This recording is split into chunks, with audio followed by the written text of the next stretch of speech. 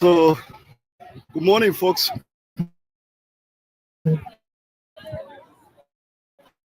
Where were you at? We are at the University of Liberia campus, where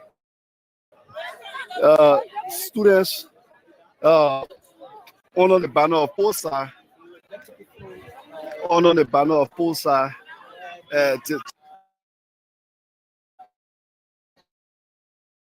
classes. So we try to take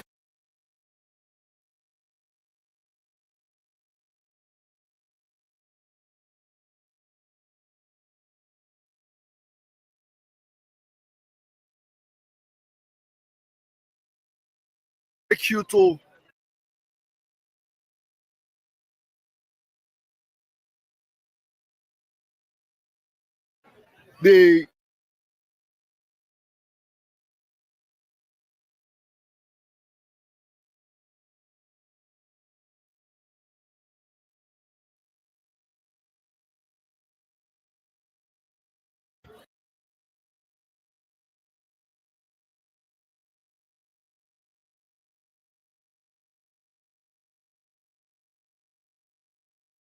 the party of POSA.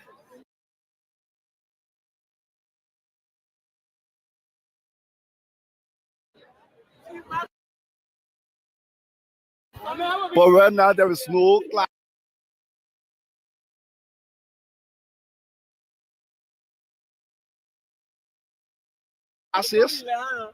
Right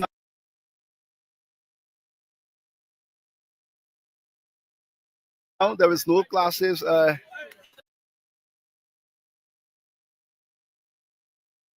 At the University of Liberia.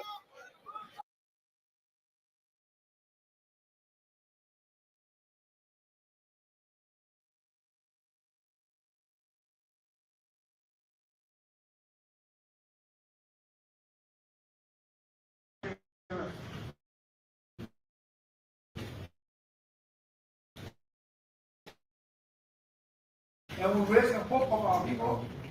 So let us be young.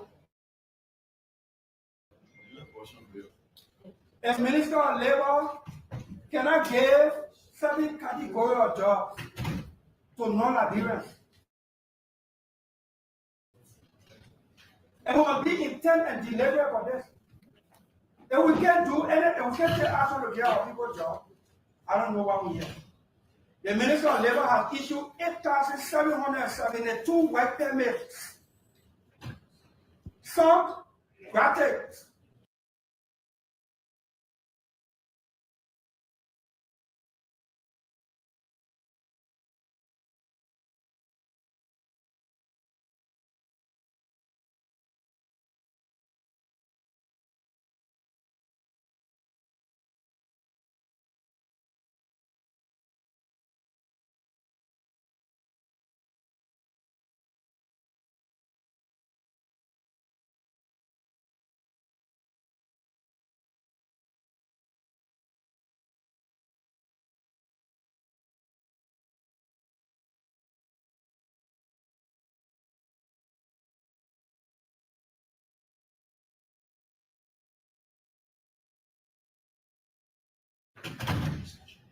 Some for drivers,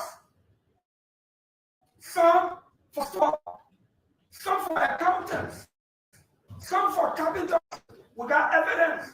Go to Tomalin construction companies, we see non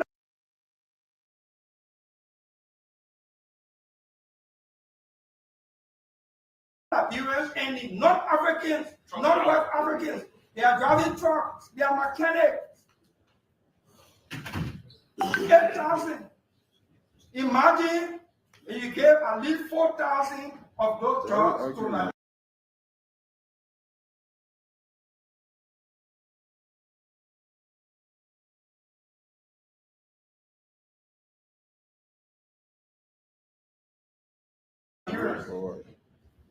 We will have helped a great deal.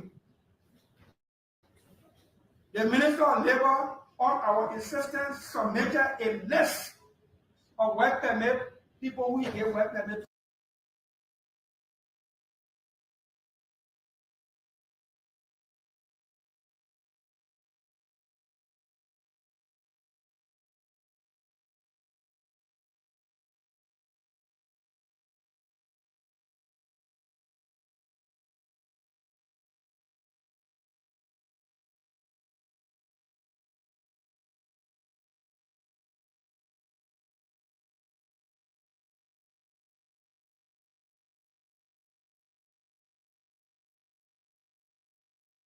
to non-Liberians. But the minister never one category, my important and distinguished colleague, the category that says, what kind of work permit, what kind of job the person you apply for us to know what are that job that we're giving, without all that.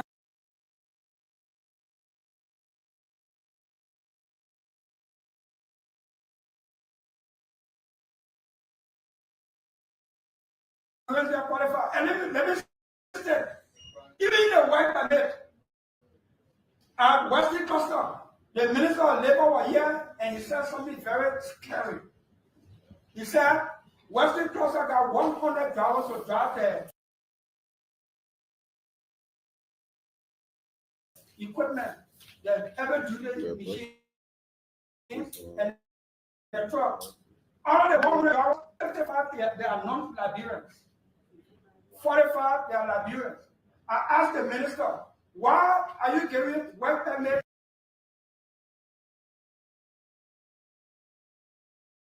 for drivers? He said, and it sounded reasonable. He said the 55 non-Liberians took over the job because the company could not find Liberians with the skills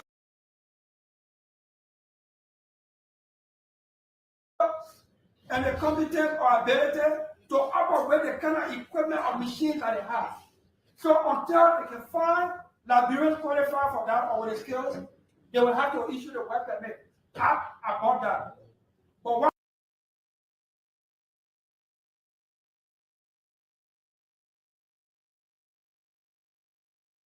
was disappointing? The 45 Liberians who they employ got the same skills, education, with the 55 non-Liberians that they employ. They pay the non-Liberians $3,000 US and they pay the Liberians $600. If the skill the non-Liberian has for which they brought them here to operate the machine, and they pay them $3,000, how can we say that here in good conscience to see Liberians with the same skill, on the same job hour, operating the same equipment, and they be paid $600 for the same job? How can we stay here and we enter stores? We see non-Liberians. They were here. I'm not being xenophobic. My work here, our work here is to ensure our people get employment. And if the executive through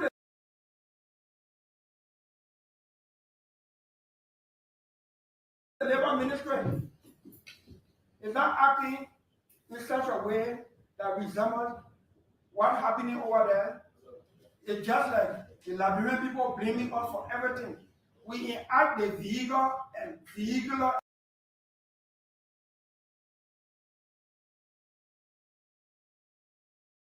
and traffic law. We leave it to the national police how traffic should flow. When there's traffic somewhere, they say, what is lawmaker then doing? We finish passing law. Are we the ones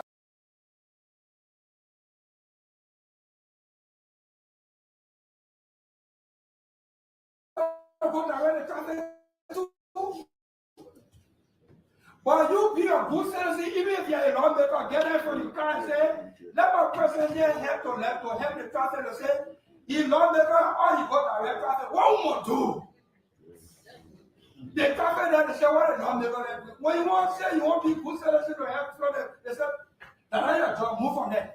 Because the people who are supposed to implement the law are not implementing the law, my protest is just what police are. Sometimes it can appear that the law is either weak or non-existent as a result of which the people think will not do anything.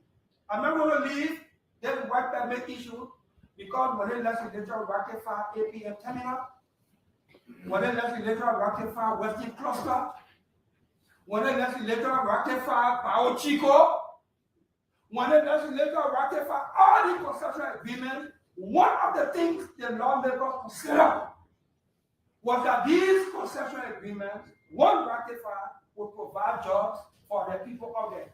If the executive branch through the labor ministry is giving them very wiped out because of $1,000 work permit. Some of the jobs for which they gave the work permit, they pay $4,000 or $5,000. The government taking $1,000 a year for work permit, $1,000 and contribute to the $4,000. Money will leave here, you will be able to pay taxes, and it will flow in the economy. We must take deliberate steps here to ensure our people out there get jobs. Today, the president had a cabinet meeting. The president is concerned about youth unemployment and unemployment in the country. When we have taken our own action as lawmakers to make the law and give allowance for Liberians to get jobs, we ratify concession agreements.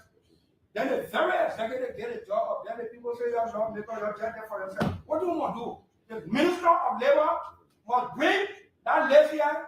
Let's see the category that either it was inadvertently left out or being deliberately left out so it can be alarming. And we must take deliberate steps here and vote and take the action and send it to the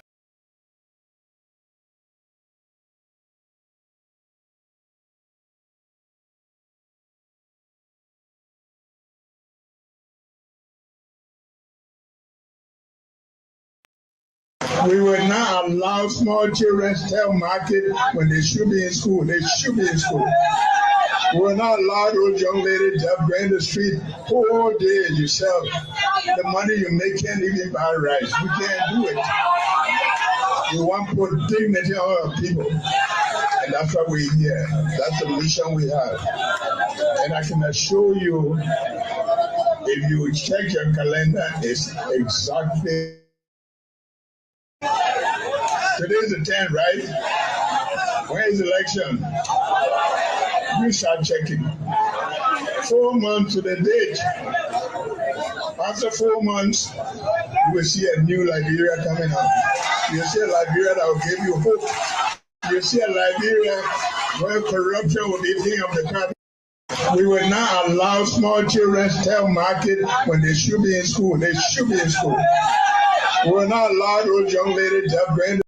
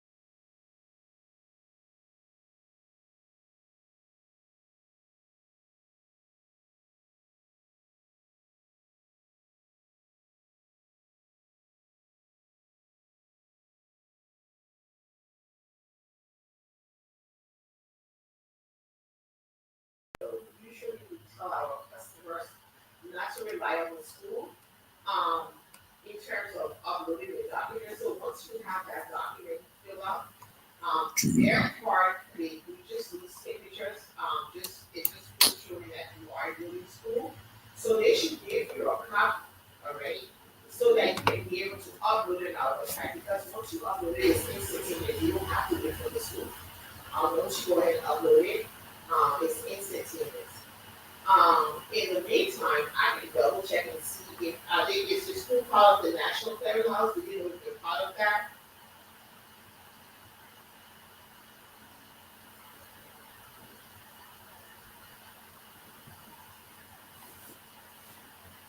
If you can upload it, it's faster. So if you have a copy, go onto the website, savvyme.com, and upload it. It should be other forms or documents to upload. And sometimes it's instantaneous, sometimes it will take 22 hours. Yeah. And I did roll is it full-time, part-time? Hey, welcome everybody. Welcome to the closing argument. Today is Monday, March 17th, 2025. one day after my birthday, which I want to say thanks to everyone. I will reply everyone who sent me messages.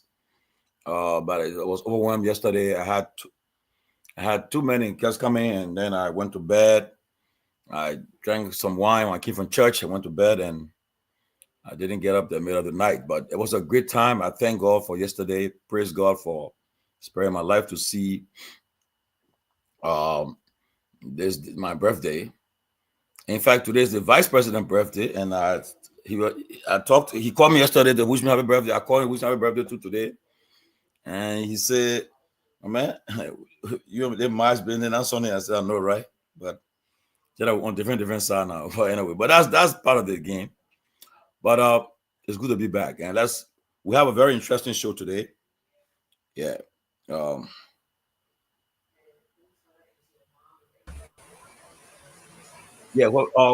the show tonight will be a great show.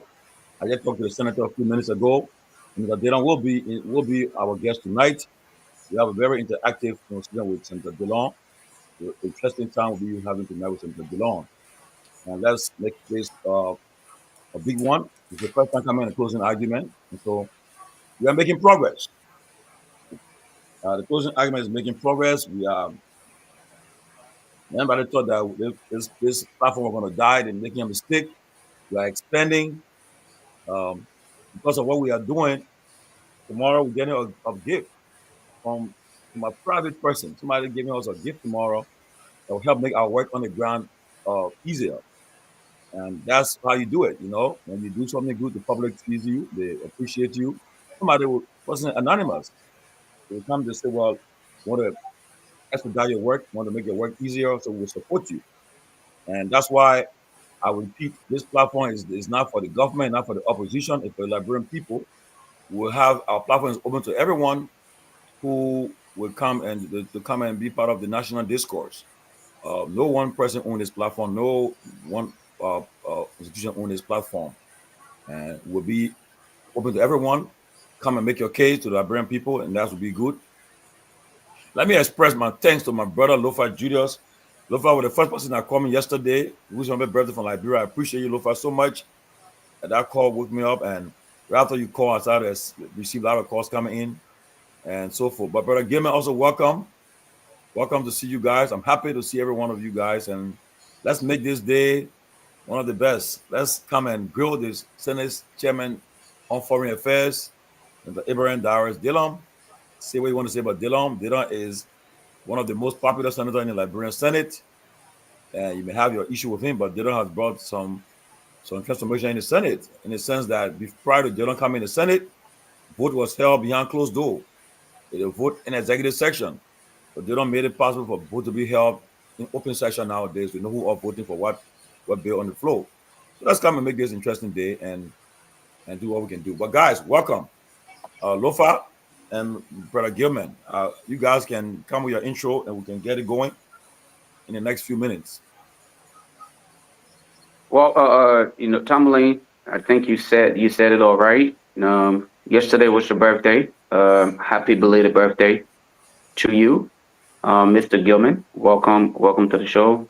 And as often as it is stated, we always pray for more years in existence, right? We pray for God's blessing to continue until we can live and don't want to live anymore, which is weird. Excuse the network. Again, you guys understand I'm in Little Miami, so the network is not the best, but I'm trying to kind of make it work and happen. So, but yeah, today was another great day in the people's country, the great Republic of Liberia. Wonderful experience.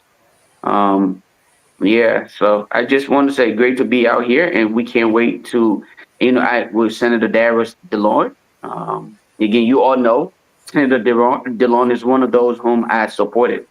All right, with no question about it. It's one of those in the forefront. We took bullets, we took shots for all, I think, but 2 or 3 terms that Senator Dillon ran for the Senate. We were there, and we made a case for him. So, yeah, when I hear people say, regardless of his missteps, he is doing okay, I think that's progress. But we want more. And that is what I can say. I'm not satisfied with the little. And that's why we always ask for more, regardless of what is being done. But we will have the opportunity to engage him tonight. And we hope to get the best information out of the senator as he come out here to inform the Liberian people as to what is happening in the country and other foreign involvement. So I stop at that note and say again, welcome everybody. I see my own uncle, just come on, Pewee. I haven't made it to Lofa County yet, but I can promise you, it will hopefully happen. Not in the too distant future, but it will happen though.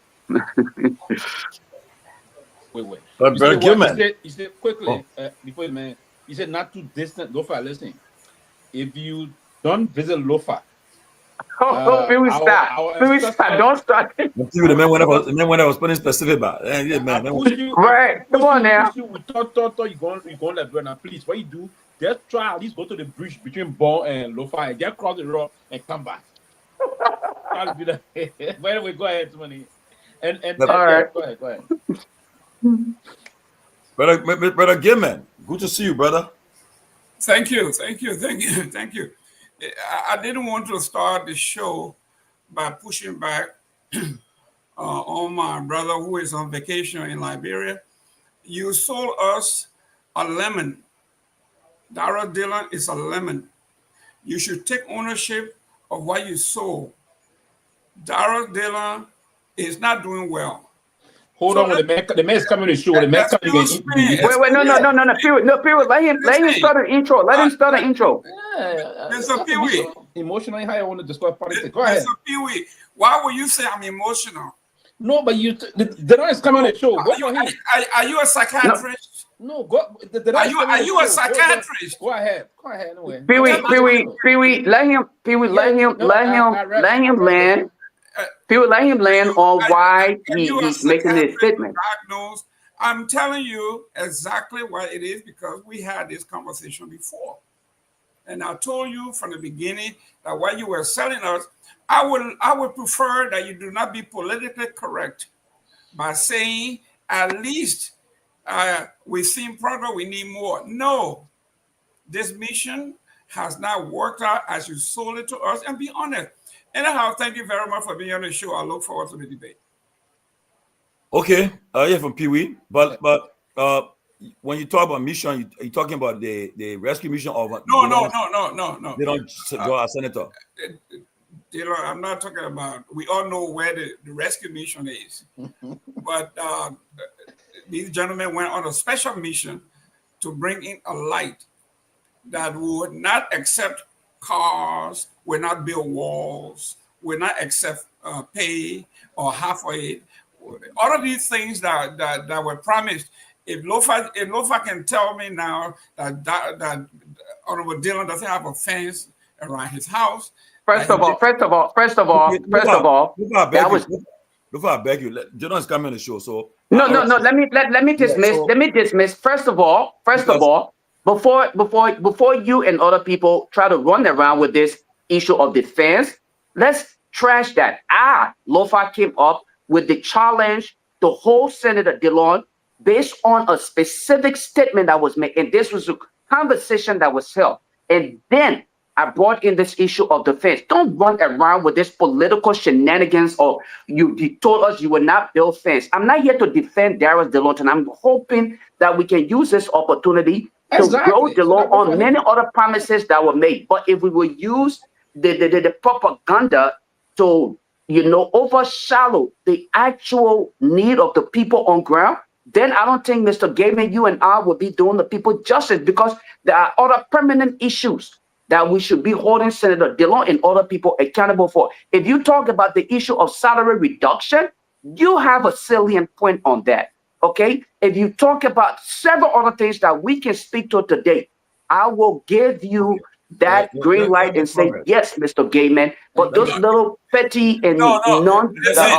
pivotal things should not be the ideal. Don't tell me the fence is a little petty stuff. No, it's not. It's part of the package. No, those are the pivotal and distractions that actually, because if you bring that to the table, Mr. Gayman, if you bring that to the table, then Senator DeLon would justify, just like every other politicians have been able to justify over the years, because the place is insecure, and that would be his justification. You cannot tell this man. Let me progress. The good thing about it, since that Dylan is someone who do not, he's not one of those who back down from engagement, and I'm sure he has answer for all the questions you guys will have to answer. Ask him. And if like Ben Sanvee, I was talking on a serious note, if you would say that Dylan have not done nothing in the Senate, I don't be a disservice to him, because I think if you rating senators in the Senate there, they don't be on the top, honestly, because he has been speaking. How many people can really? How many senators can you say have performed? Let's hear from Pewee before bringing senator in. Yes, and that's what I was just about to say. It will be fair, the fact that he accepted the invitation to come on the show. That's a very great thing. We allow him to come on the show. We cannot be discussing him while he's yet to appear on the show. That would be injustice to our own chairman of the Friends of the Long then in 2009 moving forward. But no, I mean he was the head of. You talking about Lofa? You look at Lofa. We would have a process called the Friends of the Long at the time. Now, I was, to be frank, I will make that full disclosure here today. I was part of that process in 2009. Then, looking at the vision and the way he portrayed things, we felt that he would have been a very firm individual, and we formed part of that process in 2009 on a serious note. But on a serious note, today is going to be a very great day discussing. And one of the main things I'm celebrating, Mr. Senator, coming on, is the public hearing today held about the process that's unfolding. And I've done some deep research on that process, and myself from that area, study the area directly and the rest of that. So there's more constraint that I have that I intend to ask some caution that would move around that. But that means categorically state here today that the CMC is vehemently and categorically condemning the deputy police chief. I intend to state that, and I will state that on behalf of the CMC deputy police chief, who's threatened to allegedly hit and kill a motorcyclist today on the grounds of the Supreme Court. And after this hearing about the justice in chambers was trying to hear this process, and he didn't wait for the justice in chambers to come for ruling on this process, but he's now threatening if he were to see motorcyclists in the no-go area, he will allegedly hit and kill motorcyclists. We thought this is not against tourism community. We should not revert to the days of chaos, and this is not a martial law we declare in the country. This is a democracy that we will expect senior law enforcement officers to adhere to the tenets of democracy. It is part of the pillar of that and the fulcrum of our country moving forward. I think his action is condemnable. The CMC is calling on the motorcyclists to remain calm. And as we await the justice in chambers, Her Honor Shannon Clinton Johnson, to come out with a ruling that she's will appropriately respond to it at the appropriate time. So we call on the motorcyclists to restrain themselves, exercise maximum patience, and as this process unfolds. But again, the motorcyclists themselves, they are taxpayer, because they do have a case, and they did the best thing by going to the Honorable Supreme Court and asking the justice in chambers to lift this restriction on them. Why we need regulation in the country, but they also are taxpayer. If they pay their taxes, they will have to enjoy part of the process that they pay taxes to. So I will yield for now and wait for the Honorable Senator to come in, and so we will look into some very specific area moving forward towards our country, particularly this alleged information about visa restriction on certain countries, and that is circulating around the space. So we want to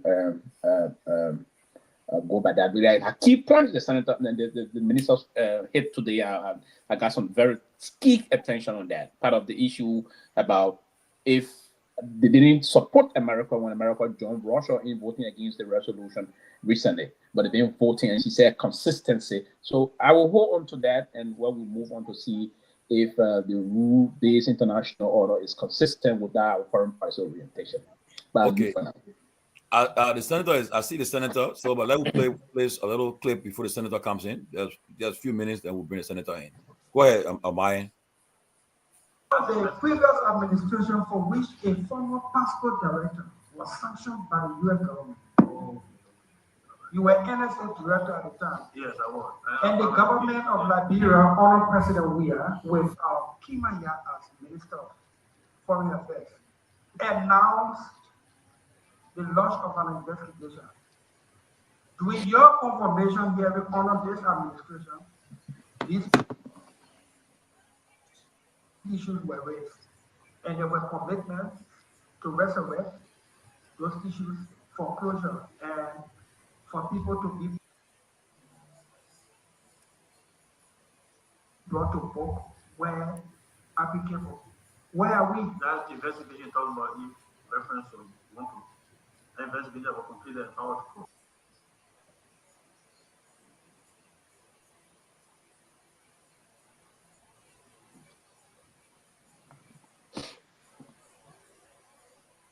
So it's not right.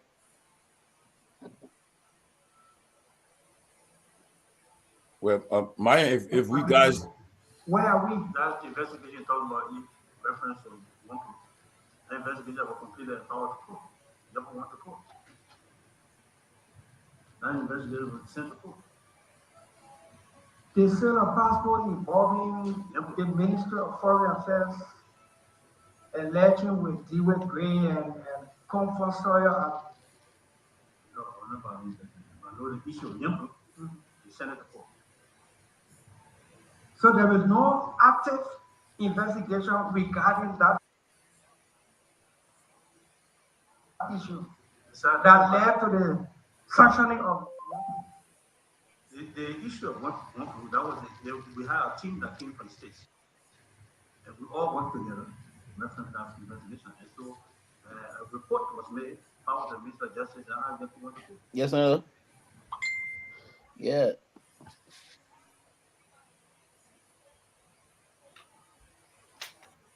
okay.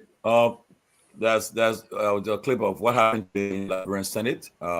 As you may be aware, Senator Delon is the chairperson of the Senate Committee on one of the most powerful committees in the Liberian Senate, the Foreign Affairs. This is something where we're discussing the security issues. The U.S. government continues to remind us about our overstay rates in the United States, including from officials with privileged passports that go to the U.S. and do not return. When they overstay, and it's causing the country as a whole a problem. Our bigger problem on visa is not from the passport. Our biggest problem on visa is overstay. And we have to acknowledge that problem and work on it together. Now, we've gone.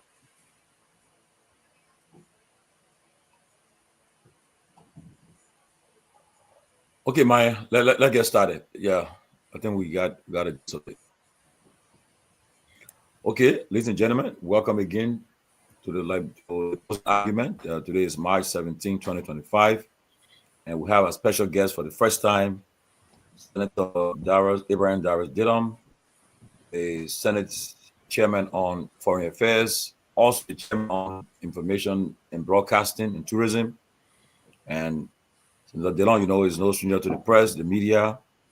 There's no conversation talk about the Liberian Senate and the legislature you won't have his name involved in. He's because of the role he has played. You may like him or hate him, but like somebody said, he has brought some changes to the legislature that we must admit. And so, especially when it came to the line of voting, before the use of voting executive session, vote privately, but he said every vote should be no. And since then, that's why that has been the case. So again, tonight, we're happy to have Senator Dillon. And all much ado, let me bring the Honorable Senator for Montserrat County, Ibrahim Darius Dillon. Senator Dillon, welcome and happy to have you on the closing argument. Well, Tomalin, finally you got me here. Yes. Practically drag me here, man. Happy belated birthday, my man. Thank you so much. Thank you so much. Thank you so much. I see Jerome came up great beer. I mean, waiting for you. Yeah, you see how the Bassa people don't like Bassa people. I never see me here. You can get Bassa. Remember myself from Bitena, we know. Sylvester, how you doing? Lofa Julius, how you doing?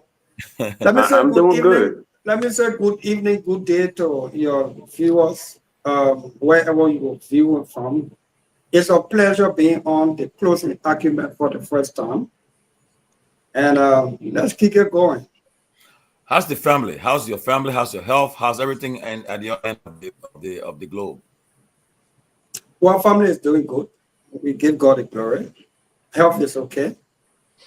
How's the mom? Oh, my mom is okay. She's in Buchanan.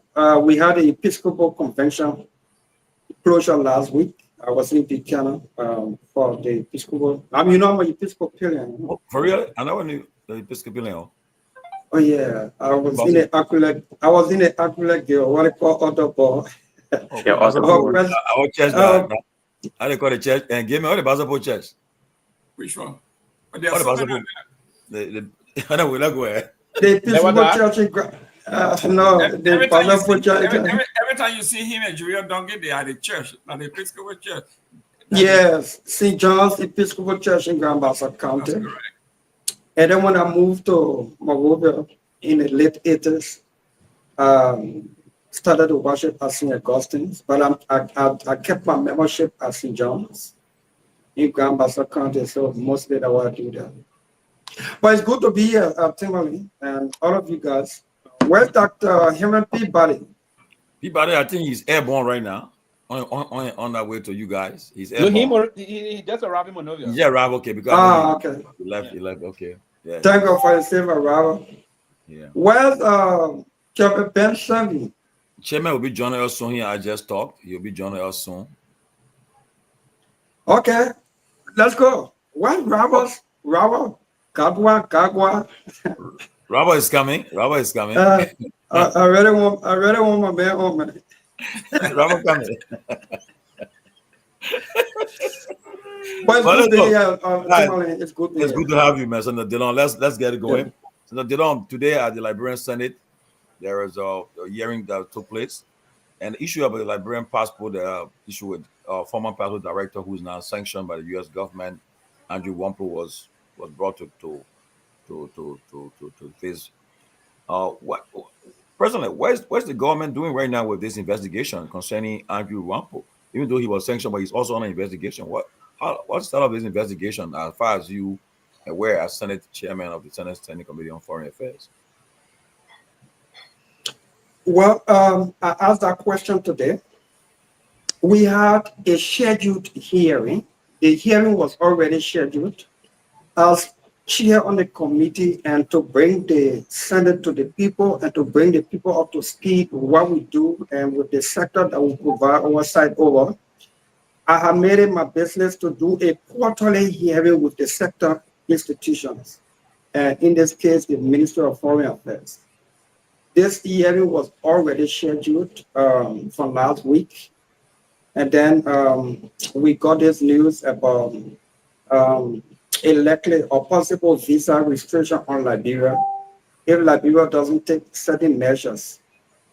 And so we had to include that on the agenda. But the Minister of Foreign Affairs and her team were already scheduled to appear before the committee for us to get a complete overview of the Liberia foreign relations, the deployment of foreign service officials, Liberian students out there on bilateral and multilateral scholarship, the Japanese grant rights and all that stuff. We wanted to have a complete overview, the challenges and progress made so far, and what we can do as a legislative body, especially from the Senate, to enhance the functions and activities of the foreign ministry. And so, and then all of a sudden over the weekend, this thing about a likely visa restriction on Liberia popped. So it made its way to the on the agenda. And I think it was good that we included that on the agenda because it's of public interest, it's of concern to this country and to all of us. And so, yes, regarding your specific question, the issue about the sale of diplomatic passport, I particularly asked the question to the minister because she inherited that. I wanted to know the current status of that matter. Henry Pearson, who is now the head of the Passport Bureau, was NSA director at the time, and he responded to the effect that that matter was investigated from the security standpoint, and it was forwarded to the court, and that the matter is before the court. But then, unfortunately, Nyenwolo fled the country. And because of that information today, my committee, the Foreign Affairs Committee, will do a follow-up as to how far the matter is on the docket of the court, and then so we can pick up from there. So thus far, it is what it is. Okay, so my second question, Senator DeLon. So as of the moment, the issue about I heard the foreign minister saying that the issue about passport was not the reason why the U.S. government is placing Liberia on certain travel restrictions, or whatever the case. Are you satisfied with that answer from the foreign minister, or do you think she should have gone further to explain more about the issue about the U.S. government decision on travel restriction? No, Tomalin, if you went back to the clip or to the hearing video, the minister was responding to a specific question. In the first place, the minister said that the U.S. government has now formally informed the Liberian government through the channel. So it is on the media, on the social media, it's in some American paper, but through the diplomatic channel, the U.S. government has not formally communicated its decision because a decision has not been reached yet. It has not been formally communicated to the Liberian government, but meanwhile, she has reached out to the U.S. embassy here in Liberia to find out what's happening, and the U.S. ambassador assigned or accredited to Liberia has informed her, according to her, that he himself, as the ambassador of America accredited to Liberia, was completely unaware as at yet. But what the minister was specifically responding to was what could be some of the reasons for massive visa denial of Liberians. And she was giving a reflective report as to what she had engaged the U.S. Embassy on a few weeks or months ago, and what the embassy has said to her regarding denial of Liberians and the reason for visa denial in huge numbers because of overstay and what have you. The minister was not responding to the latest media reports that Liberia is part of 43 countries that may likely be up for visa restriction. So she was not responding to anything formal because nothing formal has come before the government of Liberia. I just wanted to make that clear. Okay, we'll go to Lofa, then we'll go to Lofa then in Jerome. Lofa Julius.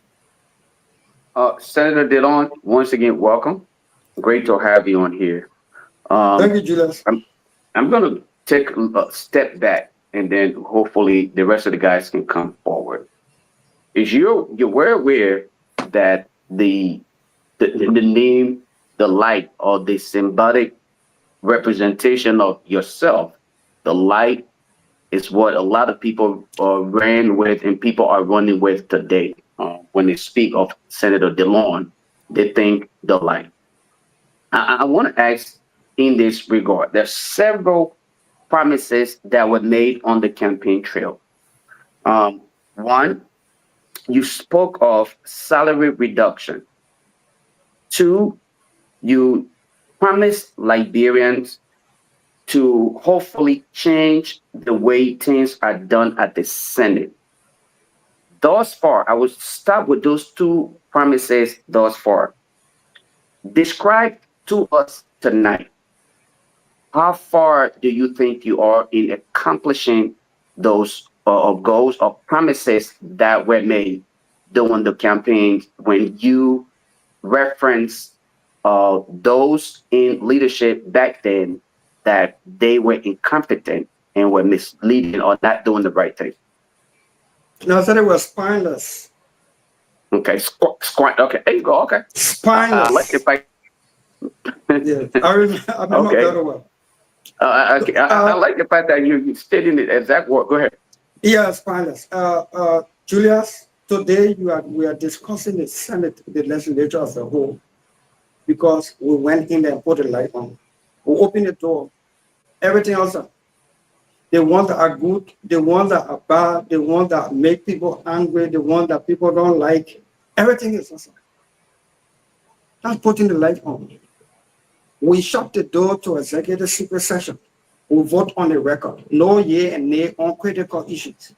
You hear yea and nay in the Senate where there are procedural things that we're doing, like adopting agenda or passing a regular bill. But on crucial issues like voting on budget, if we have to vote on resolution to declare state of emergency, if we have to confirm a nominee, we have to ratify concession agreements, and you name them. Today, no senator in the Liberian Senate can deny that he voted or he did not vote on an issue. Nobody hiding on a year and nay and a longer. The Liberian Senate is open to the public. All cameras are in there. The media flows in there today. Everybody knows about what's happening in the Senate.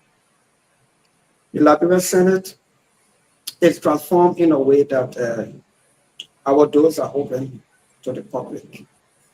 Let me tell you about this salary issue. I have said at a certain point in time, I was going to stop talking about it because I was reaching the conclusion that we are not serious about this salary reduction thing.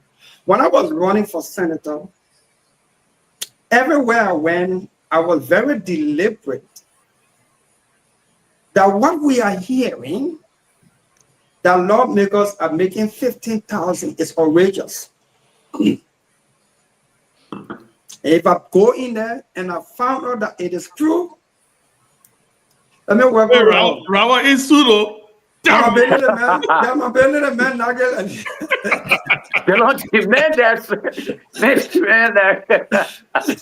Wow. They got injustice. Respect. Not regular suit, but a red tie, ready for fire. Yeah. Robert, welcome. Welcome, sir. I have said that if it is confirmed that lawmakers were making 15,000 as we were hearing, not verified then, when I go in there, I will fight for us to make 5,000 monthly. It's my view. It was my view then. It's still my view today that we should make 5,000. But what I campaigned on, I was very specific. If it is true we are making 15,000, I will give Maserado back 10,000 every month, monthly income. If it is 100,000, I would take 5,000 and give Maserado back 95,000. If it is 50,000, I would take 5,000 and give Maserado 45,000. If it is 5,100, I will give Maserado back 100 and I will take 5,000 because 5,000 have always been my baseline. If it is 5,000 or less, then Maserado gets nothing in return from my monthly income. When I became senator, I verified that information because I was elected and I was entitled to. I had a press conference and I said that the senators were taking $15,325 US in gross, and after tax deduction, it was $12,200. My first pay I took in 2019, my first pay I took in 2019 was on the harmonization. We have reduced the Senate money, monthly earnings, from $15,000 to $10,494 gross. After tax deduction, $7,900. It was from that $7,900. I said I would give Maserado $2,900, but I will add $100 there to make it $3,000. every month to give to Monserrado County. And I did that from 2019 every month through the county council that was set up publicly every month until September 2021, when I dedicated our rehab center. And I'm deliberate when I say our rehab center, because I think almost everybody on this platform made some contribution to the opening, the construction and opening of that rehab center, which is fully functional today. September 2021, when we launched the rehab center, there I made a public statement that the 3,000 I was giving back to Monserrado County every month, that 3,000 would now be dedicated and used to get this place functional to rehabilitate our people according to the capacity of the rehab center. I have not dropped the ball on that. I'm good with my conscience on that.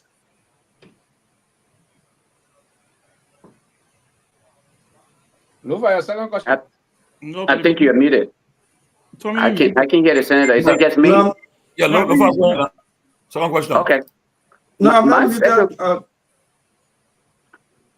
So if you want to expand on that, I can also go ahead, because at the rehab center, apart from rehabilitating people practically free of charge, that rehab center provides livelihood for 17 staff, a medical doctor, executive director, a psychiatrist, clinician, kitchen staff, 5 security. They get honorarium every month. Our patients, when we put them in there, we feed them 3 times a day, good meal.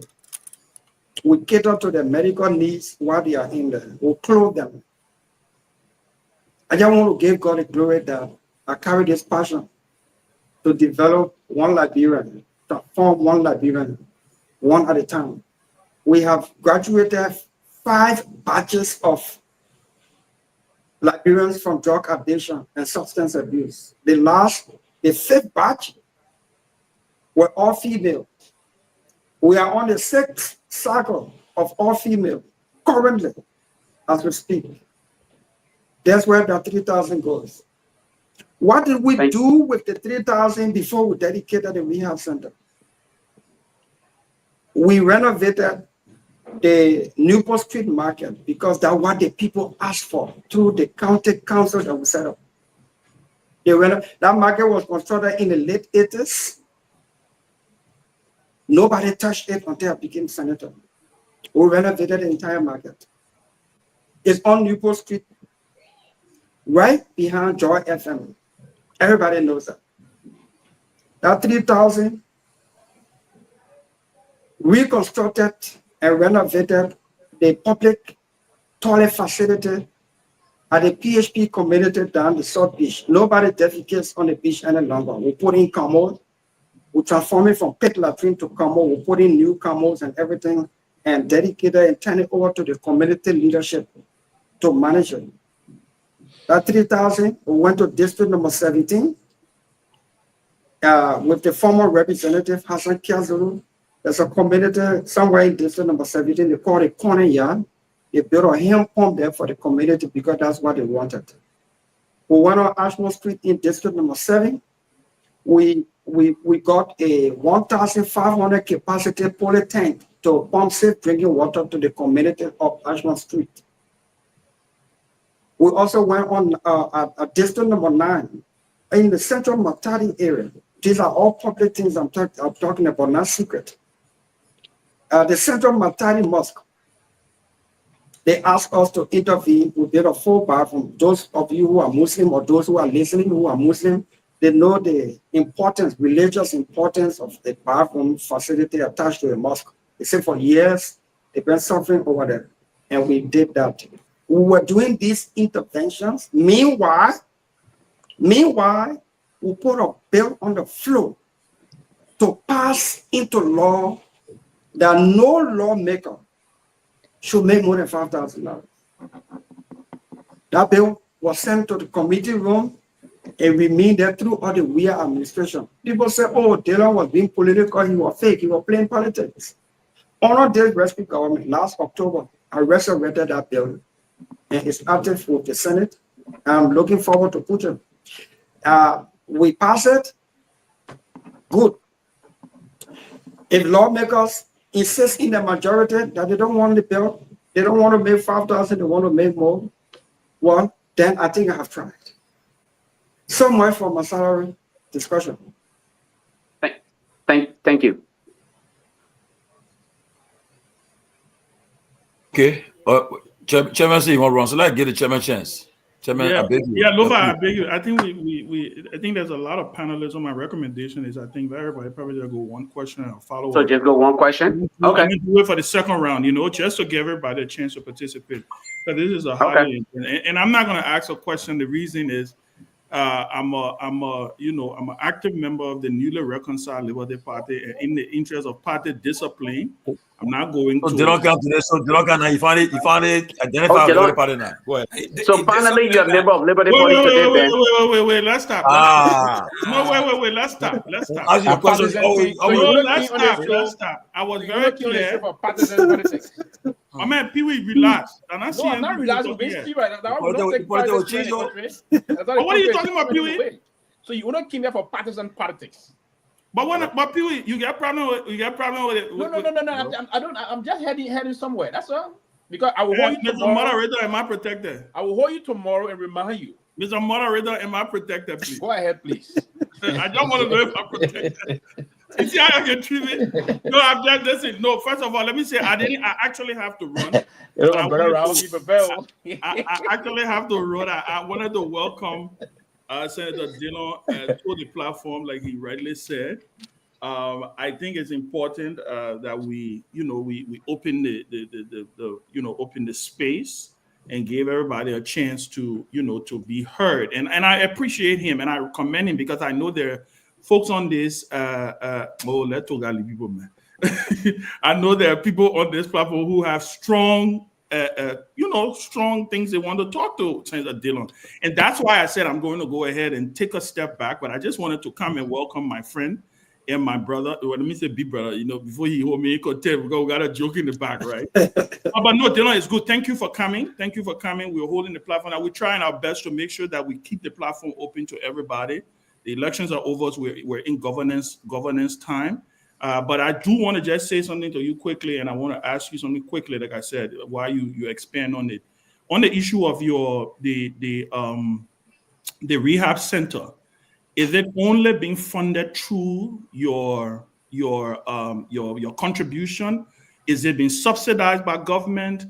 Who are the other funders for that center? By the way, you're doing great work there. I have followed all of the graduations, but I want to know if it's being funded only by the 3,000 that you are contributing. Who are the other funders, and is there anything that you are willing to propose on the national scale? Because this is pretty much just a drop in the ocean, right? This is a problem. This is a real problem. What do you intend to do to take it to the larger scale? That's just my question. And then I know there will be enough political questions going around, so I will hold that. Yeah. So I'm humbled to say, humbly proud to say that all of the over 100 persons we have been able to recover by the grace of God from the center. I think one or two have gone back into relapse. So we have a very huge high rate of positive, and we have our team to do regular tracking to know progress, of those who went through the cycle and how they're doing. And two have gone back into relapse. We were able to recover a Liberian journalist, one Ishmael Josiah. We were able to recover a banker, graduated from Cottington University, was head teller of one of the banks here, and went into drug. We recovered him. And a lot of young folks, male as well as female. And so I take humble pride in that. I do not intend, as long as I'm senator, I do not intend to get subsidy from government. It will serve a conflict of interest. I am hell-bent not to take a dime from government in subsidy. If a public official, like it normally happens, or ordinary citizen, If a public official finds one person who is on a drug addiction or substance abuse and want to sponsor the person at the center, we allow that. But for the government through the budget to subsidize a center that we run, especially an NGO humanitarian, it will come across as we influenced it, and we don't want that. We have a board. Majority of the membership is in America. We are very, very thankful and grateful to Liberians in the diaspora who have decided that, notwithstanding Dillon's politics, that rehab center is not political. It's recovering our fellow Liberians, fellow human beings. And so we got some of our friends, one of the friends of Dillon mothers, still chipping in monthly to beef up where we fall short. But yes, that 3,000 goes to the center every month. And apart from the 3,000, there are a lot of things we do over there. Then that player has current throughout. We got generator, LEC goes. We are doing a complete hand pump so that water facility, instead of using the well, they had, right now we're constructing the hand pump and all of that stuff in the place there. And yeah, so it has been funded hugely, largely from the money will be returned every month. We have committed to that, and we have not fallen back on that. And then it's also we have our fellow Liberians who have insisted that they will not let the center die. If I voted in a way that they didn't like, the center won't stop up because of that. If they are in another political party, notwithstanding I'm in another political party, or I lean someplace, or I'm not leaning another place, they don't mind that.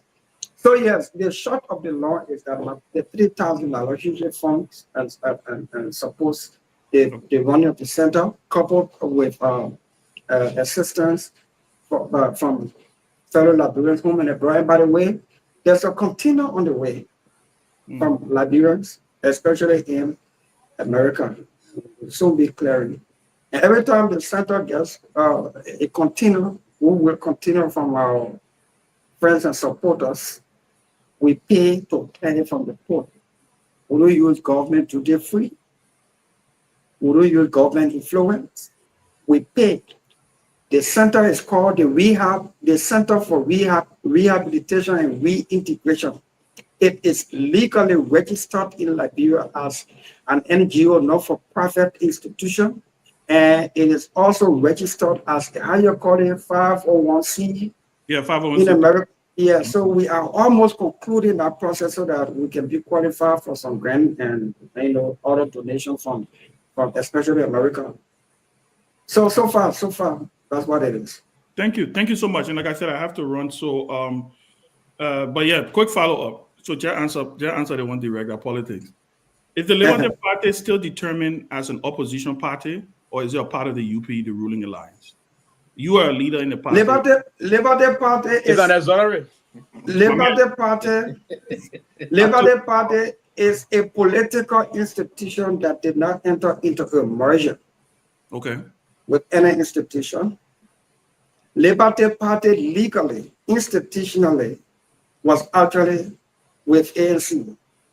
Legally. It was members of Liberty Party that formed part of the alliance. Wow.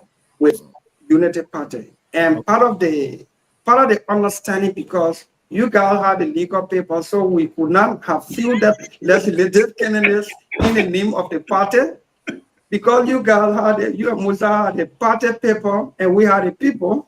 You had the people. Yeah, you had the paper, we had the people. Okay. And because we could not have filled that candidate legally in the name of Liberty Party, we reached an understanding with Unity Party to fill small candidates or our candidates in the name of Unity Party, so that with our confidence that we will win the election and likely reconcile the Liberty Party when that should happen, all those who were fielded on Unity Party ticket under that understanding will come back home to become Liberty Party lawmakers. The Liberty Party is a political institution.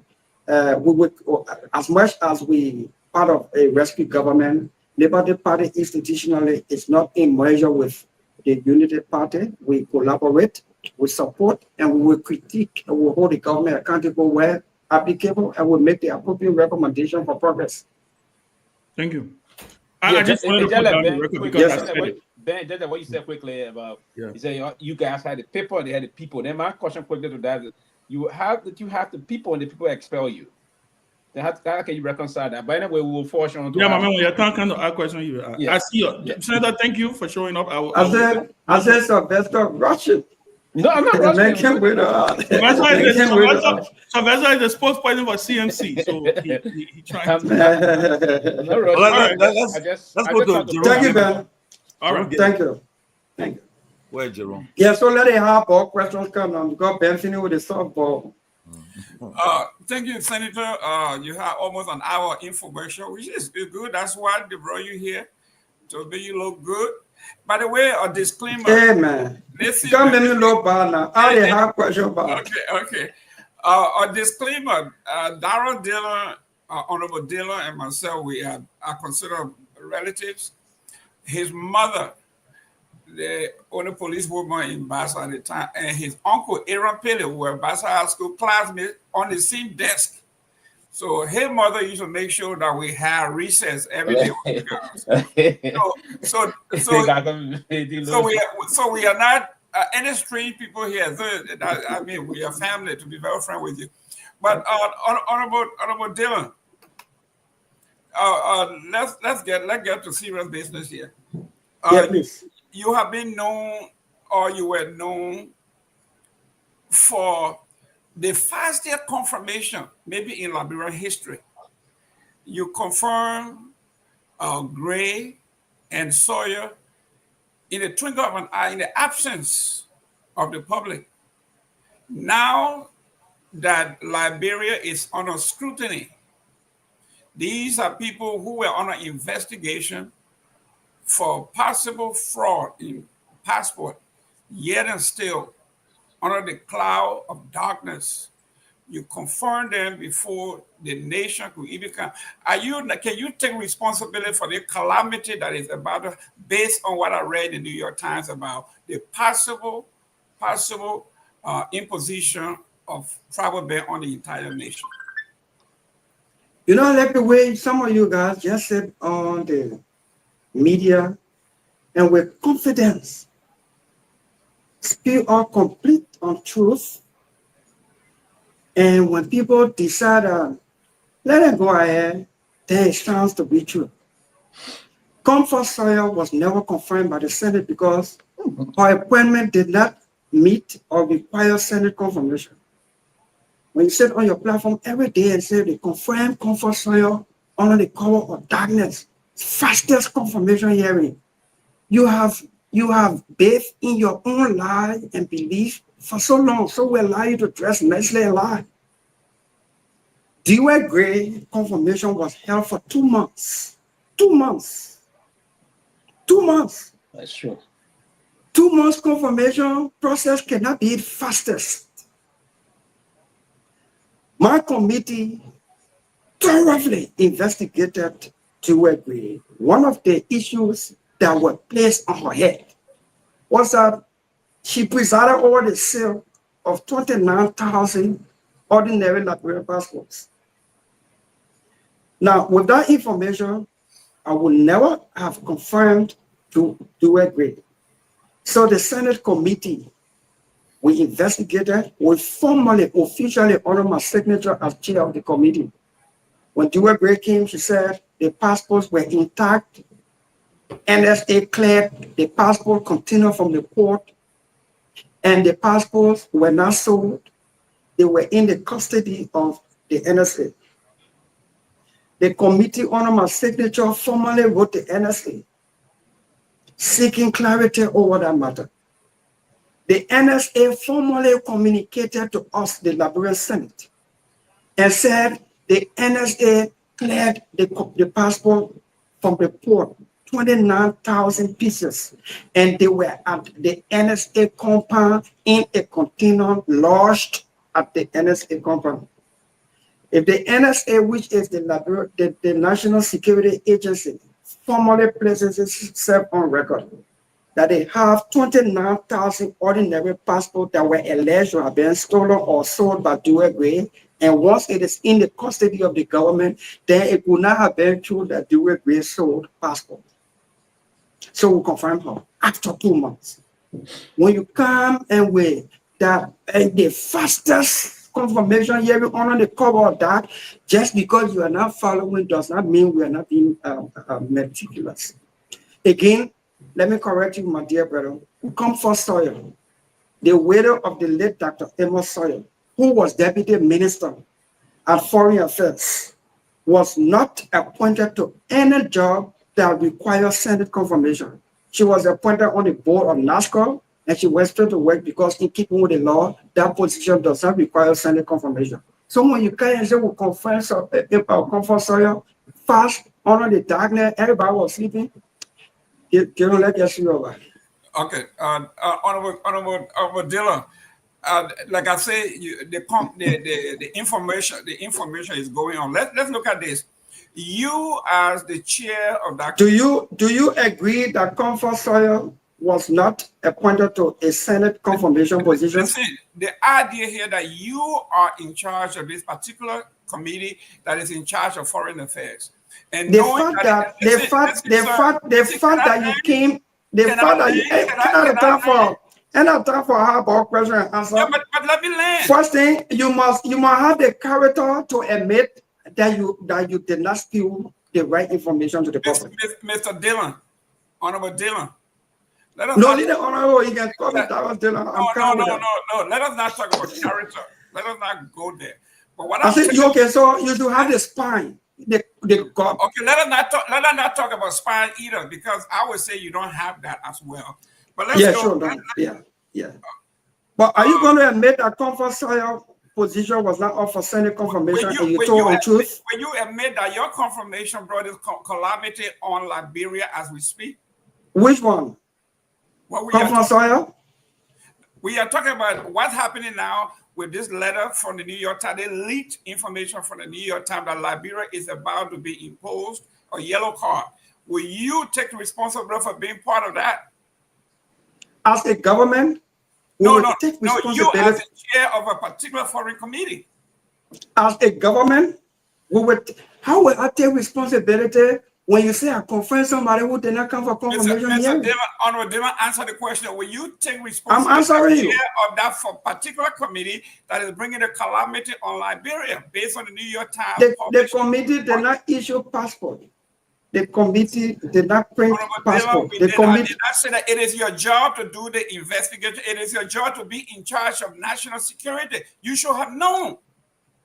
But if you let me answer, I said as a government, even what we inherited, especially under the rescue government, no casting blame. Government is continuity.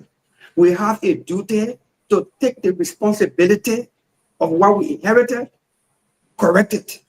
Honorable Dillon, you didn't inherit anything because the president went on. When was the passport allegedly sold? Listen to was this.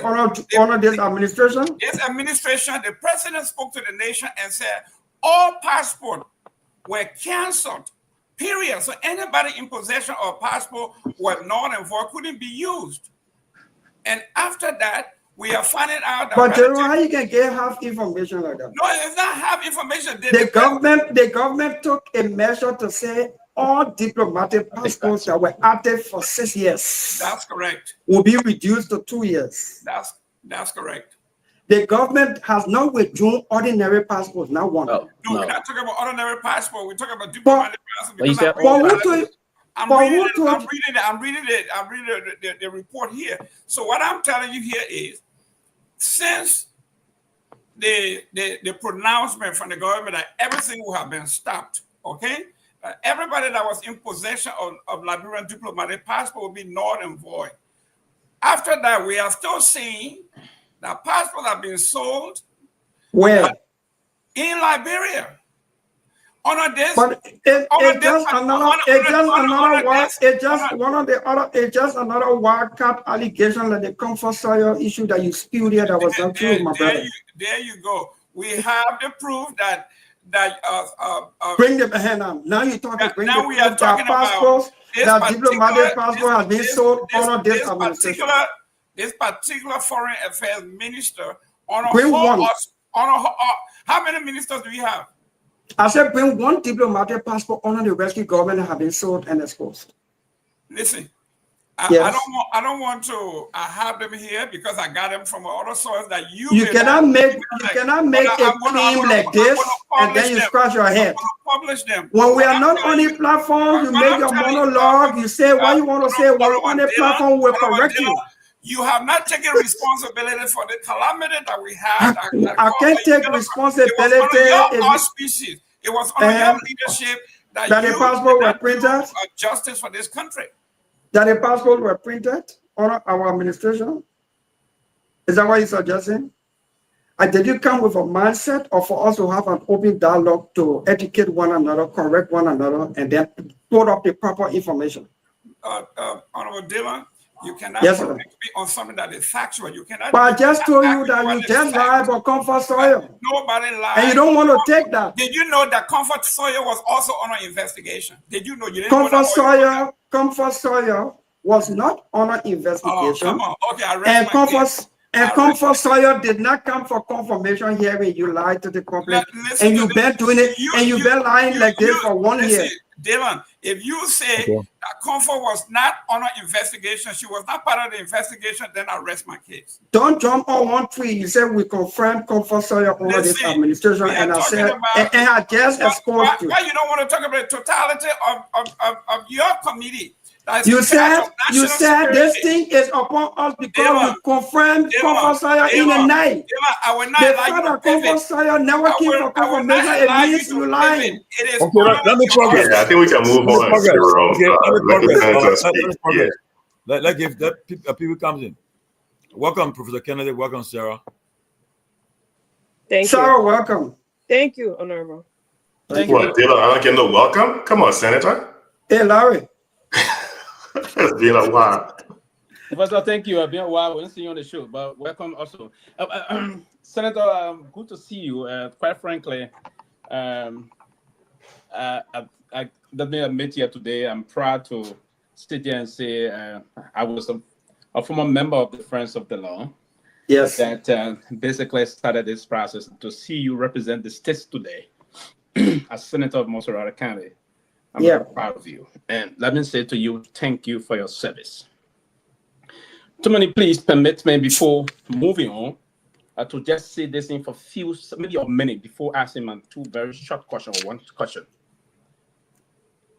At the Ministry of Foreign Affairs, at the time, I served as Assistant Minister for Public Diplomacy at the level of the Ministry of Foreign Affairs. And when as the Senator just explained about the 29,000 passport booklets that was printed by Buck Press, price based in Accra, Ghana, that got the contract to print all of our passports, including the privileged passports. And it's true, actually, that this process of investigation was cleared by NSA, and most of those accusations against Madame Duegre, the current Deputy Minister of Foreign Affairs, most of these were just basically mere and sweeping allegations against her personality that were meant probably to bring her to the mouth or to the water, if you will. There was a detailed investigation conducted by the NSA, even before the whole saga erupted about the former director of passport. And we put into place a kind of a mechanism. Even when Bezel Gaffini left the ministry, when Dee Maxwell came in and took over, there was a mechanism he put in place to handle this process about the passport quickly. About the New York Times report, there are 43 countries, I believe. They put in place at the time, they got three zones you don't want to be in. It's the yellow zone, the orange zone, and the red zone.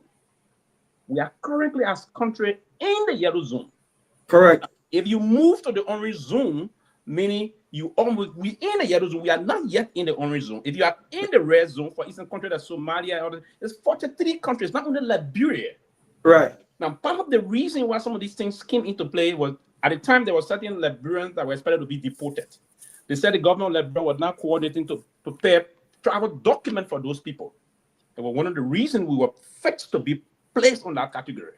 The ministry moved to start saying, we will start travel document process and we'll ensure that we'll get travel document to these people that needed to be deported, and then also work on our passport process. And I want to believe the then minister, the current minister, because this is our travel instrument. It's not only the diplomatic passport, but as you stated that all passport, no, not all, it was privileged passport. It was privileged passport. So I thought to make this clarification quickly, Georgie, and moving on to this process about our passport issue and all these things that have been unfolding. It's a clear issue. It's not only Liberia, but if we work as a government institution, a country, we can work to remove us from the back in the regular zone and remove, but we're currently in the yellow zone, not yet even in the orange zone before the red zone. The red zone is the most dangerous zone you don't want to find yourself in, and the orange zone. And I want to believe, I hope the government will put measures in place to ensure that we are totally out of those zones. But Senator, quickly, let me take you back to this issue about what the Minister of Foreign Affairs said today, and I'm afraid it would be one of the reasons why we headed to where we're going. If you listen to her, if I'm wrong, say this. She said, Liberian, we have to be consistent in our diplomatic pattern in terms of our foreign policy objective. And I believe that was an error on the part of the minister. We cannot be consistent because there was a point she said, the United States, prove me wrong here, the United States government asked us, Liberia, to support them in the recent vote they decided with Russia. And she said, no, they didn't do it because we've been consistent voting against that pattern. Did you recall her saying that today? Yes, I did. Yes. And she said that, and someone asked, and she said the reason is consistency. As chairman on our foreign relation in the Honorable Liberian Senate, do you believe that Liberia should focus on our foreign policy orientation? The issue about the non-alliance process, that every country that is recognized by the UN, that Liberia can do business with those countries. Because the point there that the minister is saying today, you always work with America. You voted all of the time, Minister Myean days, Minister Benoga Day, all the other foreign ministers, we work with America. If I understood, okay, go ahead. Yeah, quickly before you come there. Recently, America asked us, before the whole 43 country thing could come up, they asked us to side with them with the Russia issue, and we said we'll not do it. And now, remember, we have a new regime. What do you think are we headed? The fact that we've been signed with them, and this time around, we refuse to side with them on a new regime that is not taking lightly the kind of issues. When the minister was talking about consistency regarding the Ukraine issue, Liberia has always voted in favor of Ukraine against Russia. Yes. America has always voted for Ukraine against Russia. Until recently, when Trump took over, America voted for Russia.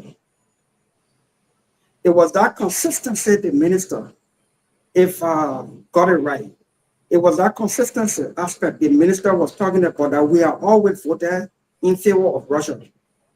To the extent that this time when America decided to flip in favor of Russia, we held that consistency and voted in favor of Ukraine. Meaning, Liberia has always voted in favor of Ukraine. America has always voted in favor of Ukraine when it comes to the Russia-Ukraine war. Until recently, when America flipped to vote in favor of Russia, Liberia kept that consistency and voted in favor of Ukraine. Now do you think that was a good decision to the new leadership? You agree with the past government consistently supported them. Do you think it was a good diplomatic? At a certain point in time, Liberia has to chart its own course. Okay. Liberia has to stand up as a country else. Look, it must be about what is there for Liberia first. What is Liberia's core interest first? Any other person that benefits after, once Liberia's interest has been served, met. Any other person who benefits from fine. Liberia is taking up a course where it would be about Liberia and Liberia first. Okay, it's about America and America first. Okay. It's about Russia and Russia first. It is time for us to stop being subservient and start to chart our own course and stand up so that people can start to respect us as a nation, discuss with us, negotiate with us, and then part of the negotiation, if we will have to meet in the middle, it will have to cross over, it must be about us first. Okay, so we should leverage our foreign policy correct process very well. Lastly, correct. Do you think this government, quick question, the Unity Party-led government headed by Joseph Yuma Boakai, do you think the government is spineless as per her operation from the day they got inaugurated to now? No, I wouldn't say the government is spineless. I will admit that all is not well. This is not what we have envisioned. There are some blunders, there are some errors, reversible errors that did not need to be made. And there are some very huge challenges. If I were just reading somebody asking some of you to ask me if the economy is still in the toilet. In fact, the economy is in the septic tank. We are trying to use a liquid chemical to water it and so we can flush it out of that septic tank. It is a tough thing. When you rescue something from a deep pit, when something is in a deep pit, and you have to rescue it from there, the energy, the effort being applied down there, that pit, that is not seen. People don't tend to appreciate it until you bring it to shore. So yes, it would be about Liberia. This government, I won't say it doesn't have the spine, but we are not happy as we have envisioned that we should be in 1 year. We should have set this country on course to send a clear message, give a clear direction. We have issue with rule of law. We have issue with tampering with tenure jobs. We have issue with people being lackadaisical on their job. We have some delay in taking robust action to serve as deterrent. We must admit, we must summon the spine to admit that this is not as we envisioned. In 2019, when I was elected, the first 2 weeks in office, 2020 was decided already. The actions I took in 2019, the country and people who voted me were excited. Those who doubted me got off the fence and were waiting for 2020 to vote. The number of persons who contested against me or contested with in 2019, the number dropped in 2020 because some people said, they don't win, I'm not going to waste my money.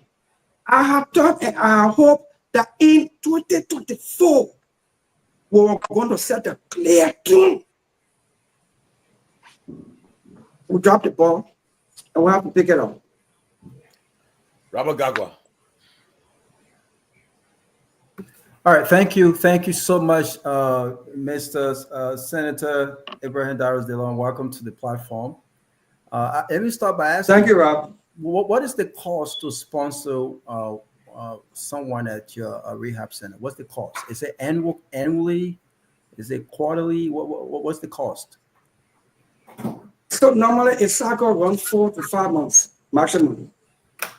So yeah, so it's about like $750 to $900 per person per cycle. Okay. So I can do 10%. I will sponsor someone. And that's my contribution to what you are doing. Okay. Thank you, my brother. My pleasure. Now to the question. Please allow me, because we don't have time. I wrote some things down. I don't want to speak just in my head. But let's start this way. Abraham Darius Dillon, you requested for transportation after your induction as senator. Yeah. A car purchased by the government, a waste that you frown on as an aspirant, was provided and you accepted. Yes. You unnecessarily lied You intentionally lied and misled many who trusted you about something as simple as flying business class. And when confronted with the truth, you doubled down only to apologize later. In the midst of an epidemic, you and other senators accepted 30,000 rather than directing said funds to competing national priorities. As a lawmaker whose primary and core responsibility is to make laws, oversight, and check and balance, you have joined the project-based and humanitarian lawmaking syndrome rather than respecting the Community Empowerment Act that gave the Liberian Agency for Community Empowerment that basically dedicates their responsibility to the Liberian Agency for Community Empowerment. You once frowned on the use of private jet by the former president, but seems more interested in the need, and I quote, the need of private jet by a president you campaign for. I want you to take an opportunity because I personally, I'm not a big fan of you. I respect you. This is not personal, but I want to give you an opportunity to have a conversation. Many refers to you today, including myself, as a fake Chinese light because you got elected on the basis of being transparent. You got elected on the basis of country first. You got elected on the basis of patriotism. You got elected during a very vulnerable moment in a time in most of our counted on the ticket of CPP, and you did not uphold many of these promises made to the public. And so some refers to you as fake light. Is it a fair statement that you essentially lied your way to becoming senator by betraying public trust? No, I did not. Explain, please. Thank you. I made a commitment that purchasing, giving lawmakers money to purchase vehicles 40,000 and above. You give me that money, I will buy a used car, 20,000 or below. I went in there was a vehicle. Government policy has changed. They don't give you money for vehicle. They don't give you transportation allowance as the case was. They will buy a vehicle. And government policy by law is that no purchase of used vehicle. The vehicle was already purchased and it was sitting at African Motor for Sheridan. I took the vehicle and I explained why. I got in that vehicle. I took the vehicle September 2019. I got in that vehicle in 2020 and I got over 200,000 votes. The vehicle issue was not an issue for the people because they understood. The vehicle issue was not an issue for the people. I got elected in 2019 with 100,000 votes. In 2020, I got over 200,000 votes in that vehicle. I admit that the issue of my ticket was a lie, unnecessary lie that I should not have told. But the thing is, we used to it in the country where even Jesus exposed us as public officials. We have some of us would say Jesus doctored the video and was supposed to go back us. I got questions. Even when I was exposed, I could have held onto it, challenge the newspaper. That Liberia, 2-3 days is gone. But in good conscience, I came back to say, look, what I said in defense of this ticket issue was a lie. Apologize to Front Page Africa. I used that as a stepping stone, never to even try that again. Never. Fake light, Chinese light, jack-o'-lantern, whichever kind of light, where you are now, just switch that light off and see how the place will be dark. Then use your phone light and just put it on. You will see small light. We wanted this country to have hope that if you have more people like some of us who have small conscience, that even if we sleep, We don't feel good until we come up again and say, I slipped. I apologize. I won't do it again. This country ain't used to it. So from 2019, 2020, those who, for political reasons, for 2023 elections, will use one thing over and over to define my future. No, Robert, I'm not like that. I don't let it define me. I use it as a platform, stepping stone, stepping ground, not to do it again if I ever did that wrong. So, yes, fake light, I accept it. Chinese light, I accept it. Jack-o'-lantern, I accept it. The fact is that everything ending in light. When I said let's reduce our salary and earn 5,000 every month, 103 of us, or at least 100 of us, apart from the speaker, the deputy, and the pro tem, we're going to save the country 6 million every year. If I'm fake, and 99 other lawmakers agree to be fake for us to make the 5,000 every month, the 6 million will save for the country. I won't say if it will be fake. If I'm being political, let other people join me so we can be political like that in the interest of the country. That is the person that I am. And some people call me Mr. Apology. I know what it means. It may sound negative. It may sound degrading. But Robert, that is a kind of strength. Some people don't admit. Even when Jesus bring a video caught in the act, the challenge, I'm not like that. When I'm wrong, as a human being, I slip, I admit, I move on. Not to do that particular thing any longer, but to use it as a ground for improvement. Except I left something else up. You said that I joined into project-based thing. Yes. But I know my responsibility as a lawmaker. I drafted a bill, the National Food Assistance Authority. That authority is like the second version of what you have called FEMA. We do school feeding. Government do voluntary contribution to vulnerable communities and vulnerable organizations. You need an institution with the capacity, the knowledge, and all of that. That institution was given birth an executive order by President William R. Toro. And from time to time, whenever there was a need for government to intervene with humanitarian distribution, they would reactivate it by executive order. President Weah reactivated it by executive order during the COVID-19 stimulus package.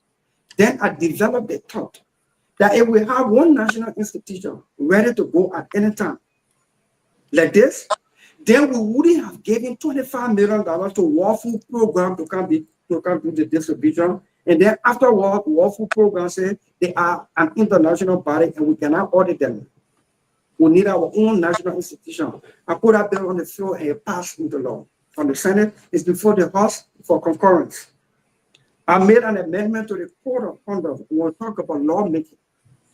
I proposed an amendment to the Code of Conduct, wherein there will be punishment for false declaration, and we gave teeth to the public institution to verify our asset that we declare. And we notarize it. You know that when a document is notarized, it means you are swearing on an oath before the law that what you have declared and signed is the truth and nothing but the truth. After verification, if it is proven that it was a deliberate misrepresentation, you can be prosecuted under the crime of perjury. I also sponsored on the floor the dual citizenship bill that was passed by the House. I put it on the floor in the Senate. Akawas Gray put it on the floor in the House. The House passed it with no restriction. The Senate insisted in majority that they would not have concurred with that bill with no restriction. So we have to put some restriction in it. At least the door was closed to dual citizenship for over 50 years. In order to open the door halfway and allow our citizens to have citizenship, even with some restrictions, I allow it. Because the greater issue was we wanted that dual citizenship bill to pass, and it passed. Right now, I have on the floor the statute of limitation. For me, I'm a reformist. I'm a reform guy. The statute of limitation. The statute of limitation as it is right now, corruption crime especially. You commit a crime, corruption crime, you can sit down on it after 5 years. Even with all of the evidence available, after 5 years, nobody can prosecute you again. I have put a bill on the floor to review the status, the statute of limitation, to extend it to 15 years. And that prosecution of a crime is commenced, 15 years commences at the discovery of the crime, now when it was committed. So for instance, if Darius Dillon or Robert was 20 years old and he committed a corruption crime, and he turned 60 years before that crime was discovered that he committed when he was 20 years old, that's 40 years gone. The day that crime was discovered, committed, prosecution starts from there. The current law says, whether you have evidence, you don't have evidence, once 5 years gone, you can walk away free. We are putting these things to help the fight against corruption, to serve as a deterrent when we're in public office, so that we don't put our hand in all kinds of things and think that we can sit on it for a few years and after that we'll walk free. We do all of these things in keeping with our lawmaking. When it comes to oversight, well, some of you, most of you watch it, the Senate, see what we do there in keeping with our oversight. That's how I want to respond to you, Rob. Thank you. But let me do a follow-up real quick, Tomalin. Listen, great stuff. And it's great that a lot of people who made, like myself, who have fundamental disagreements with you can get the opportunity to really listen to some of these things that you talked about. But I just want to push back. And again, it's not personal, right? Yeah, please do. Yeah. Allow me to push back a little bit. Yeah, please. Listen, none of us are infallible. And I understand that. We are all human beings and we make mistakes, right? But I want you again to tell some of us or convince some of us why you have made mistakes in the past and you've owned up to those mistakes. And I respect people tremendously who make mistakes and admit to it, owns up to that mistakes, right? But here is the issue with that is that when you make mistakes, you learn from those mistakes to not repeat them. And you just alluded to that. The problem is, in your case, you've repeated some of these mistakes. For instance, you did apologize when you said and you frowned on the fact that lawmakers were taking $15,000, and I stand corrected, on projects. And during the epidemic, you guys divided $30,000, and you promised to be transparent about that. You were not transparent about that. You Rob. About that. Rob, I did not apologize. You did not apologize. Okay. But Rob. You just certainly apologized about. Rob. You just recently Rob. apologized. I'll give you the time. Just take notes. Yeah. You just recently apologized to President Weah when the discussion about private jet came up. Now, I understand anyone who wants to seek to understand the need of.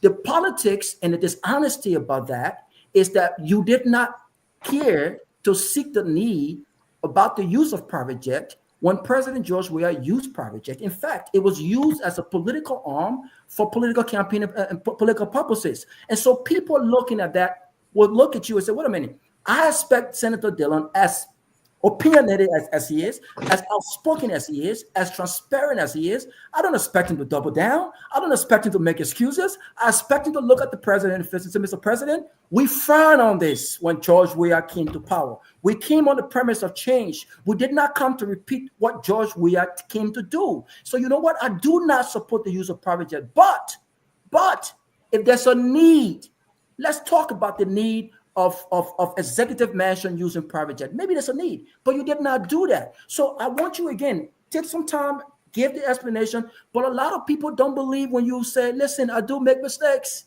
and I will own up to my mistakes to not repeat them. The fact is you've repeated some of those mistakes. So how do you convince me? If I want to give you the opportunity to say, listen, I want to listen to Mr. Dillon. I don't think you're a bad person, but I do think you've lied unnecessarily and excessively. So how do you convince me and others who are watching this platform right now to say, listen, Dillon deserve a second, third, fourth chance? Where does the buck stop when it comes to public mistrust and to people that trusted you, people that believed in you. I would have contributed $1,000 to purchasing you a new car had you not accepted that car. Because again, doesn't matter who purchased the car. Robert, you are not going to do it. No, Robert, you are not going to do it. Monies were used, but is that a law that says that the public who elected? No. What I'm saying, you, Robert, we're not going to do it. From the day I started to run, you supported every candidate against me. You are even proposing Mandela Cooper against me. You have never believed in me. No, I don't think that. I think that's a misconception. But let me talk to you now. No, go ahead. I'm sorry, go ahead. Let me talk to you. You've never believed in me. Never, ever, before. You found every reason to make me appear that you are right. And I take that. And I take it in stride. Private jet. We beat on President Weah for flying private jet almost everywhere. And he didn't give us clarity on where he took that private jet from. He said, if Frank gave it to him for morale, to boost his morale, we condemned it. Your friend should not be giving you private jet. And the private jet is housed with you, stays with you every day. In the case of President Weah, President Bouaka, acknowledged that we now understand the complexities of the use of private jet, especially in the West African basin. Not just anywhere, every day, anytime. And I made a proposal. Let's consider the purchase of a presidential jet for the country, not for Bouaka. Anybody who becomes president, and it can be used for official use as well. I said, now that we understand the complexities, I think there were some instances where we were unfair to President Weah. And those places where we were unfair to him in criticism, yes. I admitted to that. I would do it again if I have to do it again. If I have to do it again, I will do it again, Robert.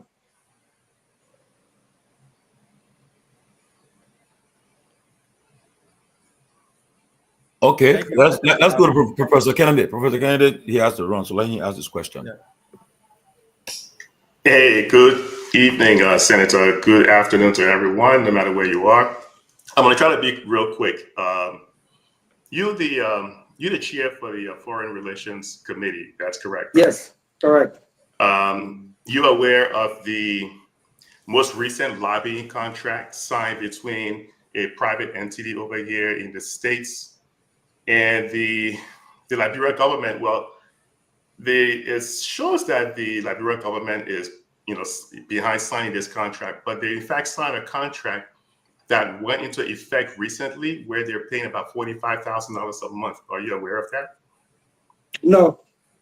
There are some issues where the executive function, and then once it doesn't require Senate intervention and Senate ratification, sometimes these things don't come to us. Say, for instance. But what do you say to a contract where the Liberian government and Ministry of State is involved in a lobbying contract that relates to the contract just looks like it's all over the place because they're talking about trying to improve the price of rice in the country, at the same time trying to address issues with President Boycott having to beat the U.S. president.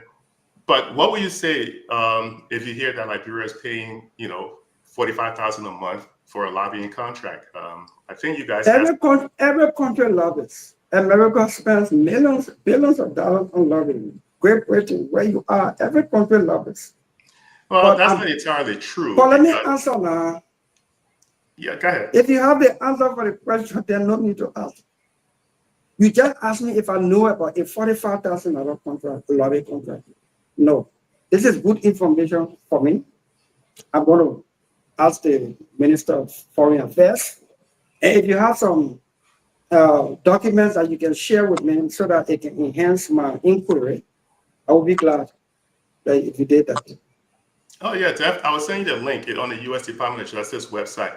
But you Yeah, know, when you please look at do. all of the countries in sub-Saharan Africa, I think maybe 1 or 2 states in Ghana probably lobby, but most countries in Africa they do not pay lobbying, and this is something that. So lobby for international negotiation and diplomatic and all of these things. I don't see it as wrong unless it doesn't make sense. Now, I'm not putting up a defense. I don't know about what you're talking about, especially a $45,000 contract. Once it does not meet the threshold for legislative intervention or knowledge, the executive has the latitude by law to conduct the foreign affairs, the foreign policy of our country.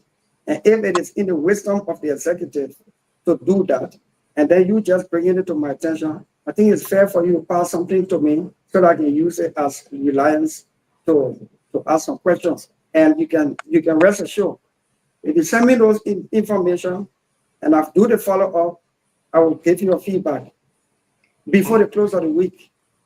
And then you can confirm me right here on the show, even if I'm here or not.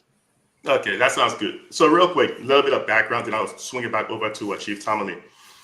So the reason why a lot of African countries do not lobby in the U.S. is because you have an ambassador in the U.S. to do that, right? So when we look at Israel receives the most money from the U.S. in terms of lobbying because it has a direct impact to U.S. national security. Africa as a whole, they don't really have that kind of impact to U.S. national security. But when you look at a poor country, in West Africa, the ECOWAS region, Liberia is the poorest country in that region. So Liberia doesn't have the money to pay the kind of lobbying. When you look at it, Liberia, in fact, when President Weah was in power and Samuel Tway and the rest of the team met with Senator Lindsey Graham from South Carolina, and they were paying all of these lobbying fees, it didn't take long after that before a whole bunch of people from Weah administration got hit with the U.S. sanctions. So if we're looking at countries right now that we're talking visa restrictions, USAID is in fact gone. So it doesn't seem to make any sense why the Ministry of State would be involved in paying $45,000. And bear in mind, Senator Taylor, I was saying the information so you can take a look at it. This lobbying contract is signed for a period of 24 months at $45,000 a month. That's a little over $1 million. And we know that based on USAID reducing its staffing and all of the economic activity. When was that contract signed? That lobbying contract, when was it signed? It was initially signed on December the 12th. It went into effect on February 18th. And the person who has actually, the lobbyist, in fact, the address for the lobbyist says 1500 Pennsylvania Avenue. That's the Social Security office in Pennsylvania. That's the address for the Social Security office. So it seems kind of a little bit kind of shady. Not sure what that is all about. But the lobbyists have already received $22,500. So there's a period of 24 months at $44,000 a month where the Ministry of State for Presidential Affairs has affixed their name on this contract. So it sounds alarming until we know whether it is true and why. You're absolutely correct on that. So there's something I just came on just to ask you because I know you're the head of the foreign I will take up that. I will take up that. Yeah, I know you're going to do your due diligence, take a look at it and examine it and see what's going on. So I will send you you remember under President Weah, when Donald Trump was president, you took a Donald Trump lobbyist to meet with President Weah for lobbying. That is correct. You and Henry Costa? That is correct. Lobby was bad then? No, but bear in mind, we were providing a service, and let me tell you what the actual service was. The actual service was to bring the U.S. military was interested in setting up a base in Liberia, right? That was going to be huge for Liberia, the economic activity. So bear in mind, when UNMIL drew down from Liberia, you saw how the economic activity went down in Liberia, and rightly so. Not all lobbying contracts are bad because APAC, that receives the largest in terms of lobbying from the U.S. government, APAC needs that money because of the region that sits in. Japan, they obviously lobby the U.S. government as well. Japan receives money. But again, I think someone posted in the chat or posted on the comments, You cannot compare a country where the GDP per capita is around 80,000 per individual to one where the GDP per capita is around 600. Because if over 50% of your budget relies on foreign aid, the Guar government will be paying you and your team that went to meet with President Guar at the hotel regarding that contract. So let me make it clear again, because I think there's been a lot of gap in understanding this. So here's the deal. Okay. Part of the effort, they weren't paying me. Guar wasn't paying me whatsoever. The Liberian government wasn't paying me whatsoever. I didn't receive any payments whatsoever. So let me tell you. Because it didn't go through. Absolutely not. You see, this Correct. is why. If it had gone through, you are going to be paid. No. I wasn't there to get paid. Okay. They wasn't there to get paid. So we can move on. I appreciate your effort, Senator Taylor. I appreciate the effort trying to see if you can actually flip the switch. But in fact, no, I don't intend to. I just want to be on the same page. No, we actually can be on the same page. But let me be clear. Right. Let me be clear. When you look at countries that are lobbying across the world, you can't compare that to Liberia. The effort that I did in Liberia, similarly, I tried to connect the Liberian government to law firms. The Guar government will pay the $25,000 plus every month in keeping with that deal if it had gone through. The Guar government wasn't paying me. They were paying another law firm. I was going to get paid. I don't know how you want me to say this. You're entertained, Larry. I don't know how you want me to say this. I wasn't going to get paid whatsoever. It wasn't okay. I was going to get but paid. the entity you were introducing for that deal was going to be paid by the Liberian government, $25,000 every month on a Guar government. Correct? Do you have proof of that? Do you have proof of that? But he right here saying it. Then you looking for proof. He admitting or acknowledging. Taylor, let me clear it up again. Yeah, please. The lobbying firm that went to Liberia was there to get paid. I am not a fan of lobbying whatsoever. I'm not for that because countries cannot afford it. But bear in mind, this firm that went to Liberia was going to get that payment, not so much from the Guar government, but from other entities that was going to try to do business in Liberia. So you have to understand, I'll give you another point. When we took Serena Cephas and others, Arthur Johnson and others, to try to get the law firm over in New York to try to come to Liberia for asset recovery, there was no money involved in that. In fact, the law firm lost about $400,000 on that effort. They lost $400,000. But people would do some investments in certain things because at the end of the day, somebody else is going to foot the bill. Not necessarily the Liberian government. Somebody else will foot the bill. So somebody. Okay, Larry, let's move on. You gave me a piece of. You asked a question. You asked a question. I have committed to get back to you once you give me the tool to work with. Absolutely. So here's the thing, Senator. Yeah. I will end on this.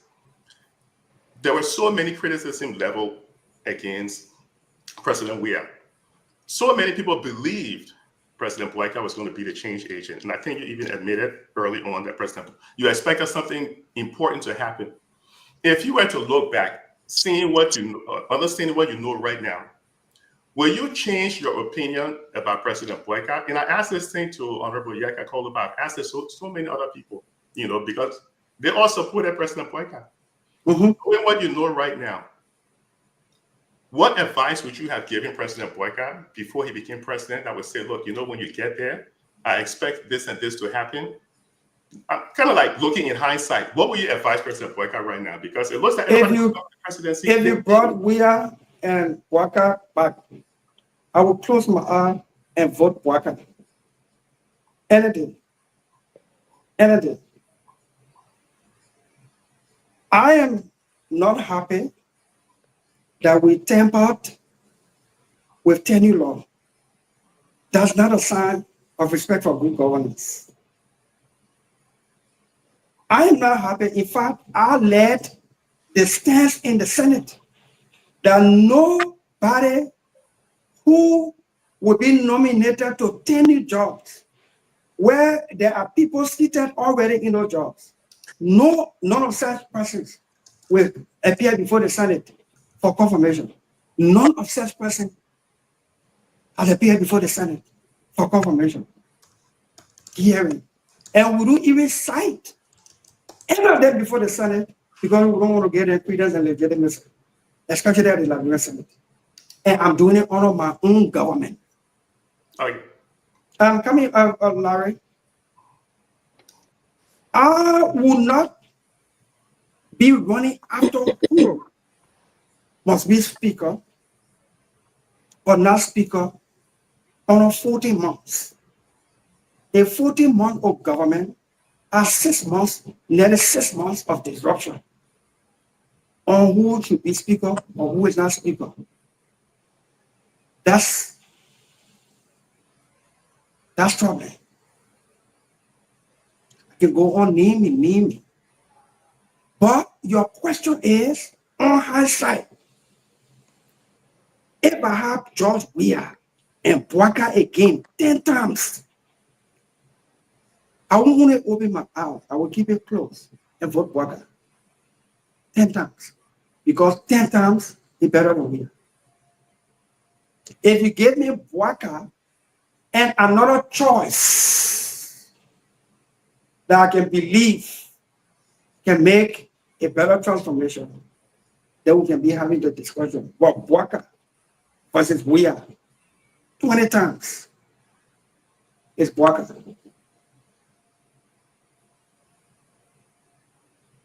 Back to you, Chief. From Sarah. But Tomalin, Sarah that came, eh? Yeah, I think Saliki was here before. Yeah. Sarah that came. I'm sorry, Tomalin. Do your thing. Let him moderate. Apple. Okay, let's Sarah go and go to Saliki. Thank you. Okay. Honorable, I want to say thank you for on, and also thank you guys. Oh, Comrade Sarah here today. Comrade, how you doing? I mean, I like easy question when I listen. Whatever, man. Whatever. Honorable, thank you for coming on the platform. We've been wishing to, a lot of you guys come on here and, explain to us some of the things that you guys doing. When we started the show earlier, I heard you talking about the foreign minister inherited the passport saga. I don't know. I stand to be corrected on that, but I know I heard you saying that. But I just want to make the correction that the foreign minister, this passport saga started since 2012 when Danish, according to the program, the article I read here on political, not a Liberian. It's a U.S. article. I know about that case. Right. So that started since 2012. And correct. CDC government inherited that from Unity Party government, and when they got there, they had their own issues as well. And now Unity Party government is in power, and I think in October of 2024, they sent a release out that they wanted to cancel all diplomatic passports. I don't know whether you are aware of that. I don't know how far they went with that, but I know they put out a release that all diplomatic passports were to be returned, and they wanted to cancel all of that. So looking at the situation we have now, that our country is about to be sanctioned if we don't put our acts together, are you going to blame the CDC government for this?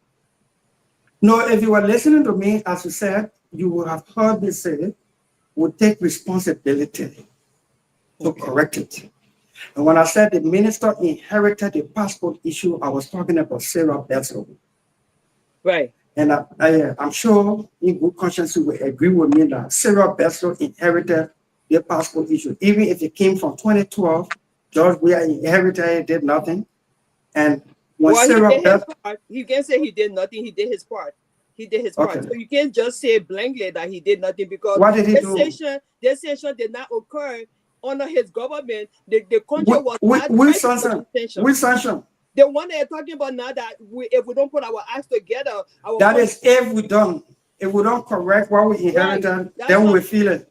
Right, but that was not alluded to. But you were talking and you were asking all your questions. No, I just want to make that clarity. Sorry, Honorable. No, but I got it clarity, Sarah. What I'm saying is the current minister and the current Bwaka UP government inherited this. This UP government led by Bwaka inherited this. Inherited what? The passport issue. The Minister of Foreign Affairs inherited this. The Minister of Foreign Affairs took measures immediately. When she became minister, she took measures. When the CDC government was exiting, they issued a regulation that diplomatic passport will go for 6 years. You can be exiting. Election practically done. Somebody else has been announced winner. They're waiting for inauguration to take over. Then you issue a regulation to extend the duration of diplomatic passport to 6 years. They had the power still in their hand, right? I'm agreeing with you. Okay. And that's some of the things Sarah Besley inherited. And when she came, she sought to correct it because most times Liberia diplomatic passport has had the lifespan of 2 years. So she reversed it back to 2 years. Okay. And said that anybody who is in possession of the 6-year passport, bring it back and we'll issue you a new one for 2 years. If you are a former public official entitled to it, or as the government would deem, they will reissue it to you. But you can't be a former official, you can be a current official and holding a 6 years diplomatic passport. Can I hold you right? Can I hold you right? Please so do. why now at this point, after she instituted all of those measures, why now at this point our country find itself on that list to be sanctioned? What did your government didn't do right that we find ourselves on that list to be sanctioned? So the minister said to us today that she's asking the American government to formally communicate the information. Thankfully, it is not a decision taken yet. Right. It is a warning. In order to correct, to be in good books, you have to know what actually. It's just like they put somebody on sanction, but you say, every time the government says, what the person did you put it on sanction, give us some evidence so we can prosecute the person. They say it's not the doing or business of the U.S. government to submit or present evidence. That might get them stay on sanction and the government cannot prosecute them. So, but in this case, the U.S. government is warning, if Liberia doesn't take this measure, this one will happen. Except maybe it is now there. We haven't seen it on the State Department official website. So they did not give you guys any information as to why we are on this list yet? So not formal yet. It's all in the social media. So the minister has taken some proactive step by engaging with the U.S. government through the embassy here. Okay. And the minister said today during the hearing that even the U.S. ambassador accredited to Liberia informed her that he's not aware formally. So she's done a diplomatic document to send it to Washington, to State Department, so that we can now be formally informed then. That formal information will tell us exactly. Don't forget, Sarah, this measure will be taken against countries and not just Liberia. Right. So if they have 5 conditions, for instance, 3 conditions. Absolutely, I agree. 10 conditions. Maybe all may not apply to Liberia. So if we have the formal communication, formal information as to why we are placed on the warning list, and if we did not do SYC, we will be placed on the red list, then we start to take those measures. So the minister is taking some proactive measures. Okay. Yeah. Yeah, somebody asked me to go ahead. That's my question. Grace. Thank you. Hi, Senator Dillon. I am a regular panelist here, so I have to have the first preference. So I hope the other guys understand. But it's nice to have you. It's nice to have you here. And Thank you, I also Grace. respect that you apologize. I'm a very forgiving person. So when people apologize, I like to give them the benefit of the doubt. So I mean, you have the guts to do that. Most Liberians, they don't have that in them, especially when it comes to holding position in the country, they feel they're above the law. So I commend you for that. But I want to ask you, quickly, because we have so many people here. Did you write the dual citizen bill, or because that dual citizen bill hurt my heart? Let me tell you, Dylan. So I want to know if you wrote the bill, or was the bill drafted by the diaspora Liberians? You see diaspora Liberians that put their foot behind you. I mean, they take everything Remember one time I told everybody, I said, no, I don't pick Delon, and people were after me, you know, putting my platform down and all that kind of thing. But then they wrote the bill, they give it to you. These people, they lobby for you, they campaign for you, they raise money for you. And then when the bill went on the floor, you guys passed the bill with restriction only. So did you write the bill yourself, or did they draft it for you, the diaspora Liberians, for you to put that bill on the floor? The diaspora Liberians that became and are still considered a part of my constituency wrote the bill and asked me to put it on the floor, because only a lawmaker can put a bill on the floor. Even the national budget is sponsored on the floor by a lawmaker. Any bill comes from anywhere, any institution of government, any civil society institution. That when you hear a senator say, I sponsored a bill, or a lawmaker say, I sponsored a bill, it means he didn't write that bill. When you hear a senator say, I drafted a bill, it means he did. Not necessarily himself, but it is his initiative. So I sponsored the bill. The diaspora Liberians submitted a bill to me with no restriction. And I put the bill on the floor with no restriction. They sent the same bill to Akalas Gray and Fonati Kofa. Then he was deputy speaker. Yes. And they passed it in the House. When it came to the Senate, majority of the Senate did not want the bill to pass. So it was difficult to get concurrence. In order to get the bill to pass, I had to meet those who had issues with no restriction at all to agree with some restriction. Why did I agree? Since I think 1972 or 1976, the alien nationality law placed an automatic loss ban on Liberians who take up dual citizenship of other countries with no opportunity for them to be heard, no legal process. They say you lost your Liberian citizenship if you took an oath to become citizen of another country, especially naturalized. And that law has been on the books for nearly 40, 50 years. The door was completely closed. When we had an opportunity to open it at least halfway, I thought that, okay, this is progress. It's not every Liberian who want or hold dual citizenship get time for government job. He just want to be with me a Liberian, come home, own his property, do what he can do as a citizen. He wants to go back, he wants to stay. There are some Liberians who may want to hold political office.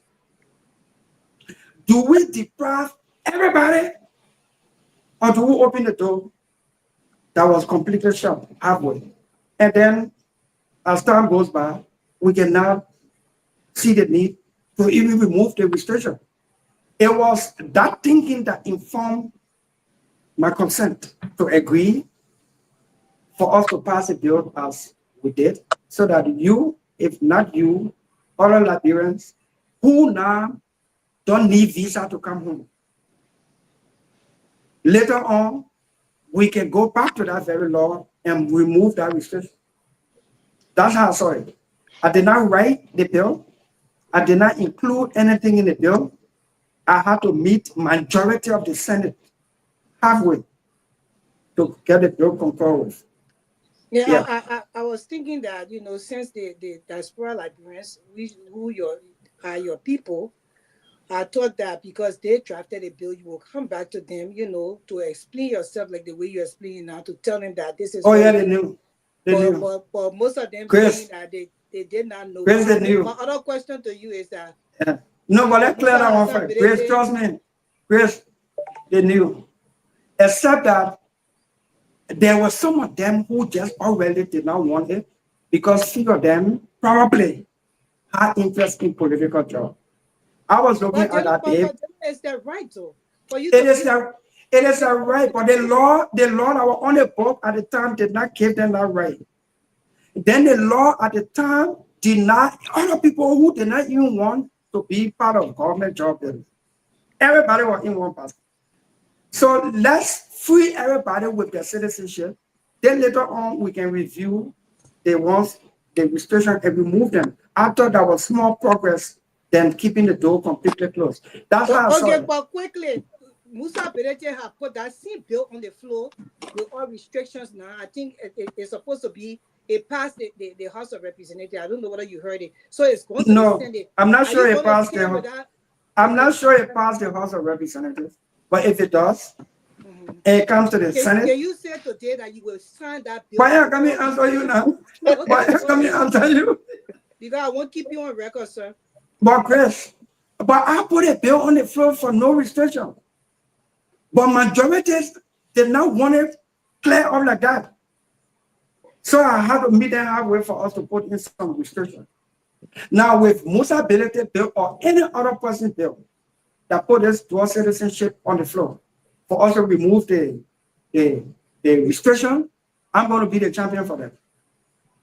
So you're not going to side with the people again and say, oh, because majority, you will be the champion for this bill to pass. They want to like always. It will put, but Chris, the new bill that's on the floor is to review the restriction. Okay. If the majority say the restriction should stay there, my vote will be against the majority. Because my vote will be against the majority this time. At the first time, we wanted the door halfway open because it was closed for over 40 years to our people in the diaspora who are taking our citizenship of other countries.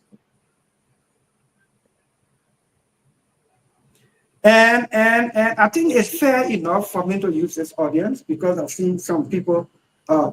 Why did I vote against the referendum of 2020 that had to do with dual citizenship?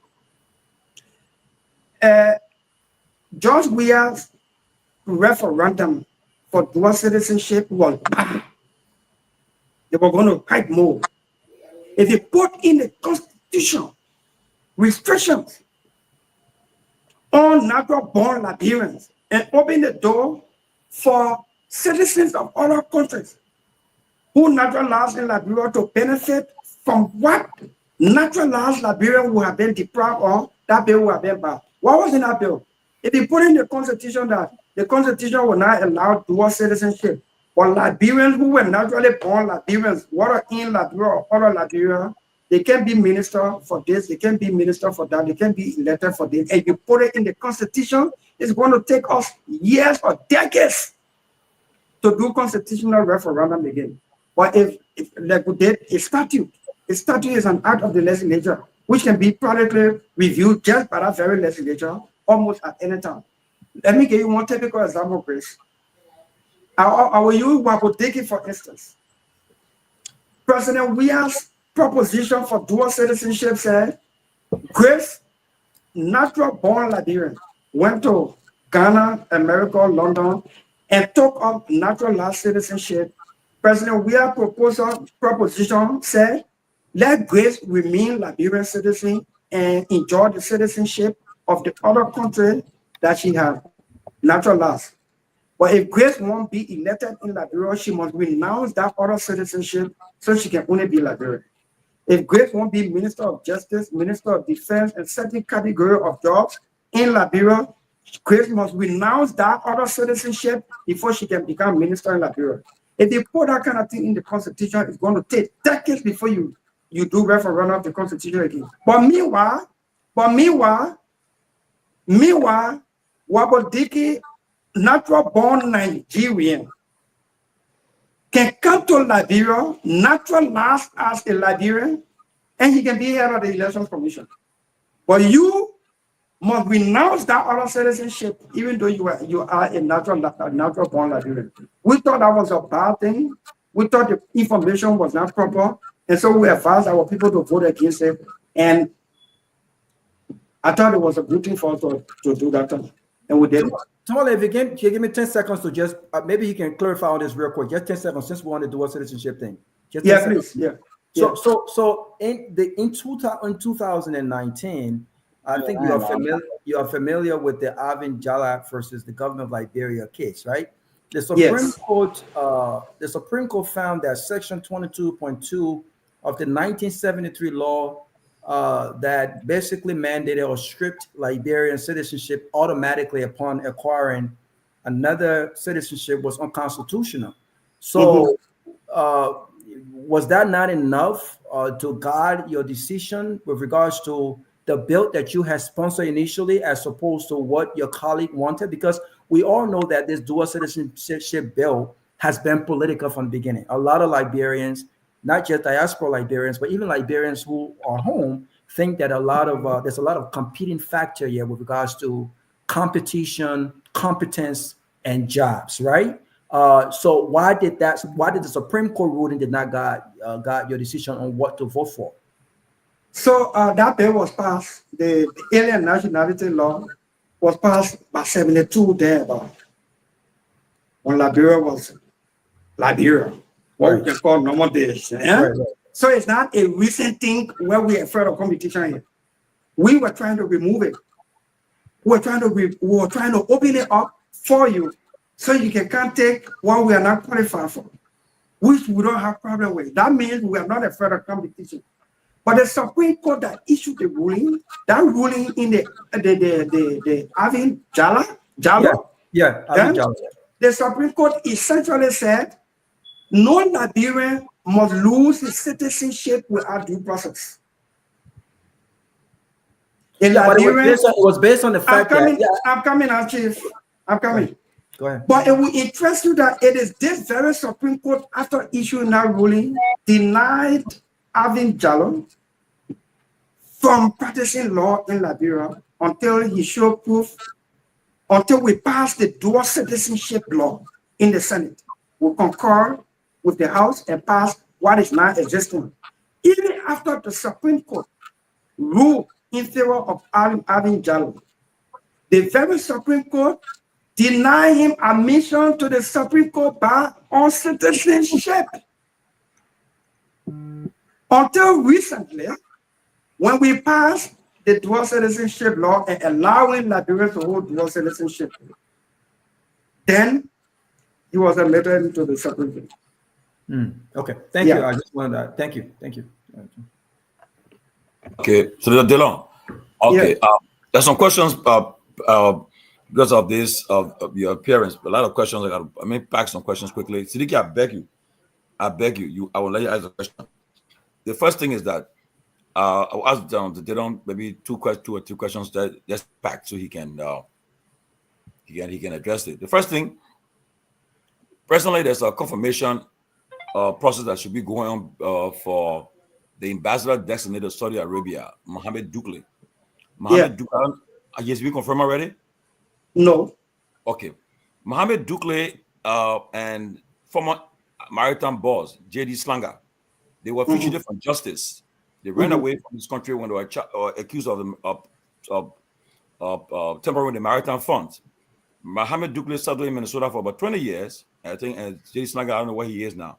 But recently, President Biden nominated him as ambassador designated to Saudi Arabia. That's an issue that we hope that the Senate, your committee that will be going for confirmation hearing will address with Mohammed Dukley, because he's still fugitive from justice as far as we are concerned. The Senate, especially our committee, we are seized of that matter. Thank you. Okay. Another thing. And go ahead. And should we put Mohammed Dukley, the nominee, on the stage for hearing, you can rest assured that beyond all reasonable doubt, you will have to convince the party. Okay. Another quick question. This is strictly to your committee. Right after the President Boga took office, the ECOWAS appointed, they requested Liberia they appointed former Foreign Minister D. Maxwell Kamia to serve as representative for the ECOWAS in Sierra Leone. A communication was written by Minister Grisby and Foreign Minister Beslow, denying from Kamia the opportunity to serve in that position. In fact, what they even did, they sent Marjon Kamara instead of the one that ECOWAS requested, and ECOWAS rejected her. And because of the action, Liberia was denied that particular position and was given to a Ghanaian. How do you address that? That issue came up today, and then I Yes. thought it came up today. But And she not deny Senator Victor. So no, she did not deny it, Grace. So what did she say? Edwin She Snow never had wrote that letter herself. yeah, because she did not write the letter. Senator Snow said she wrote the letter and signed it on her signature. It was that she said, no, I did not write letter, I did not sign the letter. The executive branch did, and we pushed her, and then we found out that according to her, the letter was authored and written by Minister Grisby. That is the information we got today, and the committee is going to follow up with the executive marshal on that issue. Good. Quickly, did she sign a letter after it was written? Because somebody else can write a letter. If I sign it, it means that She did not sign it. It was Minister Grisby, according to the information, who signed it. It was the one that she was already rejecting because the question was pointed and direct and said, you, Madam Minister, you wrote and signed a letter against Myean. It was that which she rejected and said, no, not even the foreign minister did that, but it was the executive through the Minister of State for Presidential Affairs. So we're going to pick up that matter with the marshal. Real quick, are you saying the Minister for Presidential Affairs first the signature of the foreign minister? I'm sure everybody here did not hear me say that. Exactly. But money, everybody here, including those who listening, did not hear me say that. You said she didn't. It was the no. Sometimes, Jerome, I can tell you hearing. I want clarity. Say so we can hear. No, but then don't say I said. Ask me what did I say that you did not understand. I always tell you hearing and listening are two different things. Listen, you are not. Go ahead. This is why I said make it clear because what I'm hearing you say, she said she didn't write the letter. The letter was written by Grisby. Isn't that what you said? Okay, let me repeat what I said. Okay, go ahead. Thank you. Senator Snow asked her, why did you write and sign a letter on your signature to withdraw Myean? She said, I did not write a letter. I did not sign any letter. Then I asked, Your Honor, did you write a letter? Did you sign a letter? She said, no. Did the government of Liberia send a letter to ECOWAS? She said, yes. As far as I know, the protocol will mean that letter will have gone through the foreign minister. If the Minister of Foreign Affairs telling me and the committee that she did not write, she did not sign, and the letter did not go to the Foreign Affairs, then who did?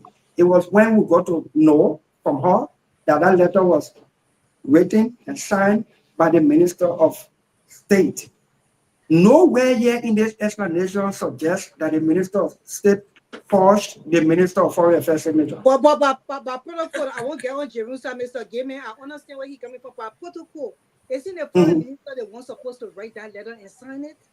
Because she did not sign it, she did not write it, does not mean forgery. We want to get that one clear first. It's not on her, but it's fraud. That's what I'm trying to say. No, if you wrote a communication, put somebody name there and sign it as a person that forgery. If the Minister of State, but we're not Grace, if the Minister of State wrote a communication, and so I'm asking for the communication or copy of the communication so we can see the exact diction. Great, thank you. That's all. Thank you. No, that's not why you were talking. You were already imputing that somebody have forged. You are trying to Tomalin, are we? Some of us gonna ask the question or just Jerome, you know, when you have your money, you can draw one. Yeah, I will correct you every minute. And if I'm wrong, I will admit. But yes, so here's the thing, Grace. Here's the thing, Grace. Here's the thing, Grace. You just need to Jerome. Yeah, I got Jerome first thing important. I want you better talking, so I want to knock it down. So Grace, yeah, Grace. No, Jerome, so that the proper information for our people. I'm glad you're going to. If the letter carries by directive of the President of Liberia. He, the minister, signed it. It cannot be forgery of the Minister of Foreign Affairs. The President of Liberia is the chief architect of our foreign policy. We understand the that. Minister of Foreign Affairs and the Minister of Foreign Affairs more like advisor and the lieutenant. So if the communication, if we see that communication, great, and communication, thank you. But you see the communication is not alleging forgery. That's why I jump down your throat. Okay, let me progress. Yes, let me progress. Okay, yeah, let me progress. 1 minute. You still need to answer my question. Which question, Chris? Wait. So we can be So let's guys. Some of us I think we're going back and forth. Let me clear. At this point, it appears that we're just going back and forth because some of us we're not even. Nobody's getting. I don't care. I will clarify. I want you to answer it because. So ask your question, Chris. My question to you is that by protocol, the Foreign Minister is supposed to write a letter. The reason why you put her on question, the reason why you questioned her deeply was that she never wrote the letter. Somebody else wrote the letter. By process, she's supposed to write the letter. I'm not saying the problem is on her. Grace B, who wrote the letter, what you guys going to do about it? Because he was not the person to write that letter, or because it's came from. No, I think the proper way I will put it, at least with my little knowledge of the protocol, with the protocol, that letter should have been transmitted through the foreign ministry. The following letter transmitting that communication should have been done through the foreign ministry. Senator, can I correct this quickly? Please. So it was not wrong thing for the Minister of State to do it. No, I'm not suggesting that. The 1972 Act also, the Minister of State is the chief of staff in the office of the president. Correct. So the minister can do that. The two persons can do it. The foreign minister can also do it as per protocol in the order of precedence. Correct. If the president chief of staff did a communication, it will carry by directive of the president. Exactly. Okay. Correct. So until we see that communication, if the Minister of Foreign Affairs did, it will carry the same by directive of the president. So until we see that communication to know the source of authority of the Minister of State, then we have to pause for a while on that. Yes. So quickly. And again, another commitment is that I will get back to you guys regarding this issue. Thank you. And so they will not go with forgery again. Right? There's a hearing today, and it is my understanding that the director of passport may have lied on an oath today. He was trying in addressing the issue about the issue with the case involving Bashiru Kante and the passport and the issue of the passport, and he tried to give a spin to it. I mean, do you believe what was the spin? He tried to say that case was investigated and completed. No, it was not that case you're referring to. You're referring to Andrew case. We're talking about he also about Bashiru Kante case. It was brought about too. So I particularly asked the minister and the head of the passport bureau. Yeah. And especially so that he was head of NSA at the time. Yes. Did they investigate the sale of passports? That was my question. Okay. Part of which led to the sanctioning of Andrew Wampum. He said, what they did the investigation in keeping with their function, their statutory role, turned the matter over to the Justice Ministry, and the Justice Ministry turned the matter over to the court, and that the matter is at the court. And I think they were not also correct to you guys. The matter is not in the court 100%. I don't know. So the hearing today does not end. There are a lot of stuff that we're going to follow up on, and then I think you heard my closing remark during the hearing. There are a lot of issues from the hearing. We're going to follow up on. Yeah, I'm glad. That's all those issues they are still blaming CDC government. Because the passport. I believe he may have allowed. They are John CDC style. They will holiday. No more. The level of being worker. Not CDC. But Sidiki coming. But Sidiki coming. But Mr. Dillon, I believe the director of passport may have lied on the oath, but we'll still follow up on it. Go ahead, Sidiki. Yeah, Sidiki Toya. Yeah, thank you once again. Good to be here. But look. Thank you, Brother Robert. I listened to your question, and practically all your questions you asked, was just exactly what I was about to ask the senator. And I'm on the show today. Many Liberians, both home and abroad, they are victims of the senator lying to us practically or intentionally to get his re-election 2020. And maybe you forget to mention that, Robert. The senator even promised people who are neighbors to him that he was not going to build a fence around his compound. And right after his re-election, what the senator did, started that construction. Today, they're living on fence. They don't even know the color of the senator apartment today. That is how deceptive some politicians in Liberia are. And some of us will regret going under the rain. And one of the disgusting things about it is that after all those things, when the senator started to lie about just common ticket, when we talk about those things, he will block you on Facebook. Anybody come and talk, and, this is not what you would expect of you. He will block you. And I listened to you, Senator. You said people you did not support during 2023, they are not, using your mistake to fight you or to bring you down to predict your future. No, Senator, I disagree with you. The standard you set for yourself and the kind of person you say you were, that's the same standard those people are holding you back. Your support means nothing. You supported who you wanted to support. Today, the president is the president. And now somebody asks you, you say, we're making a mistake. It's not a mistake. You guys failed in Liberian people. You supported an old man, 80 years old man, with no record of doing anything for himself successfully. And you think he could have been better than Torgbean. You have a differences with President we are. And today, all you can say when you come on Facebook or when you come on public platform, they ask you about the government you guys brought to the Liberian people. You say, oh, we making mistake. It's not mistake. Your life is not affected, Mr. Senator. I have a comment, Brother Tomalin. I have a comment and a question. I have a comment and a question, please. Right, you change your glass, though. Your life is not affected by the decision this government, the kind of mistake, according to you, say they are making. Your life is not affected. So many Liberians are dying because we don't have good health facility in the country. And instead of you admitting that you guys failed the Liberian people to impose an 80 years old man on them, you say you're making mistake. You're not making mistake. And before I go to my question, Senator, you said Liberian people are not used to something when people lie, when they come and admit they don't used to it. No, that's not a normal society, Senator Dillon.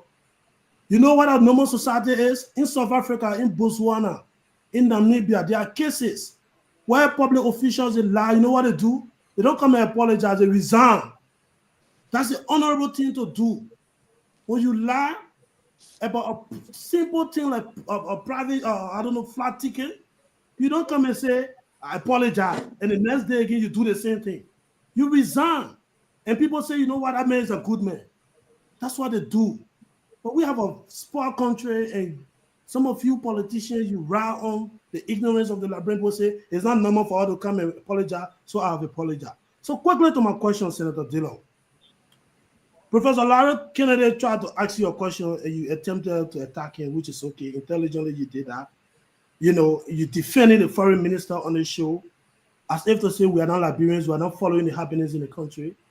The foreign minister a few months ago came up intentionally embarrassed the executive. And the executive, which some of us did not support him because we know he lacked the ability or the leadership to fire the foreign minister for doing what she did recently. The foreign minister came up with a scheme of a scholarship. They came and said, oh, they were taking Liberian students to Canada and the US for study. And everybody that applied on that link, they got accepted. It was a fraud. To the extent that the Deputy Minister for Information, this guy came up and spoke about it as a Liberian. Can they mention Abu, give me time, brother. I said assistant minister, man. I said assistant minister. What did I say? Yeah, we gotta move. We gotta hurry and ask the question. I'm gonna ask the question. You take 5 minutes. Question. He has to let the people. Yeah, let him flow. Abu, stop interrupting the man. So Matthew came up. He spoke about the fraud of the scholarship that the foreign minister brought. to the Liberian people that you are here today defending. Today, Matthew is out of the government because he spoke about something that affected the Liberian people. You, as a chairman of foreign affairs, we did not hear you speaking, but because Professor Larry asked you about a question, you trying to tell us here the man was some lobbyists for the CDC government and they were paying him out of that. And you're talking about you make a follow-up to the foreign minister. While you as a chairman of the foreign affairs committee, you could not invite the foreign minister to clarify on that scheme of a scholarship deal. That today, many Liberians are affected by that. Some Liberians lost that money they applied to pay, but they could not get a scholarship. So what's the question, sir? That is why you could not speak about that. We didn't hear you speaking about that. We didn't hear you as the foreign minister. Good. So let me flow with you. You supported me in 2019, right? 2019, 2020, both 2019, 2020. And I regret my support for you. Yeah, I get that. So 2019, you supported me, and I said I won't take a car. Yes. You believe that? You won't take a and car. I took the car. But when you talk around your house, and all of that. But when 2019, Abu, let the moderator remoderate. Let the speak. So 2019. Asking question, instead of answering my question, are you asking me question? No, I won't answer you. Let the guest speak. Let him speak. Let the guest speak. You coming with equity. So I want to look at your hands. You supported me in 2019. I'm not supposed to take a car. I took the car in 2019. You supported me in 2020 with a car. The only reason why you're angry today, not because of my personal conduct, but because I did not support comments. Every ANC people practically angry at me. Clear cut. You think CDC would be happy with me? I beat them 4 times in Maserati. You think Sheriff Topo would be happy with me? That I took them out of Maserati and they haven't seen it ever again? That's a political spin, Honorable. Hey man, let me talk now. I can be sitting down. Speak to the issue, your honorable man. Speak to the issue. That's a political spin. We're not in campaign more anymore. No. If you're taking somebody's word and you're standing on your credibility and the person flip, and you flip with them, you are as worse as the person that you're claiming to be.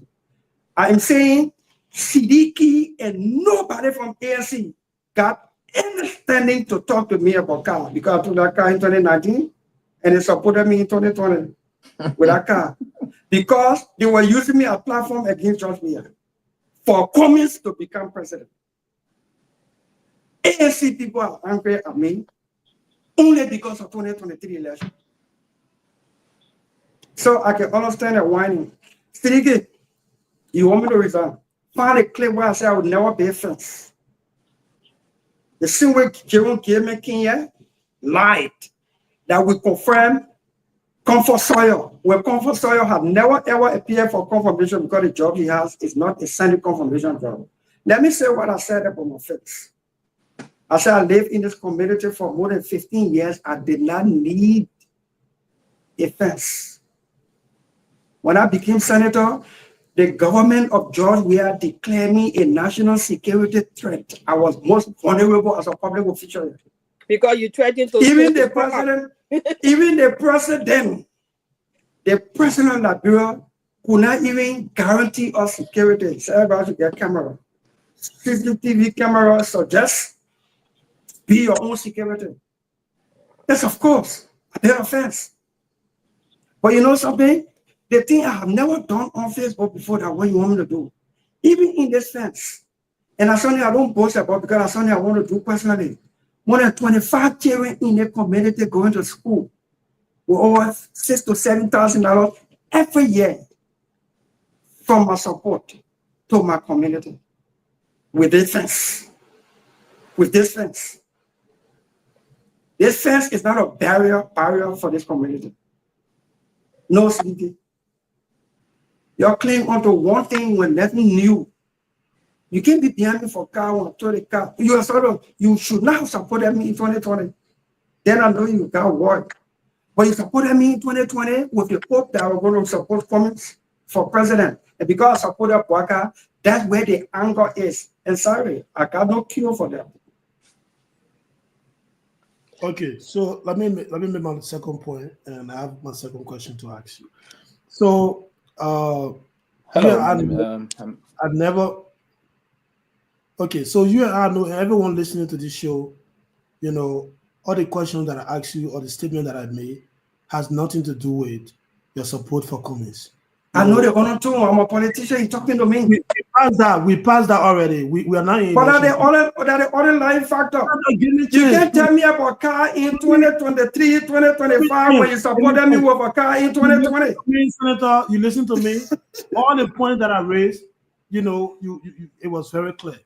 You lie about you lie about your payment that you're going to get 10,000 back to the county, which you refuse. You know, and today you Tomalin.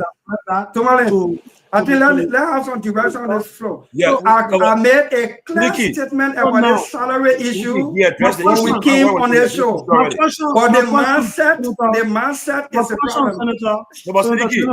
Sidiki, let the man speak. Let the man speak. That's right to speak. No, but we'll be fair. I've been on the show, but Tomalin, when Rawa asking the question, he addressed that issue about. I addressed this issue. So I want to make clear. Rawa asked the question and he addressed that issue about where the money is going right now. Yeah, they informed the people of Maserado County to tell them about where the money was going. So but you were not here when I said it. Let me and at the rehab center, who are we rehabilitating? The people from Guinea? I heard you when you said that, but they So you see what we have about Guinea conversation? Yeah, ask a question. No, Sidiki, no, I was trying to say what are the people who rehabilitating one of the foreign. You're senator, but you know the way we want to shoot again Guinea name. Come on, right now. I tell you, you're always your feelings. Now I don't waste my time with you. You're always guys. Let's bring some order, guys. Yeah, you're always feelings. Hold on, guys. Please. Let me we're having a fine conversation. I have my second.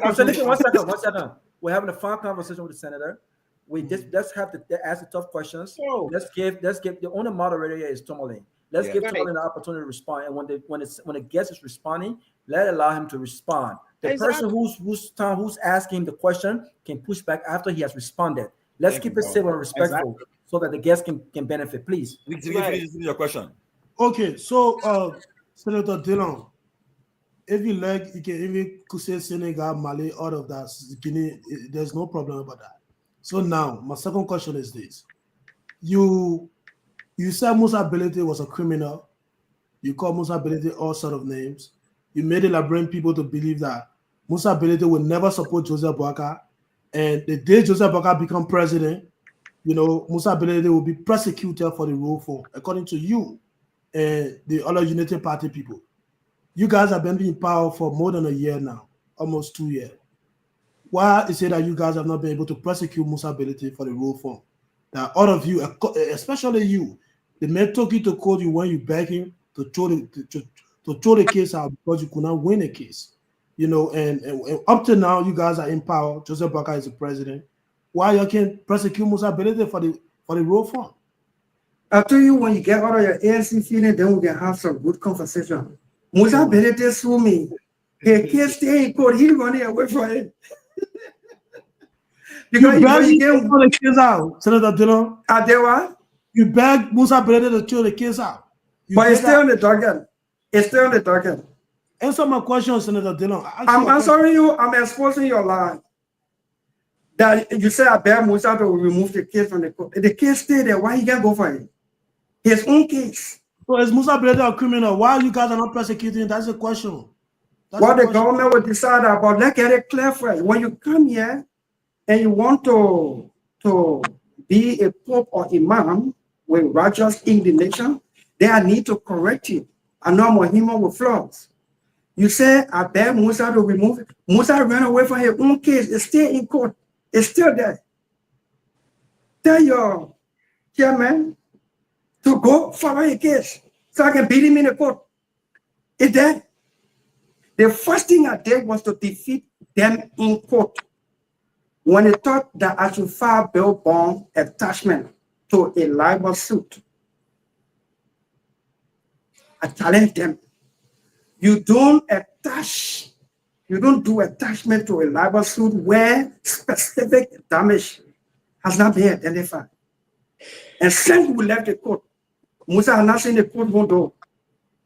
If Musa told you and Cummins that I thought you to remove the case stayed there. Forget about Cummins, Senator. But the ACC, why are you prosecuting Musa Benete? That's a question. Forget about it. The case in court. That's a different. You heard the road. You heard the road fund. You heard the road fund, and you heard the national boss man.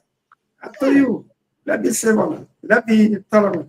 You heard the national road fund recently stating that Musa Benete has $3.7 million for the road fund. The government will follow that issue. The government has spoken through the national road fund. The government is following that issue. You just heard it about 2 weeks ago.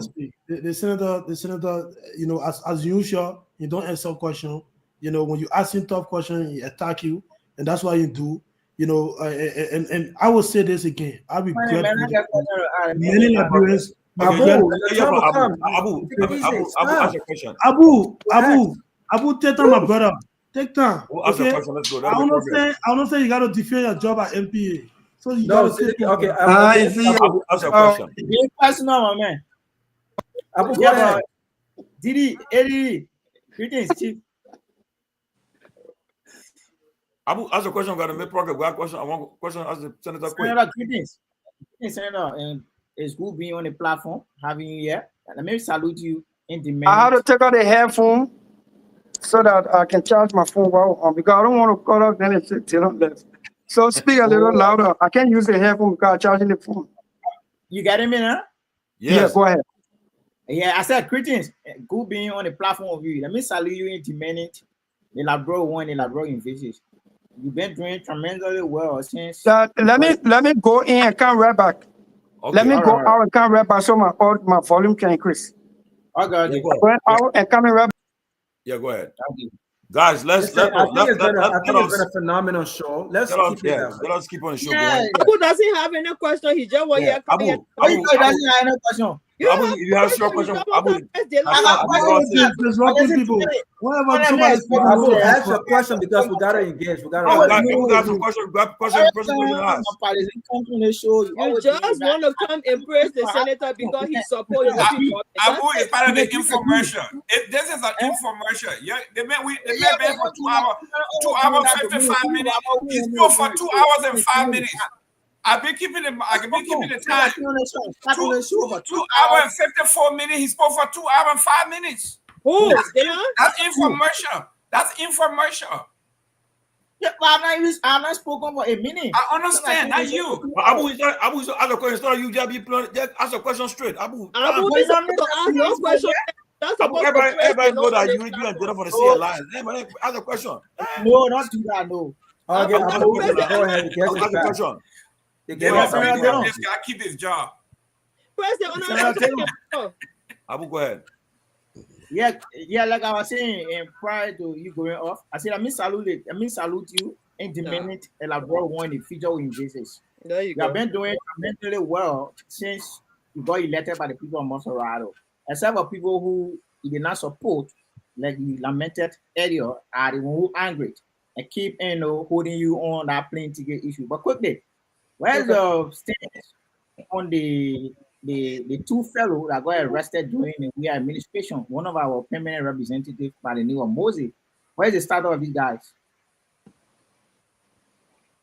You got a question?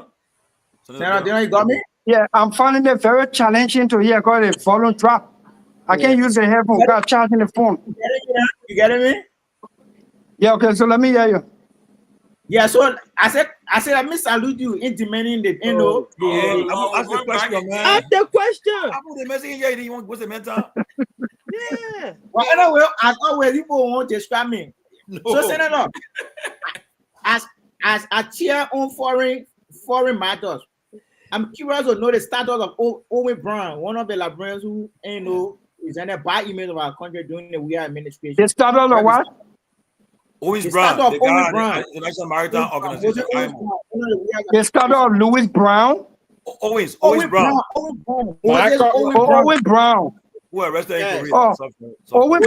Owen Brown is, like you know, serving sentence, unfortunately, in South Korea, where it was alleged that he was involved with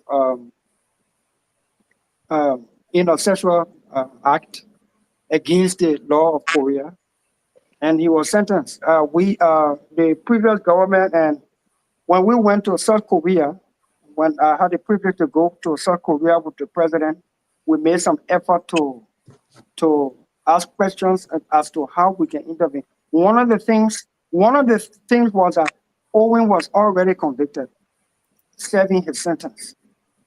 We have asked if we will get him to Liberia to serve the remainder of his term in prison in Liberia, or if we had a Korean in prison in Liberia, what we would do prisoner exchange. None of those were agreed by the South Korean government, especially so. There was no Korean in our jail here that we could have probably done prisoner exchange. It's an unfortunate thing, but it is what it is. Okay. Okay, so I mean, I'm a last question. You guys should not make it. It has nothing to do with politics. Don't do that. Not because we are supporting the government. We're not touching your views, brother. You know that one good.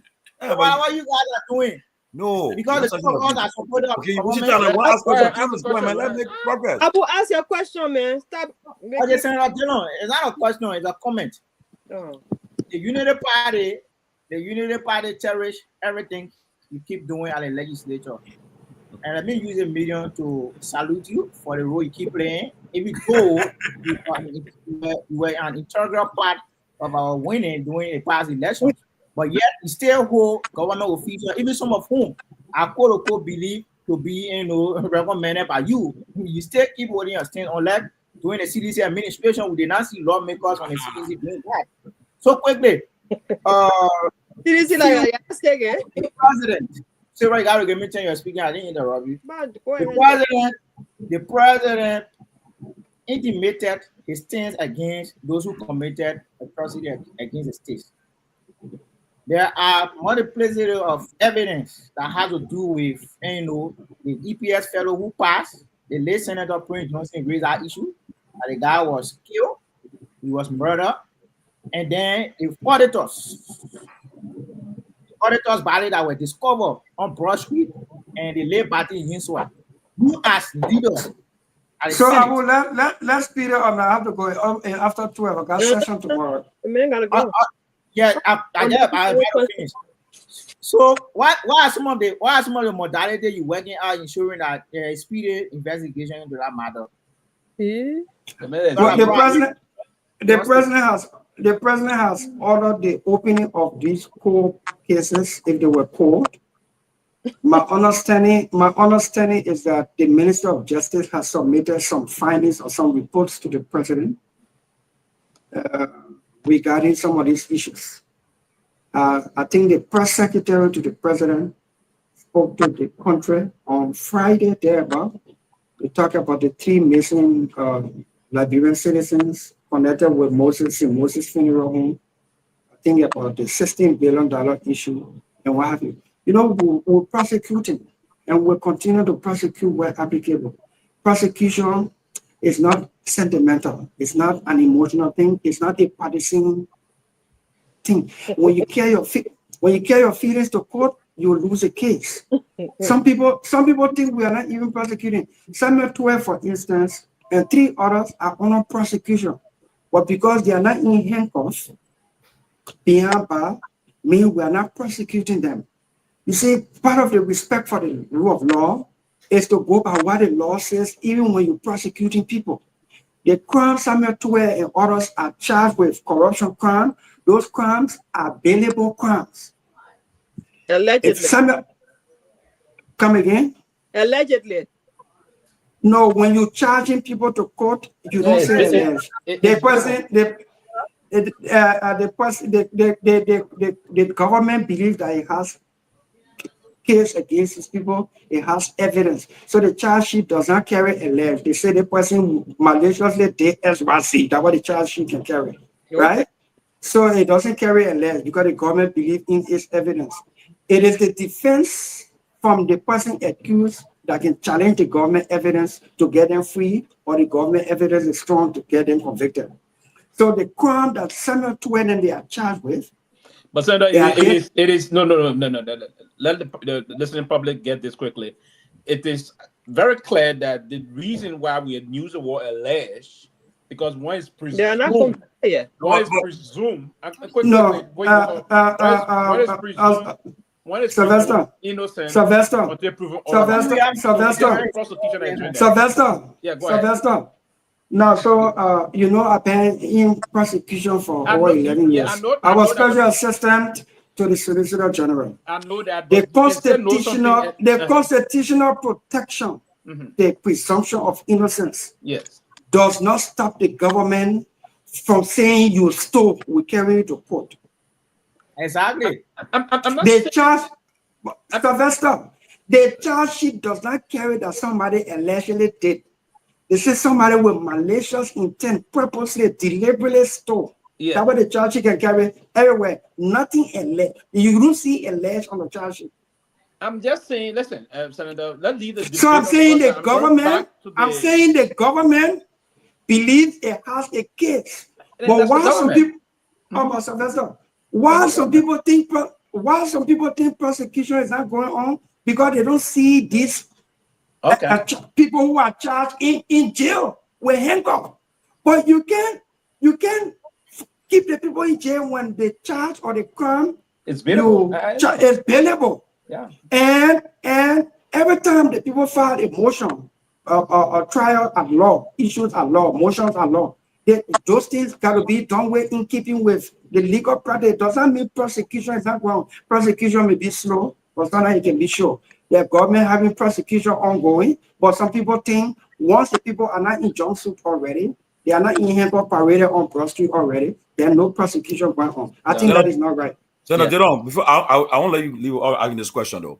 Quickly, the first question is 2029, you up for re-election. Will you be running will you be running again for the Montserrat senatorial seat, or will you be running for president 2029? And then the second thing is, what's your position on the issue at the House of Representatives? Do you believe the Justice Minister of Liberia, Attorney General, misinterpreted the Supreme Court? That's why today they are seeking bail information. And lastly, the issue about reforming the Senate. When will you guys call for a systemic audit of the Senate, and not not the way they do it? They do it just go and do. Instead of systemic audit, real audit of the Liberian Senate. Instead of maybe 2029. please address these questions quickly. They don't. Please, I beg.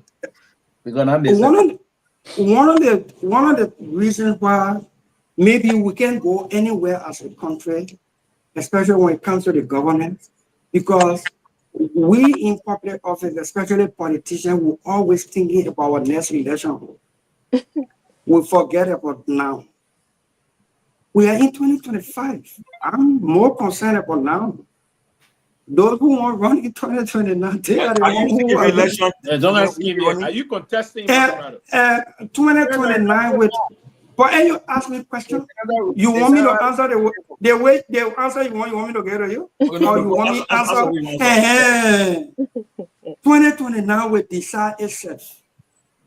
I am more concerned about delivering with the rescue mission government. Now, every day. We are in 2025. I think 2029 make people finding all kind of way to make everybody look like they not fair, the ugly, the blackmailing people. That is 2029. That is 2029. Benny. If we focus, the center is ruling out most of if we focus now, 2029 will decide itself. And Pewee, I know where you're going. Let me just nip it. That thing why you're speculating care all around that Dara didn't want to run in Grandmaster County, I have already rejected that over and again. So let me make a simple analogy. assuming that, for instance, Nyombi Kanga Lawrence, who is the current senator of Grand Bassa County, assuming that she does not aspire for higher office and she still wants to run again in 2029, that she didn't want to run again. No, because people always talk about Grand Bassa County. When you ask me for Monserrato, I know why all the questions for all those who want to run just from Q in 2025 now for 2029. I am more focused on getting at this rescue government that will put our everything together to succeed. 2029 will definitely strong contenders against it. I'm in financial audit and So CDC will empower Abidjan Tuta on senatorial ballot. Wait. But Sarah, we get her discussion like that now. I have to you most of your But Sarah, I told you I said most of your apparison. So by the time I told the thing, you can tell you. No. But Sarah, let me tell her. Go ahead. You can't win Monserrato again. Just leave it. You can't. Yeah, that's true. You're bring somebody. Let ANC bring somebody. You won because of collaboration. See how you have to that comment is bringing after you. Hey man, guys, I beg you. Since don't answer How you question. talking about comments? Let me ask the question before. Let me ask my question. I think I saw 2 questions remaining. Okay. Tomorrow, after 2 hours, the senator got to go rest. Tomorrow, session day. Oh, come on. Abu Shala, yeah. You guys your job is secure, don't worry. Please, the Justice Minister. I think he's frozen. He's frozen. Oh, the senator? Yeah, he's frozen. He's not frozen, though. He's frozen. He's frozen. Yeah. People want to know the senator position on the issue of the legislature. Is that somebody said the ANC sabotage? Yeah, but let ask some questions. Forget about the election feeding. Let's look at the real question. Yeah, let's ask some questions. No, but election is done. For me, I don't do that. Election is done. We think they're getting the fast. We're not having the situation. Chief Tomalin, the reason I've been quiet is because everybody needs to be given the chance to speak. And I like for him to be here. No, you brought up today. You may hold you on 2 points. The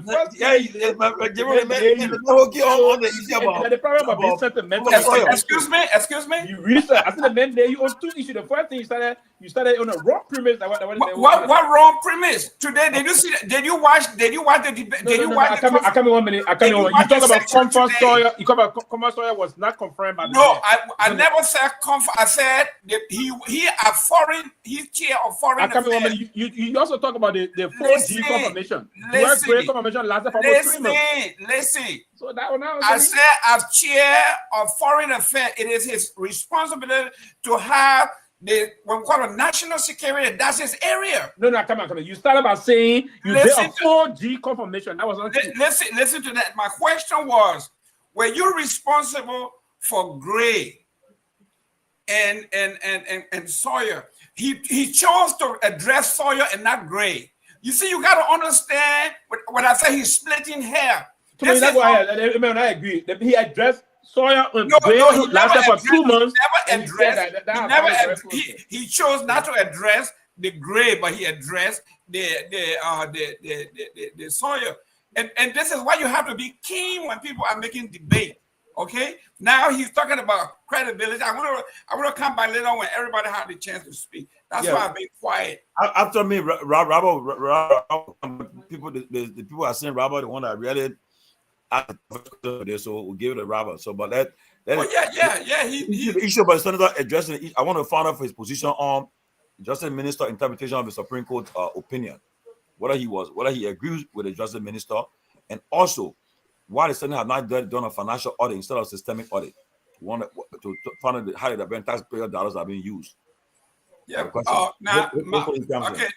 My question to him would be, he's talking about conflict of interest. He doesn't want to get involved in the conflict of interest.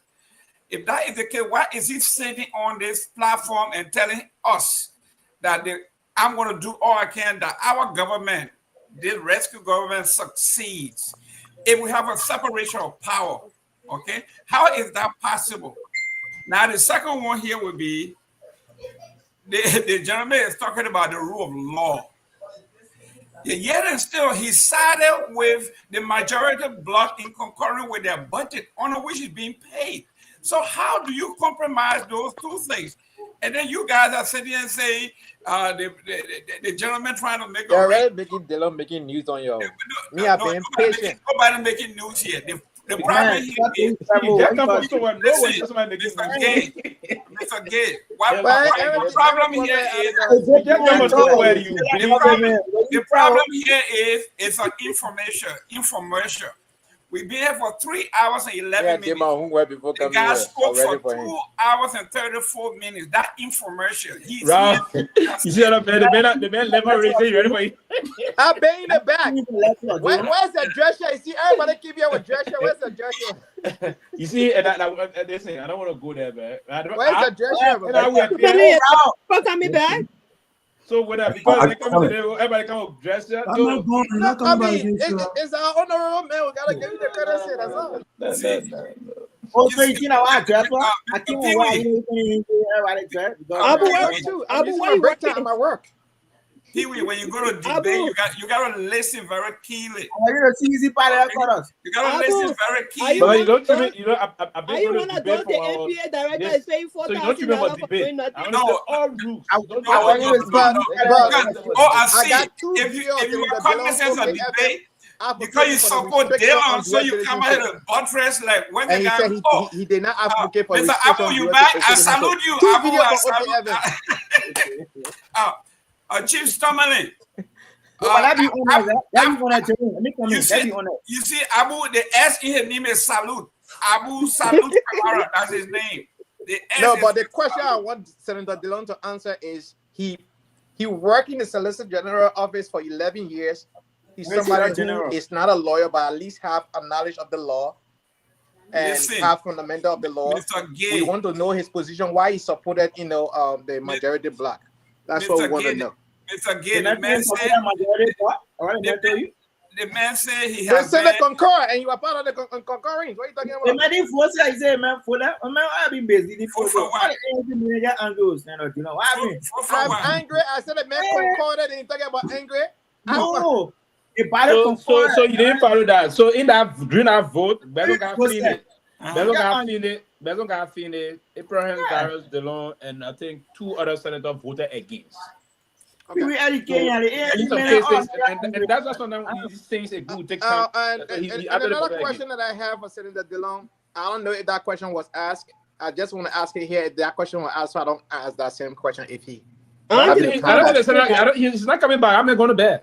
Well, okay, if he's not coming back, that's fine. We can get past the show. If he comes back, that's fine. If he doesn't come back, some of the things that he said we can talk about. Senator Dillon came on the show here and said he never advocated against. Listen now, he said he never advocated against the dual citizenship bill with restrictions, isn't it? That's what he said. No, he said that he said with Julia Jett. I mean, listen. No, I think Anthony. I think he said that the bill that was originated from the diaspora had no restriction. But when it went to his colleagues, they inserted some restrictions. The restriction. Correct. But Senator Dillon, I even wrote in the comment section, I used to be a part of Senator Dillon's class, where he used to have podcasts twice a week. I used to be part of that class. In that classroom, Senator Dillon advocated for some kind of restriction. Yes, that's true. All right? Yeah. Outside of that, he appears on the OK FM show with Julia Jett and also advocated for some kind of restriction. Yep. With Clarence Jackson also, he advocated for some kind of restriction. Right? And I come 1 minute, Anthony. He advocated for it. Now his friends in the Senate that brought about it. Anthony, did you get a senator on that one? He said the bill from the lower house came with no restriction. He didn't say that he didn't advocate for restriction. Understand. I'm telling you something. He didn't say that he didn't advocate for restriction or no restriction. What he said basically a plateau. He accepting that there should be some kind of a restriction. That's what he said. That's what he said. That's what he said. No, that's not what he said. He said when his colleague raised the issue of the restriction, he rather have something than nothing. Right. Exactly. Meaning he accepts the restriction issue. Mr. Pewee, hold on now. It is completely different than when you yourself as an individual go on your platform or be invited as a guest on the show, also advocating for restriction. That's two separate things. I understand the point that the senator agreed to a compromise. Right. As a lawmaker, you make compromise on certain things. You may not have other things that you want. That's a normal practice, granted. Yeah. But he cannot come here and claim innocent as to not advocating for the restriction, because DeLon himself, on DeLon classes, I used to be a regular member. We used to be, roll call used to be called, we used to answer present. That's how regular we were on the DeLon show. Anthony Gay. You understand? Anthony Gay. Yes. When it comes to debate, this is what we call splitting hair. You have to have the keen ear of listening. What you are saying here, Mr. Pewee, is completely confused. He has no idea what you're talking about. He merging the two.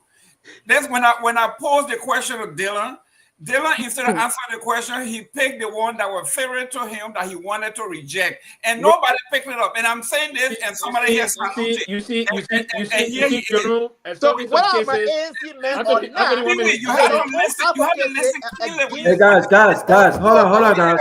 Hold on, guys, hold on, guys. 1 minute. 1 minute. No. I just want some order. Let's talk one at a time. Exactly, and I'm not going to go against time limit. Yeah, but I want to. Okay, so let's do 2 minutes each. So Sylvester, hold on, guys. Okay, I'm going to be the timekeeper. Okay, please, guys, hold on 1 second. I want to get the Senate of credit for the level of leadership I've seen today.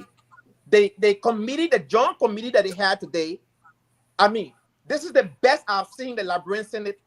1, being organized. 2, being focused on the issue. 3, being very professional. I mean, our legislature need to conduct businesses like this. On many occasions, you find our lawmaker go there and joke around, But today, however, it shows some kind of seriousness. The introductory part of it, the presentation and the deliberation, everything. I watched it and it was very commending. I mean, like Senator Dylan rightly said tonight, it's not all done yet. They're still going to do some follow-up and whatnot. But guys, this is the kind of let me make an announcement quick. The senator at all, like in the Senate and the rest of the legislature.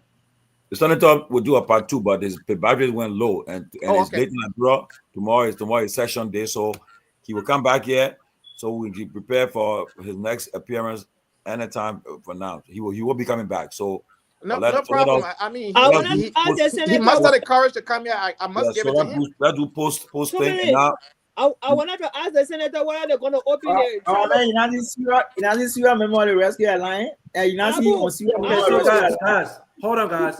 Tomalin, I know you're back, but let's do at least 2 minutes each. Yeah, Robert, take control. Yeah, maybe. Okay, so let's give everyone a chance to speak so that the audience can hear. So, Robert, can I go first? Hold on, you landed, right? Hold on. Yeah. I done what I was saying. So next, Mr. Gilman, just 1 second. Let Saliki go, and then you go next. 2 minutes, please. Saliki, go ahead.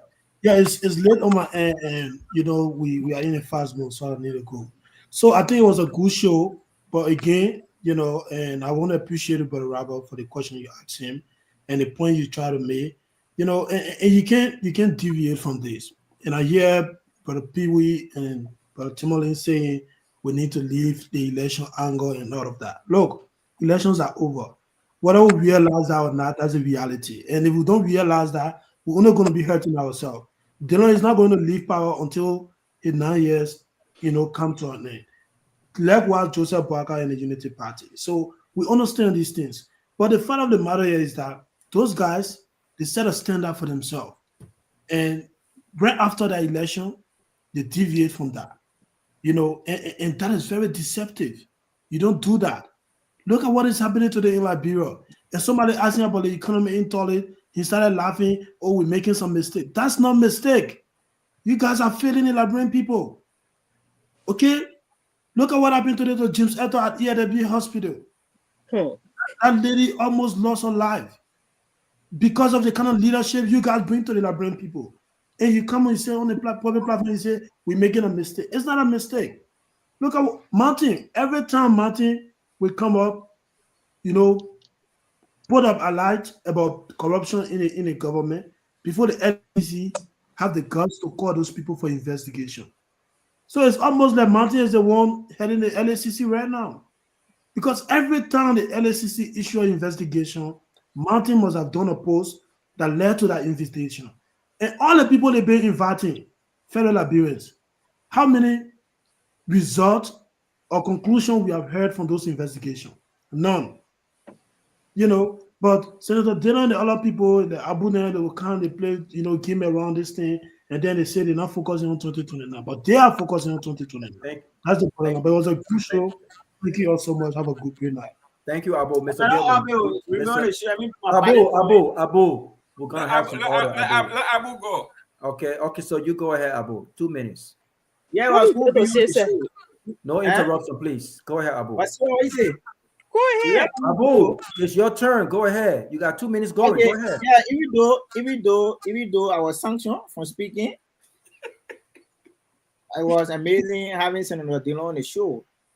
He came to validate almost everything we have been seeing on the show. 100 times I will vote President Boaga over George Weah. George Weah was a disaster. George Weah desecrated almost every sector of our country. Evidenced by what we're going through today. You have people who committing crimes across the world have a passport, and they're not supposed to be in charge of our passport. Like the former passport director said, I think a few days ago on Spoon Talk. And Andrew, I think Andrew working at the last thing, I don't know. The guy said you are there receiving instruction for guys who were at the executive mansion that you should give passport to people who don't deserve it.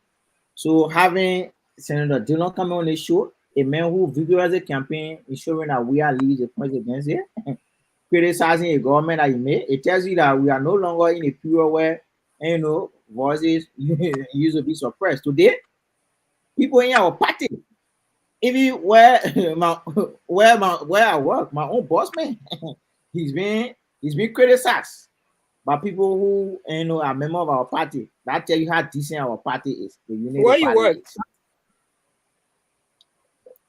It tell you how decent the Unity Party is. When I talk kind of speak, I'll now answer you. It tell you how decent the Unity Party is. So as always, man, it was good being on the show with Senator Dillon. And I don't want Fitzilian coming on the show thinking that you're trying to spin things. Senator Dillon, prior to the elections, he promised that he won't take anything home above 5,000. And all of us are aware, if you're not putting your personal feeling into it, Senator Dillon got rehab center that he's supporting. I think they have, almost 4 classes graduating. And these people, today, they are productive in society. The other day, the senator Facebook page cover one of the ladies who, if I appreciated the senator for restoring the sensitivity of so many things. Thank you, Abu. But before I go to Mr. Gilman, the only thing I'm going to say to that, though, awesome show, and it's great that you're doing your piece as a supporter of the Unity Party. That's why you are here. So I won't knock you for that. But it's hard to make the argument that George Weah government did this when today, and I'm looking forward to the senator coming back on. I thought he was brave to come on and engage us, and I think a lot of folks will come on. Just because we disagree fiercely does not mean we cannot have a civil, respectful conversation. This is what the closing argument is about, right? But it's difficult to make that argument of what George Weah did. But almost 13 months into your government, today, the foreign minister had an opportunity to give Liberia a synopsis of what the Joseph Boakai foreign policy looks like, given everything that has happened with what the U.S. is doing and what the Trump's administration is doing, which is clearly protecting Americans' interests, right? What did she say? She said that the Liberia's foreign policy direction was a work in progress. And so if it's still a work in progress, Abu, after almost 12 months into this leadership, with a government that was so Liberians on experience that they had everything it took to work and hit the ground on day one, it's difficult to make that argument when your foreign policy approach or direction is a work in progress. I won't believe that, right? You can't sell that to me.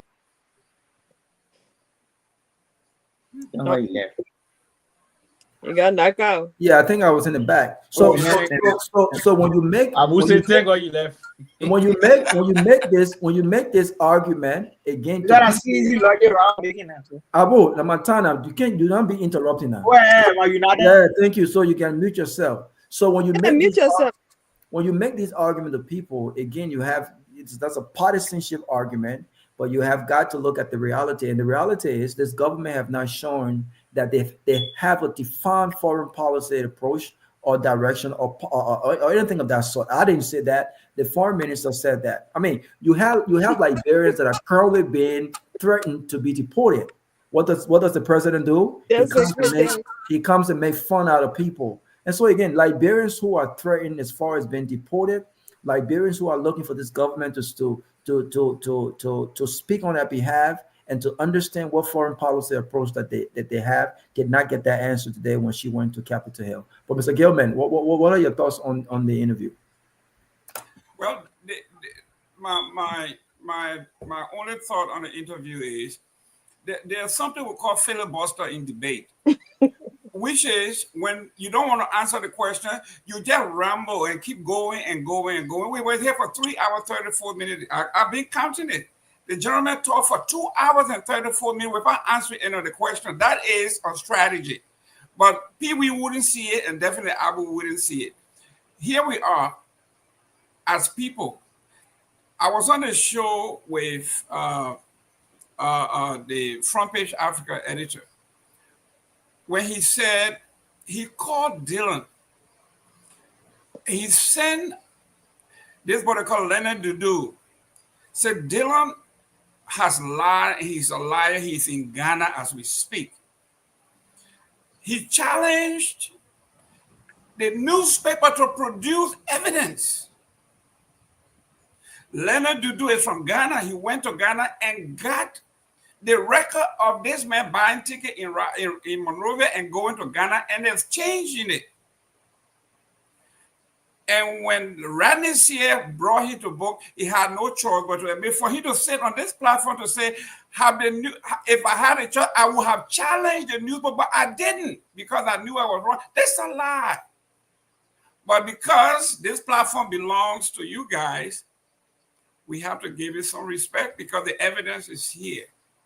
For my bastard brother to sit here and say that he has repented.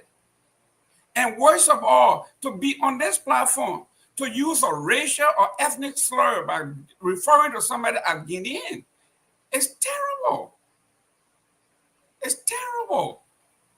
Siddiqui is a Liberian, just like Kamara is, and Gayman is, and Tomalin George is, and Sarah, and nobody took him to task. It's terrible.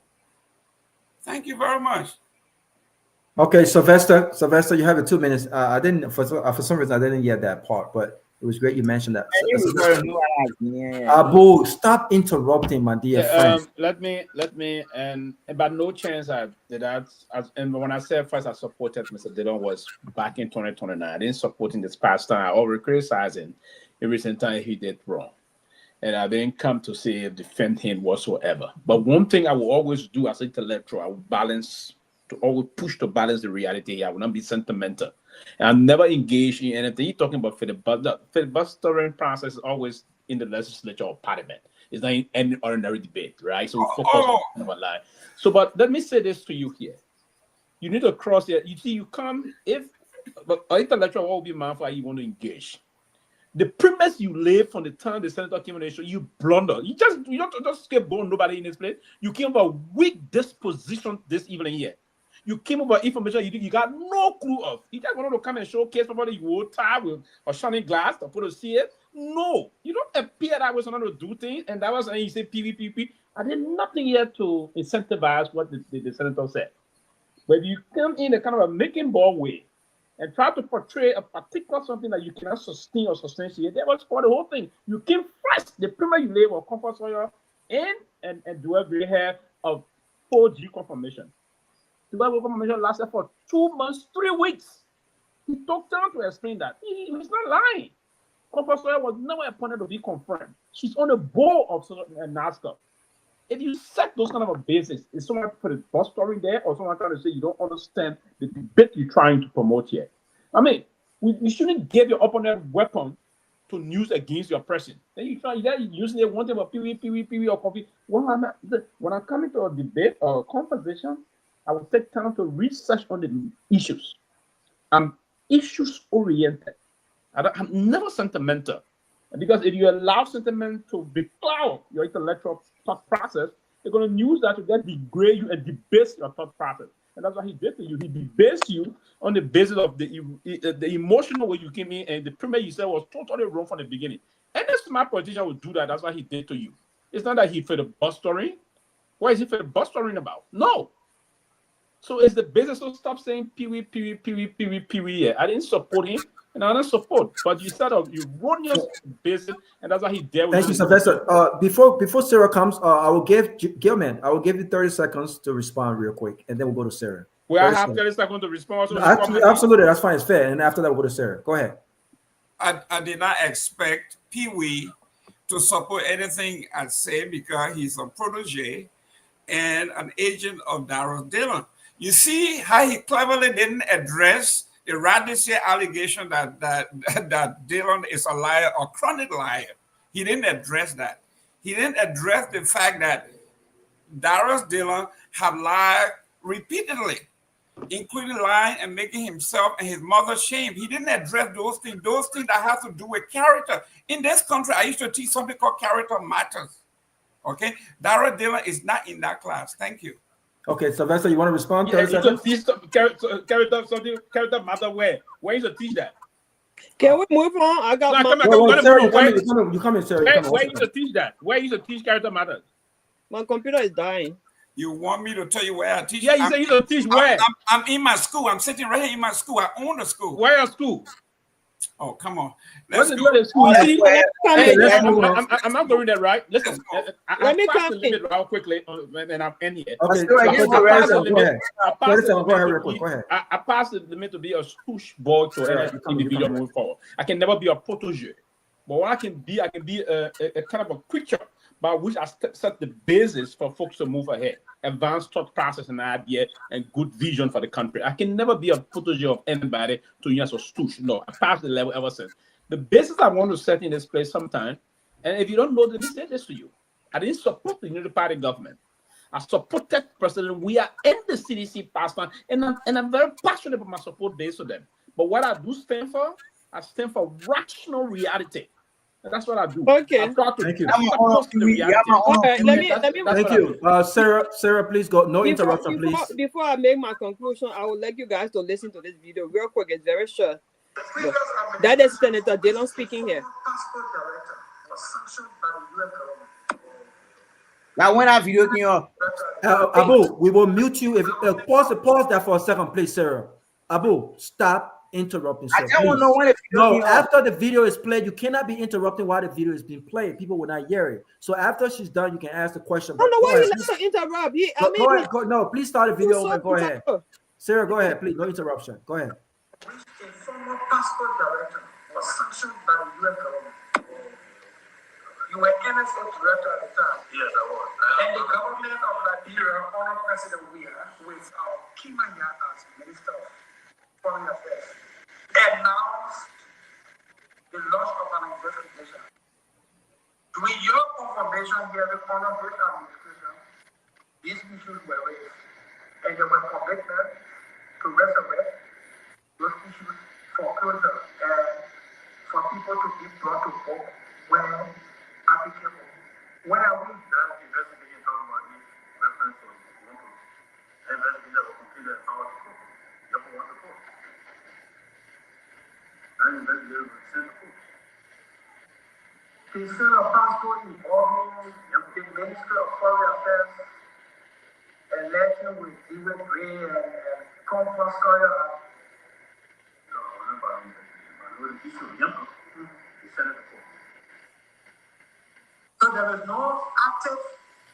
investigation regarding that issue. So that led to the sanctioning of the issue of one that was we had a team that came from states, and we all worked together.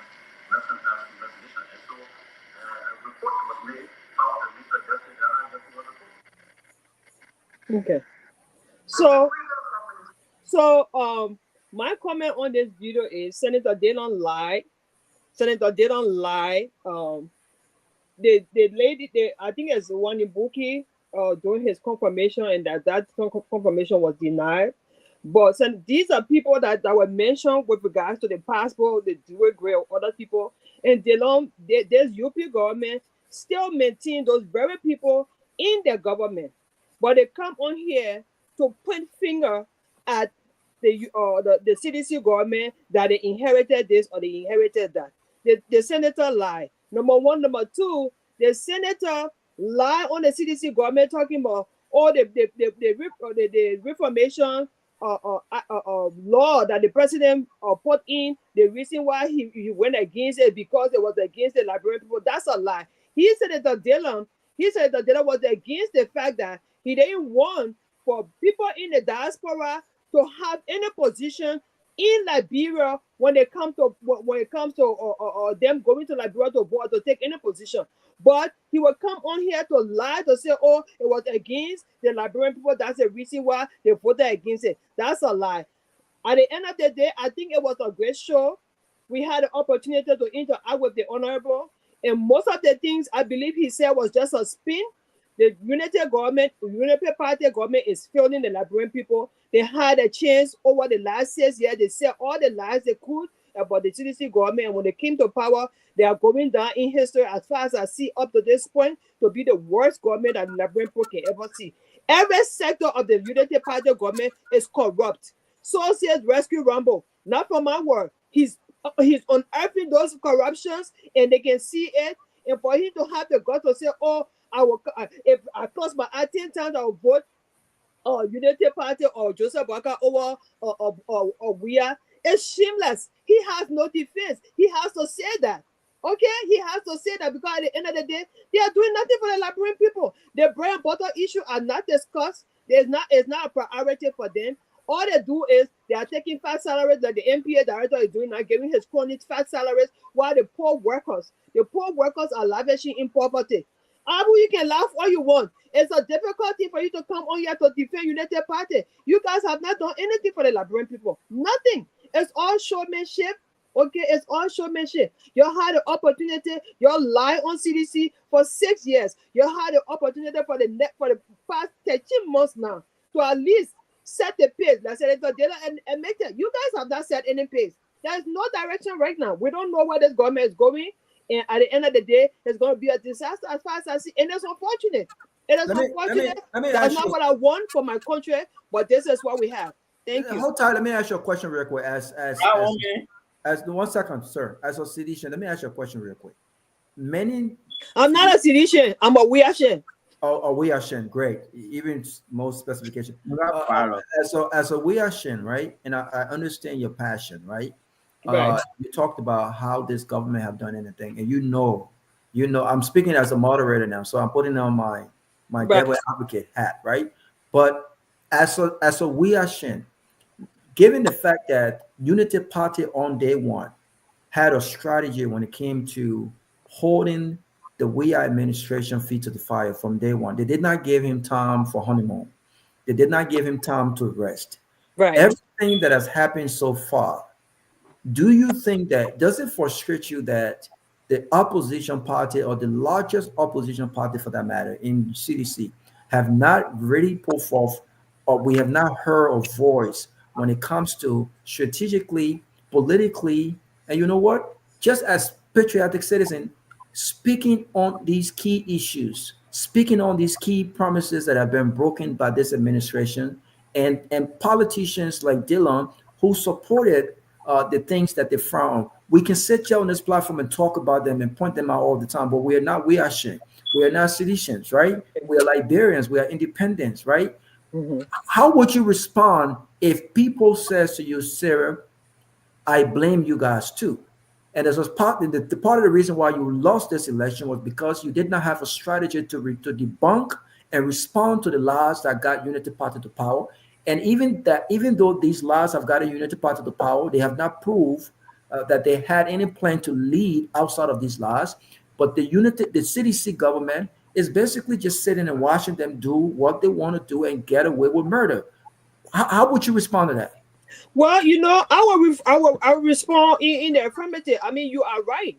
And I myself, I'm very, very frustrated about some of the things that are going on. But one of the things I want to point out is that the United Party had a collaboration from the beginning, and they collaborated effectively to spread the lies that they did against the CDC government. But this time around, I don't see the CDC government collaborating with other opposition members to do that. And there are a lot of things. There are a lot of things that are going on. I mean, corruption in every sector of this government. A lot of things that the CDC government can collaborate with the opposition to expose these guys and see that they just lie to the Liberian people for nothing. Ms. Dapo, let me chime in here. Wait, Mr. Gilman, 1 second. Let Abu come in. Oh, let me close. Let me finish. Okay, let Sarah end. Sarah. A point of correction, real quick, Sarah. Okay. I think few days ago I was on here and we talked about CDC has a serious issue, and people didn't understand what we were saying, and the address is what you were saying. CDC has a Lofa issue. Thank you. Okay, Sarah land and then So let me land here. So I myself have been, saying the same thing, talking to them. They need to push harder. They need to collaborate with other, oppositions like the ANC and other people, and expose this government. This government came on the pillars of lies, and like the people can say, you can lie to win, but you cannot lie to govern. And this is the reason why they are finding it difficult to govern, because they lie to the Liberian people. And to my point, Yaka Kolba is on tip for saying that. He said we lie to the Liberian people to come in power, and he supported the Unity Party government to come to power. So CDC will have to do a great job if they want to see themselves on 2029 tickets successfully. They will need to push harder, and they need to collaborate with other opposition to expose this government, because they ain't worth it. Thank you, Abu. Yeah, Raul, it is unfortunate that Sarah doesn't know the salary structure.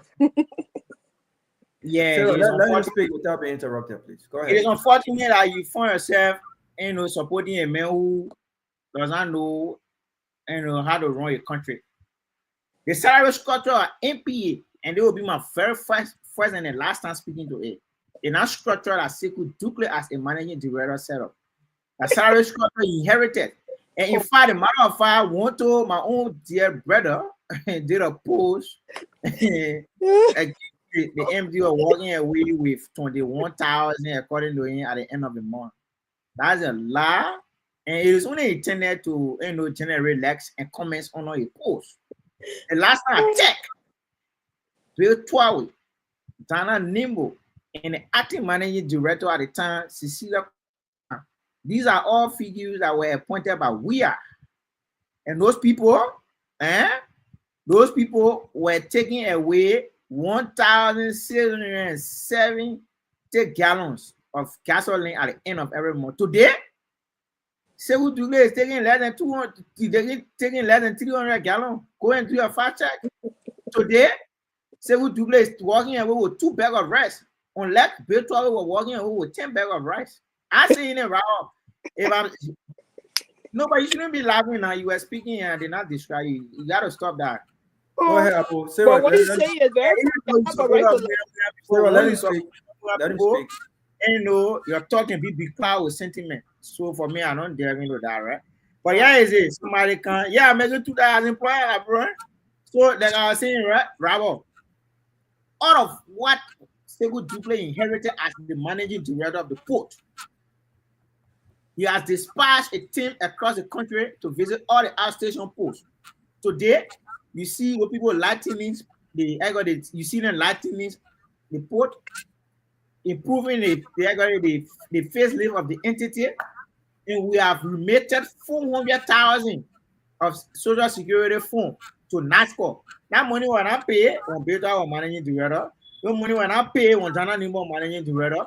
Today, in the first time, the history of MPA since its establishment to own amulets. The first time for MPA to procure vehicles in order to enhance operation that is happening under the stewardship of Sekou Double. So somebody count the show in Tina Myean doing. We are governing this country. We are restoring governance to all the sectors. Okay, so Abu, I'll give you 30 seconds to answer this. I heard you say that the salary structure at the NPA was inherited. I want you to be honest in answering this question, right? Because an inquiring mind will want to know if the salary structure was inherited, same way the harmonization that you frown on was also inherited, same way Matic were also inherited, same way East International that you said did not have the ability to do anything, least to say the big project, RIA project were also inherited. Everything that you did not think George Weah could do was inherited. So if everything that was wrong was inherited, it's your ability to restructure or to change, to implement these changes that you came to change. Is it also inherited too? Yeah, let me say something to you, right? You say you inherited too? So you inherited the former president inability to do. You just asked me a question, and it's fair to say you should a lot of time for me to answer the question. So many things that we inherited, we have corrected it, we have changed some of those things. So why have you not restructured the salary that you inherited at NBA? What's stopping you from doing that? Thank you, Robert. We restructured the benefits. We restructured the benefits. You restructured the benefit, but not the salary. We restructured the benefits. We restructured the benefits. Abu, you are on laughing. Listen, Robert.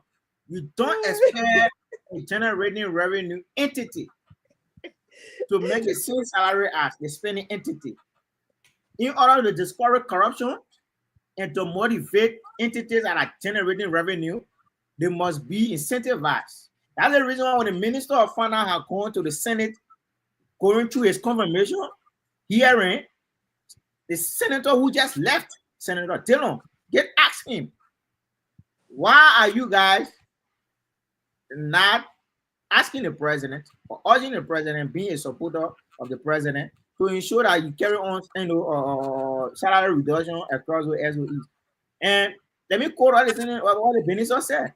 He said, in order to motivate people who are generating revenue, you have to encourage them, you have to incentivize them, you have to pay them, in order to discourage them from corruption. Because those people are contributing significantly to the revenue. So you can compare SOEs and dollar spending entities. Yeah, but the issue with that narrative, and I will let Tomalin come in. The issue with that is you did not. The same question I asked the senator when he said we need to seek. I apologize to George Weah for criticizing him for flying private jet. Now that President Joseph Boakai is the private jet in chief, he now wants to seek understanding on the usage of executive private jet, right? There was no consideration whatsoever given to the need for President George Weah to fly private jet. And he even indicated that, George Weah said his friend gave him the private jet, but maybe he missed the interview from the deputy minister. The deputy information minister came there and said that the private jet being used by Joseph Boakai is at no cost to the Liberian people because it's been donated. Absolutely. So one second, sir. One second. And so when you talk about everything that you inherited, Abu, again, the question that an inquiring mind will want to know, and not only those who don't necessarily support Unity Party, there are Liberians who are in the middle. There are Liberians who does not see Unity Party and CDC as an alternative. They want to go on a different path. Right. But when you campaign on change, when you campaign on everything that was wrong, you even campaign in front of government officials going to the airport to greet the president. And it was a political narrative made by some of my closest friends in Unity Party. George Lobo was one who said that under any serious government, under any government officials that are seriously doing the Liberian people work, they don't have time to drive from a rover to One second, Abu, you're not interrupt. Abu, 1 second. So go and greet. And so when people see you do and adopt most of what you criticize and most of what it was anticipated you would change, When they see you adopt these things, the question is, did you really didn't like the idea, or did you not like the fact that it wasn't you? That's the question. And so when you say, well, people it's how much money that this guy is bringing to the to MPA, or what is his qualification enough to justify what he's making? But you did not change the salary structure. You changed the benefit. You cannot change the benefit when the benefit is also part of the salary structure. So it's counterproductive. So I'll give you 10 more seconds. I'll give you 10 more seconds again. Wait, I will give you 10 more seconds. I just told you the MD Duke predecessors were making almost 20,000 at the end of every month. They did not see one to show me the papers. So how much is it making now? Lies. How much is it making now? Making far below that. How much? He making far below that. He making far below that amount. What is the amount? What's the figure? He is making far below that amount. Far below is not a figure. You just said they were making 20,000. What is far below? What is far below? Far below is not a figure. Far below that amount. And one of the things is, okay, Tomalin. That's Tomalin. Let me come in, right? Look, Robert, I think we had a great show, and now we're getting more guests coming on the show now because of what happening. People are asking to come on our show. Which is good for us. We'll come to our show. Come on our show. That's good. We welcome. We repeat. We say this platform for everybody. You're free to come here. And one thing we'll be discussing next is that CTN contract that was renegotiated. I got a lot of information on that contract over the weekend, and I know the man director of the MPA. He's someone who I don't think he doesn't want to appear on platform, but we'll all get on due diligence to appear. If they don't appear, we'll not force them, but we'll talk the facts there. So that CTN contract that was renegotiated, we'll discuss it. We'll talk about it and talk. All the players are behind it. We'll talk who getting what in our contract. We'll talk about it. We're not spend nothing yet. So nobody getting money. Okay, when we bring the documents, we'll prove it. We'll show it. Man, I got enough documents on that issue. You'll see it. We'll bring it forward and we'll talk about it. But Robert, I mean, you stole the day. Everybody keep on and cheer you up. They say you. You're the best dressed guy. Also, the man with the tough question. Everybody said. But honestly, I know though. I'll say this. The fact of the matter is that the issue about this, they don't money. What he said you give. If be honest with him, the man said he gave the money to the rehabilitation center. Exactly. And number one, the man said the money people are accusing the money his project is on in government budget. He said challenge about to prove it. The government not giving them money, no subsidy. He said they continue at the port. When they continue come from the port at the port, they pay their own money for it. And Robert asked a question about how much it costs somebody to go through that program. He said $800 to $900. That's what that mean. So all the things happen. He said the supporters. 7 to 900. I will make a contribution to 700. So I want to say the question I know the question he did not answer for me was that question about the private jet. I don't think the answers he gave me is the question that because he said after they have gone through that, seen the necessity to have a private jet now to fly because what happened in some region, but he still need more explanation on that particular question because they don't justification of that private jet and still that the president should be using. Another one is the issue about the passport issue. The passport director, I'm told he lied on an oath today. And we're pressing for that. And the issue about Myean. Myean, when election ended, ECOWAS appointed Myean as representative for ECOWAS in Sierra Leone. But the Minister of Foreign Affairs and the Minister of State, if I find out a letter, I'll bring it to you guys, I'll put it in the chat room. They wrote ECOWAS to reject the man. ECOWAS even said this man he was very helpful in your transition to power during the transition period. He's qualified for the job, gave him the job, but they wrote ECOWAS to reject the man. What they did, they appointed Marion Camara. ECOWAS rejected her. ECOWAS said, if you will not send this guy, then Liberia, you see, not for Liberia will not have a seat. Now Ghanaian to occupy in that seat, which is not fair to the country and fair to Myean. Myean should have been given the opportunity to serve his country, but that was no problem. Another one again about the issue with confirmation hearing. He said, "You get back to us too." I was told that Iman Dugle, he and JD Slanga, they were accused of corruption, pepper and maritime fund. They escaped. They were fugitive. They ran from justice. They ran away. But soon Boga came to power. Now they resurfaced. Tomorrow will bring here. I'm doing very well. Bring here. But he better kind of ask whether he had been clear. Whether he stayed fugitive of justice. He's running from justice. You got to face the justice. Yeah, I was chatting when you mentioned it. He said, I will bring you. Okay, yeah. Tell him say we got him there. Mr. Josh. Yeah. The situation that we are in is peculiar to the sense that our government, our folks, people, when we're talking about the new thing in Liberia now, everybody talking about in the house is the separation of power, right? Yeah. And Mr. Dillon sat here, he says, this government that I brought to power, we will make sure it succeed. I will do this.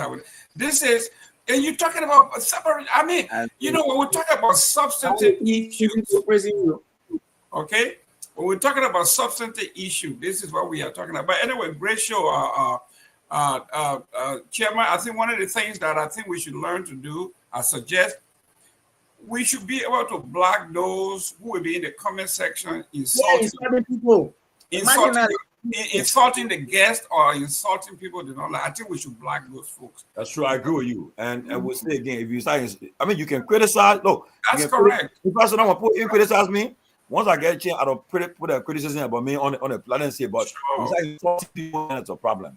You got to insult people. You know, small call they can cause me. They can cause me. Yeah, but we can't do that. Well, I mean, the last time they were very rude to Senator Snow. I mean, they were using some terrible languages. Well, I can see it. The good thing is, Gail, man. The good thing is that the good thing is these guys are in public space, and I do agree. We should definitely put some things in place to not have people insult people. But at least that these guys understand that they're in public space, and that people will react, especially. You know, politically, we add over. Look, I mean, listen. Imagine how former President George Weah felt. I mean, we had a guy who was giving audience to basically insult George Weah, Ma and Pa and his wife. Imagine how the president felt, right? And so it's no justification why people will insult. But I like the fact that Dillon came here today because this is a tough place to be. This is a tough space to be. I got to be honest with you. And anyone who comes here to at least engage us and engage the Liberian people, I think they automatically earn my respect. And you know how I feel about Dillon. But my feelings about Dillon is not personal. My feelings about Dillon is based on the issue, is issues oriented. It's nothing more than that. And so when I promise to support what he's doing, I think, do I agree that Dillon should be having a rehab center? Do I agree that he should be taking $7,000 annually of his money to support a rehab center? No, I think that these projects should be influenced and led through national bills that would, by extension, support these things across the country. Because the little thing he's doing in his rehab center, we need it across the country. There are many Zogos that have been victims to drugs addiction in Liberia. We have not, as a country, established a rehabilitation plan, a national rehabilitation plan, given all of what we went through as a country. So these are things that I would expect Dillon, now that he supports the government, to be, talking to the president. Ellen Johnson Sirleaf did not do it for 12 years, right? President George Weah had different plans. What are your plans now to do? These are things that we expect to happen. But should that stop me from supporting what I think is a good cause? Absolutely not. So I will stand on my promise. I'm a man of my word. I will give the $700, and I will support. I just need to speak to the folks over there to understand when does that start. But I will definitely commit to that. Let me come in. Right? No, Rabo, I think you're getting it wrong. You see somebody come on the show, and I probably will figure out people insult me, people insult my parents. They insult people. Tomalin is aware. Many times we reach out to Tomalin. As we speak, they still insulting me. And he say a public official. We should not be encouraging Well, that. you work for the government, Abu. So you are a public official. Abu, you public official, man. No, Robert, That's that's not what fair. I'm Whether he works with the government or not, Yeah. there should be no space for anybody to insult anybody. Oh, I agree. No, I agree with you. Don't like I it. agree. And your platform is so credible. Your platform is so powerful. There should be nobody on here. I mean, they were graphically insulting and I hope, but if you notice, they were when you saw people were blocking those people, were being blocked and yeah, but you know, it shouldn't Man, be. you gotta do more. No, once you start insulting people, we block you. We don't. I mean, you can criticize the person, but don't insult the person. But Right. guys, let me tell you something, right? If we ever taking the election 2029 is still far away, it already started. I repeat, 2029 already started. It has started already. The Nima election, we watch the Nima election very carefully. Let's watch the Nima election. Let's watch it carefully. It won't be easy to see anything. Emma will just see Emma win. As of today's date, there's nobody in the driver's seat will win election 2029. I tell you for a fact. But Tomalin, one thing. Not dream. It's not going to happen. Tomalin, one thing before Ben coming real quick. Before Ben coming, one thing though. You know, I like to be fair and balanced, even though people don't believe that. But I'm a very fair person. When you come here in our house, I'm a very fair person. You thought I was going to what you thought I was going to do? You thought I was going to be insulting? Well, I'm not. No, Robert. I don't have to insult. Robert. I mean, I know also, you know, you disagree. But one thing I took away today is that again, and maybe Mr. Gilman. Maybe Mr. Gilman probably kind of lost a little. I think he took the same bit that Professor Kennedy did not take, because Professor Kennedy was, I believe, when he came and he said something about Professor Kennedy being paid and had that deal go through. When you see him speaking like that, I'm getting text messages that he's already done his due diligence, but Professor Kennedy already have his own facts. But is this the show to kind of litigate that? No, you're not going to win, right? So I like the fact that Professor Kennedy stuck to his question, stuck to the issue. Because one thing I do realize, politics or no politics, Campinasta, Dylan is a politician, and Dylan understands how to throw the punches just as much as he receives the punches. So he did not run from throwing the punches. He threw the punches at Professor Kennedy. He definitely threw the punches at Gilman, and he definitely went hard with a double punch at Siliki, with the whole, you mad at me because of common situation. So again, my advice is, unless you come here trying to be disrespectful, which is what I thought the deputy minister did, you're not going to come here and disrespect us on the show. But if you want to have a fierce conversation, I think it's incumbent upon us to be respectful in our engagement, be safer but tough and fierce to get these guys to answer the question. I thought he was good at responding. Real quickly, one thing, when you have opportunity to come, they face these guys, forget about all the litigation. Yeah, be straight. Like Siddiqui coming, he laying all I want. Siddiqui, ask the man a question you want to ask the man. But you want to talk about what the man did. And mind you now, you hear the man, you say the man talk about fence with it. The man told you, the man gave him a say he felt threatened. So he put fence, but he said he supported people around in the neighborhood. He said the man did the one. The man hands up for you. So when you do that, ask the man a direct question. Don't bring all these things, because how the man will evade the question and put it back in your lap. What he did to you. And Tommy, thank you. I think it was a fascinating. But what your thought, Ben? Fascinating conversation. Fascinating, and there was a reason why I decided that I was going to stay back. I think it was important for people to. I mean, look clearly. Look, Dylan. I'm extreme. I've always said it. Even when Dylan was on the other side, when I was, me supporting CDC, Dylan was supporting UP. I'm biased when it comes to Dylan. Dylan and I, we go a long way. Dylan chaired my campaign. He was the chairman for my campaign, right? Dylan and I have internal debates. So my thing was, I wasn't going to come. Many of the things that I wanted to talk to Dylan about, I've already communicated with him. Exactly. And I felt it was important for people who don't have, like Robert and Dylan. I can tell you, Dylan has an enormous amount of respect for Robert. Oh, yes.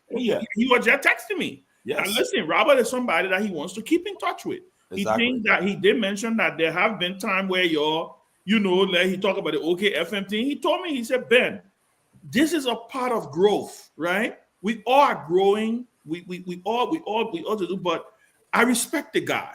I like the fact that the guy said, "Listen, I support your work, but listen, this is what I think the situation is." Robert, I think you were on your game. You know, you were well composed.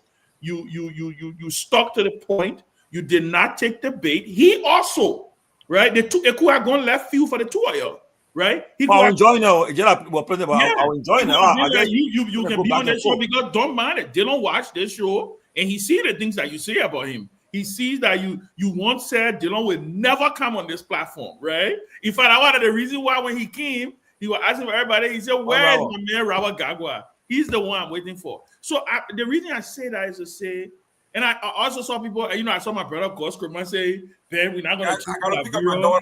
He said, "We're not going to change Liberia by not taking our friends public." Listen, first of all, I never told you I was an advocate. I listen, I'm a politician. I'm an advocate. I don't do advocacy. I'm a politician. So I was being transparent, right? In setting the stage. There are certain people. Give an example. If Kalasco were to come on this show, right?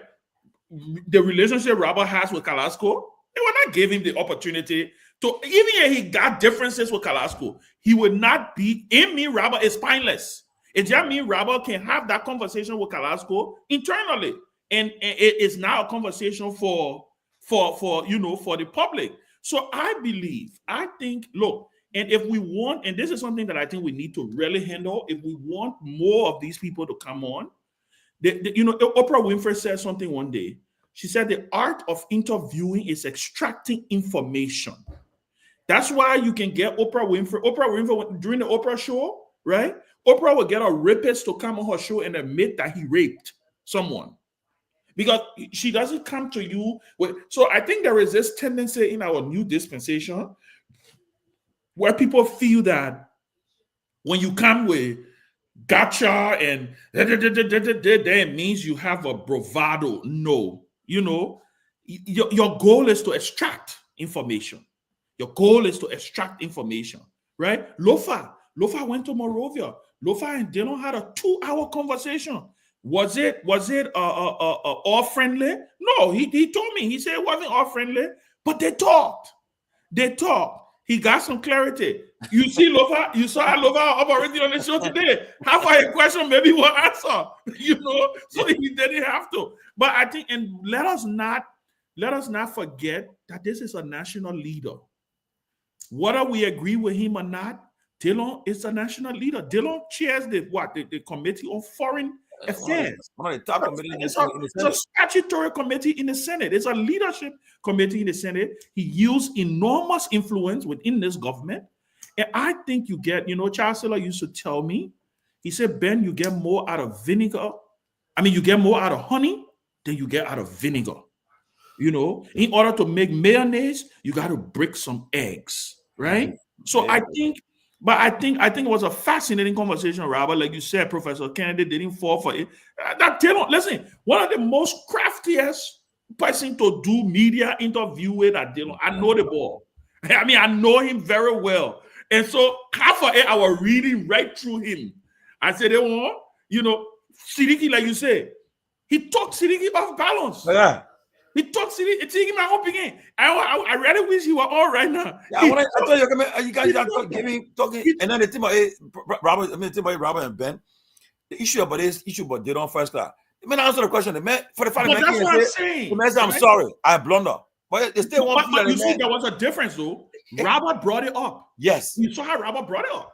Yes. How did Robert bring it up? Robert brought it up from the perspective of how am I supposed to trust you when you keep doing things over? You apologize when you said. But Robert ain't kind of say, "Oh my man, you when you are riding business like you lie." No, there's a way to do. There's an art to doing these things. And I think, Siddiqui's a smart young man. I love him. I think he has a great future ahead of him. But I think he got taken off balance just by one simple line. You supported me in 2020, in 2019. They don't say that. I got the car in 2019. But you supported me for re-election. Okay, what I mean to support your candidate? Because you believe that if I win my re-election, I will support your guy for president. It may not be true, right? Or y'all knew that I was the loudest voice against. It may not be true, but when you think about it, so what was the issue now? If you supported me knowing that I accepted the car, what was the issue? You know what I'm saying? Like, no, Lofa responded to you. What is it? Ben, don't use my absence from this show to try playing your regular politics with me. You know very well why you're taught to interrupt me when I was speaking now, and you are here talking about why I was. That's why I was. What is he talking about? Lofa, leave it, man. Hey, that is something he did when Koga was here. So what you want to talk? Yeah, I dare Lofa to call Koga on this show. He did it. When Koga was here, he called him Koga. No, but he did it on Friday. Lofa did it on Friday. I'm talking about on the memo. In order to do it. No man, Lofa. Oh, I'm not playing politics with Lofa. In fact, I was saying that Lofa, I believe Lofa had his conversations with Dillon. So practically, maybe he didn't have. Maybe some of those conversations where some of those things were dealt with. Yeah, but fascinating show, guys. I thought everybody was on point. I got a clown talking. I need no supermodel. You're not a clown. He's a clown. You want to get? You want to be where I am? Where's that palm brother? You are not who I am. I can tell you. Guess what? The vice president coming up when you have a birthday. Okay. When our vice president call you before, you clown. You clown. I want to call him because he's a clown. He always the man name is no soup ball. That's your You're a clown. You might be happy you watch him every day. You're a clown.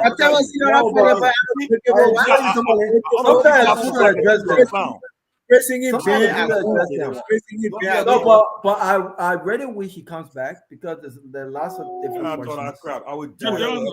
There's lots of great questions. Because I didn't like. They talk crap every day. They won't be out. They gonna consider will keep you. You don't even be. Guess what? If 1 5 minutes, say happy birthday, Ben, my winners. Say happy birthday to me, right, Ben? 1 5 minutes. No, wishing to be in your position. You tell you. You gab it out you. Crazy. Because if I put every know he said.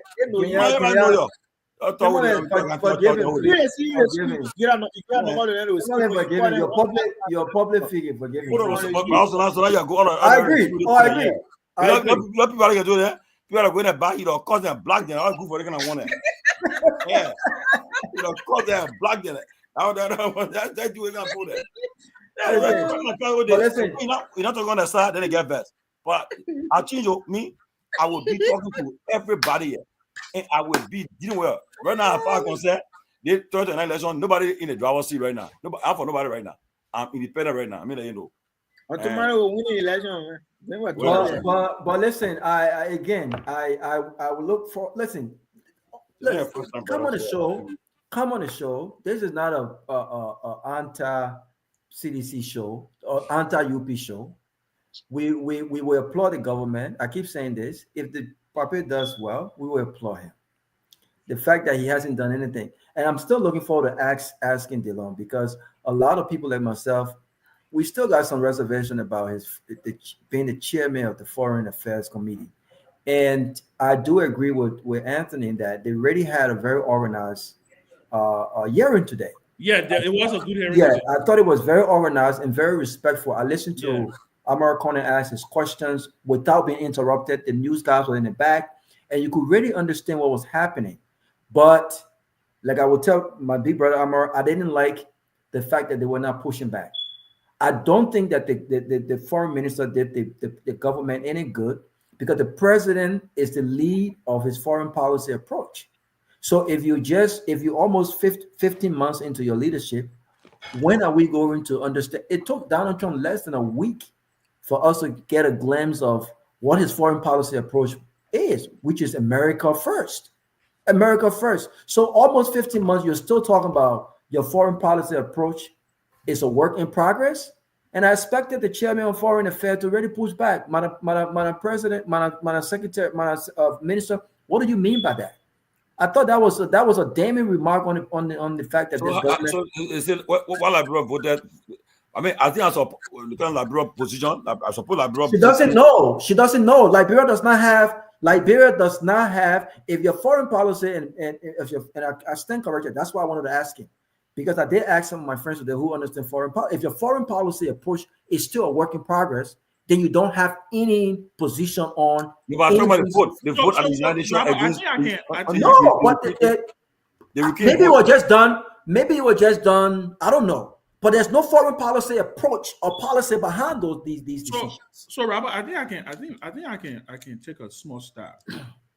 When I listened to her today, okay, I think what I gathered from her and what they were saying, a couple of things. the sudden change of the sheriff in Washington, the way how traditionally. Right, the Liberia traditionally normally votes with America, and I know specifically when it came to the Ukraine thing, right? We were from the onset of the Ukraine problem. We've always voted where the U.S. voted. In fact, we've co-sponsored a lot of the motions on the UN floor. Her argument today was, because of the sudden change, Washington, or at least the U.S. mission, practically maybe expected that we were eventually just going to change.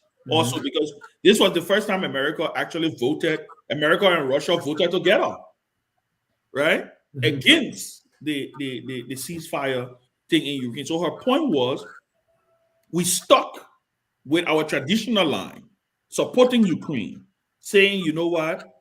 So technically, Liberia broke away from America in this sort of vote. From what I understood, and this is just my opinion, from what I understood when she was talking about the fact that they're still trying to define their foreign policy, I think it is fair, because truth of the matter, Robert, we never really have had our own foreign policy as a nation. When you look at the way our foreign policy is driven, our foreign policy is purely west-west. We stay away from the south. We stay away from the east. We are purely America's ally. You saw President George, we are there.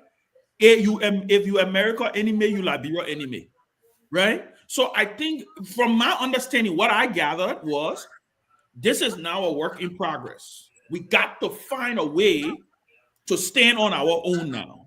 We got to find a way. There may be time where we will break from America. There will be time where we will break from Ukraine, or there may be time where we will want to vote with Russia, right? We are not there yet, because all along, whenever there is a point in time where we say we want to vote against America's interest, there's always the fear that Liberia is balking her traditional ally.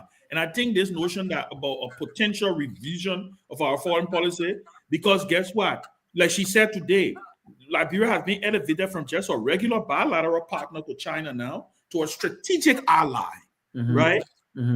Why? Because of the we are government's position. Right. We are government's position was lock and step against, with America. So we voted, So that's what I think. Yeah. But I think it's a great conversation. But the conversation, Ben, have got to be led by, of course, the foreign chief advisor to the president, right? My thing is this. My thing is, I agree with you. We have not had a read or practiced foreign policy, right? My issue with that is, in this century, Ben, we should be thinking about, when people ask what is Liberia's foreign policy, we should be able to, in a few sentences, of course, describe Liberian foreign policy. I don't disagree with you. I'll give you an example. There's nothing wrong with supporting or standing by America, but in this particular case where we voted against the U.S., that vote should be a reflection of where we stand, exactly. Not just our interests, but that vote should be a reflection of what we stand on these key international issues, especially when it comes to peace, because we know as a country who went through a protracted civil war, we know what peace means and we know what war brings, right? But if America votes and we just vote based on what America vote, and America is voting on America's interests. But they don't care about Liberia. They don't care about the Ghanaians. But that was but Ben, when the president said a few weeks ago, this is why I think that it's important that this government try. Look, it's a complicated discussion, but try to make it make sense. The president said something very profound a few months ago. He said, "We will not get involved in two elephant fights, because when two elephant fight, it's the little guy that suffers. All we want to eat." I expected that statement to be followed with some sort of definite practice approach on where this president stood when it comes to Liberia foreign policy. Our foreign policy cannot be predicated on U.S. interests, even though we have most of our support from U.S. But our foreign policy have to reflect us as a people traditionally and internationally, which we don't have and we've never had. That's something we have to address. Yeah, but that vote that Liberia took on the Ukraine ceasefire, I support it. Even they don't. I mean, let me honest with you, because they the administration come and say, "Oh, well, they're voting that way." You know, U.S. foreign policy is based on bipartisan approach. Okay, you go in the Congress now. They're standing by the Ukrainians, standing by them. But right now, because of our man you're feeling, so you say your vote against them. So and Liberia was wise to say, well, despite our traditional allies, we're all voting along with them. But this time around, we're still on the rest of the African countries, most of them. I think 43 countries voted along with America against that ceasefire. Yeah, but the country that did it now for Africa, a country that do business with Russia and China now, they are turning their face down to them. Liberia gotta be very definite in what they want to, because there come a point where they say choose either America or the other countries. You gotta make that decision. So but we don't have to choose either America. Our foreign policy cannot be a choice between country and Tomalin. It has to be a choice. We're always been. See, but that's wrong. That's wrong. Go ahead, Sylvester. I think we do have a foreign policy, and it's also in what she said. Probably the minister didn't structure it very well today. Now, are we supposed to be thinking about going back to our inherent foreign policy orientation? And that is the core of our Liberian foreign policy structure, the process of non-interference. It's the core of Liberian foreign policy. That's it. That's the instrument there. The issue of not interfering is the basis of our foreign policy. Now, we've changed the process because the intent of structuring the foreign policy in said direction, it was to recognize any country that is part of the Committee of Nations, meaning the United Nations. We work with them, we do business with them. That's the core of our foreign policy. So the issue about we trying to reshape our foreign policy, and we have never reshaped our foreign policy in the national interest, because you reshape the foreign policy in the national interest of the country. You have to leverage your foreign policy instrument. And by that, and one of the processes we should have done with this issue, and they will be having the problem. Now, Liberia foreign policy in recent years have based on servant foreign policy mechanism. And you cannot rely on 100% of servant foreign policy mechanism and be a successful nation. Or that you're going to be shifted. You're going to be arm twisted. And if you are arm twisted, the element of arm twisting in diplomacy is dangerous, because if you are at a servant level, anything pushed at you, you're going to accept it, meaning you're not going to leverage your foreign policy. So what we have to do now is to go back to the core of our foreign policy orientation. That's the diplomatic language. Our foreign policy orientation, meaning we have to focus on the country that we do business with, and that country will have to do something in our interest. Now, yes, for instance, this powerful country leverage our foreign policy a lot. One of the points they leveraged in recent time was the thing that just happened yesterday. That is a big case here now today in the court. Right? What they did, they put some guys on the criminal of the Tron Garguah group. They sent them to another country. The first time it ever happened when they were attempting to send some Colombians. The Colombian president rejected, and this president threatened sanction. It's where it has sometimes powerful countries leverage their foreign policy. What we can do is just like this issue about what we can do to strike the balance there is we cannot have negotiation. For instance, when Americans contacted us, and that's why for me, I'm a little concerned about what is now unfolding. We already got some problem about this pending visa and restriction they have on almost 43 countries. if we were confronted by this new administration, it's a new team coming in. The fact that you cooperated with the Biden administration, you did everything they requested, even at the point of you hurting China. And the Chinese had to back out in certain major projects where you couldn't listen to leverage. And then what will come now, Robert, to the point. You leveraging your foreign policy to the national interest of the country. Now, how you sat with the Americans and said to them, yeah, we're waiting to vote with you again with the Russian side, but what can we get in return? You need to do that. And that's the process of leveraging your foreign policy in the national interest of your country. But we didn't do that, right? We just came back and just believed we say, okay, we'll now vote because we'll be having a traditional set to vote the way they've been going. But they changed now. The same people that have been asking us, even they told us before to vote against China human rights record, something we violated in our foreign policy orientation, the basis of not interference. When we say Chinese violating their own human rights, that China internal mechanism, we should not interfere into that because it is on the pedal of that our foreign policy is established. And that's why Article 57 of our Constitution set the basis for the president to set the state of that foreign policy orientation.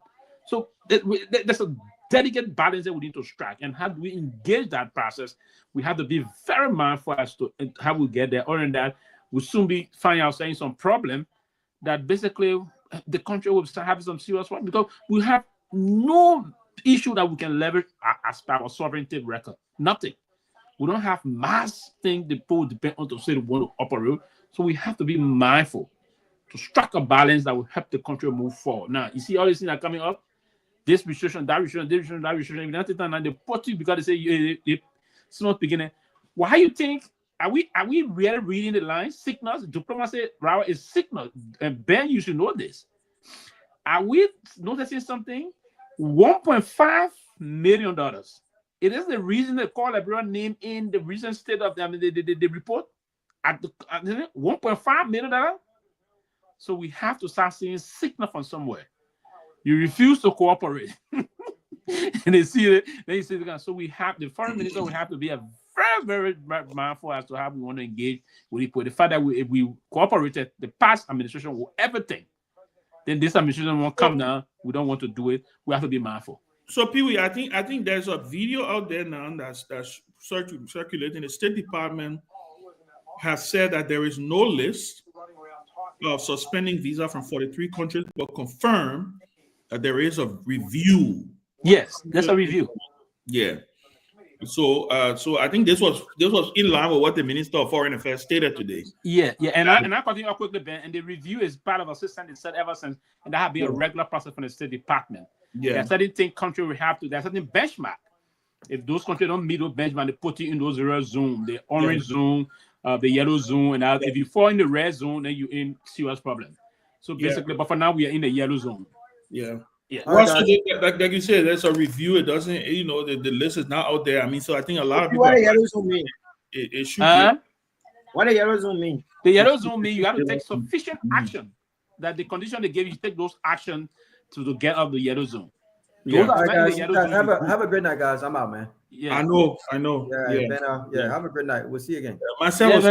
You had 2 glasses. I see all the bottles behind you there. Oh, my man, yo.